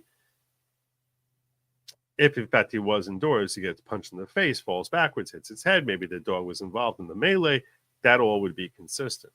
That all would be much more consistent with these injuries, certainly. But then you have to ask yourself, okay, the battery information definitely seemed like it's losing temperature at a very steady rate. And I know a lot of people want to say, okay, he lost his phone and left it out there. So then what? Then his body gets dropped back on the spot that his phone was left? That doesn't seem to make much sense at all. That doesn't seem to make much sense. Now, the geolocation, I had a lot of problem with the Waze location stuff because they had dots here, dots there, and they only showed us the dots that they can narrow down within a 10-meter radius around that, meaning that they know that he's within 10 meters. Because this is what I want to show. This is the one thing I haven't expressed yet that I want to share with you as far as a flaw in the Waze location. Perhaps when he's indoors, the reception is somewhat blocked and they can't get a really good fix on his location.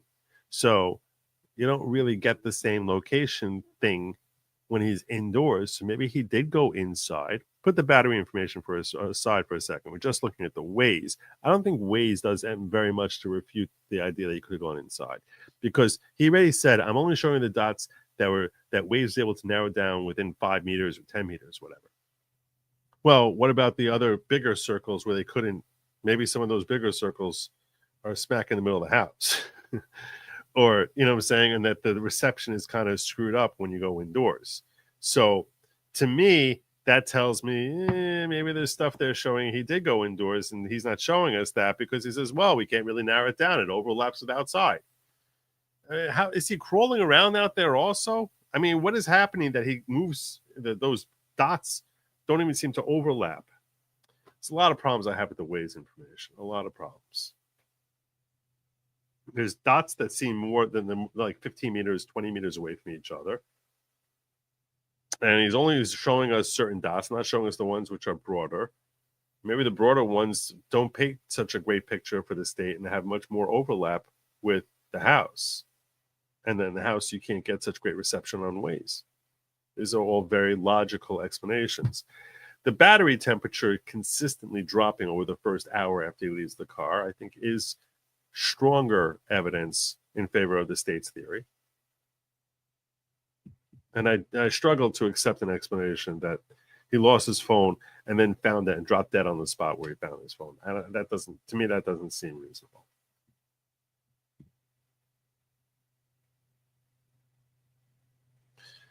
Just heard we get to see Arc of Voir Dire after lunch. Great. Okay, the Arc of Voir Dire. So let's do that. Let's do that. This is what I'm going to do, okay? This is what I'm going to do. I'm going to assume we're getting the Arc of Voir Dire. Assuming we get the Arc of Voir Dire, I will watch that with you. I'm going to set up a stream for 2:15 p.m. Eastern. If it's going on, great. If it doesn't end up happening, then we don't get the access to it, and I'll go back to the beginning of the testimony, okay? So this way, we'll watch the Arc of Voir Dire. I get a little break here, get refreshed. I've been streaming for the last 4 hours. We'll all get like a little break here, and we'll come back here at 2:15. I will set up a stream for the Arc of Voir Dire, because that would be testimony, theoretically, that there, we'll see information coming up there, and I'll stream that with you starting here at 2:15. Court TV says 2 o'clock. Yeah, I'm starting at 2:15. So, but I'll start from the beginning and we'll catch up. Okay. So I'm going to start at 2:15 and I'm going to create that stream. You'll see it up there in a few minutes. You'll find links at goodlogic.locals.com. Please make sure that you like, share, subscribe, do all that good stuff. Let me go set up that stream and get some food and wash my face and get in on this. All right. I'll see you all in a bit. Till then, Godspeed.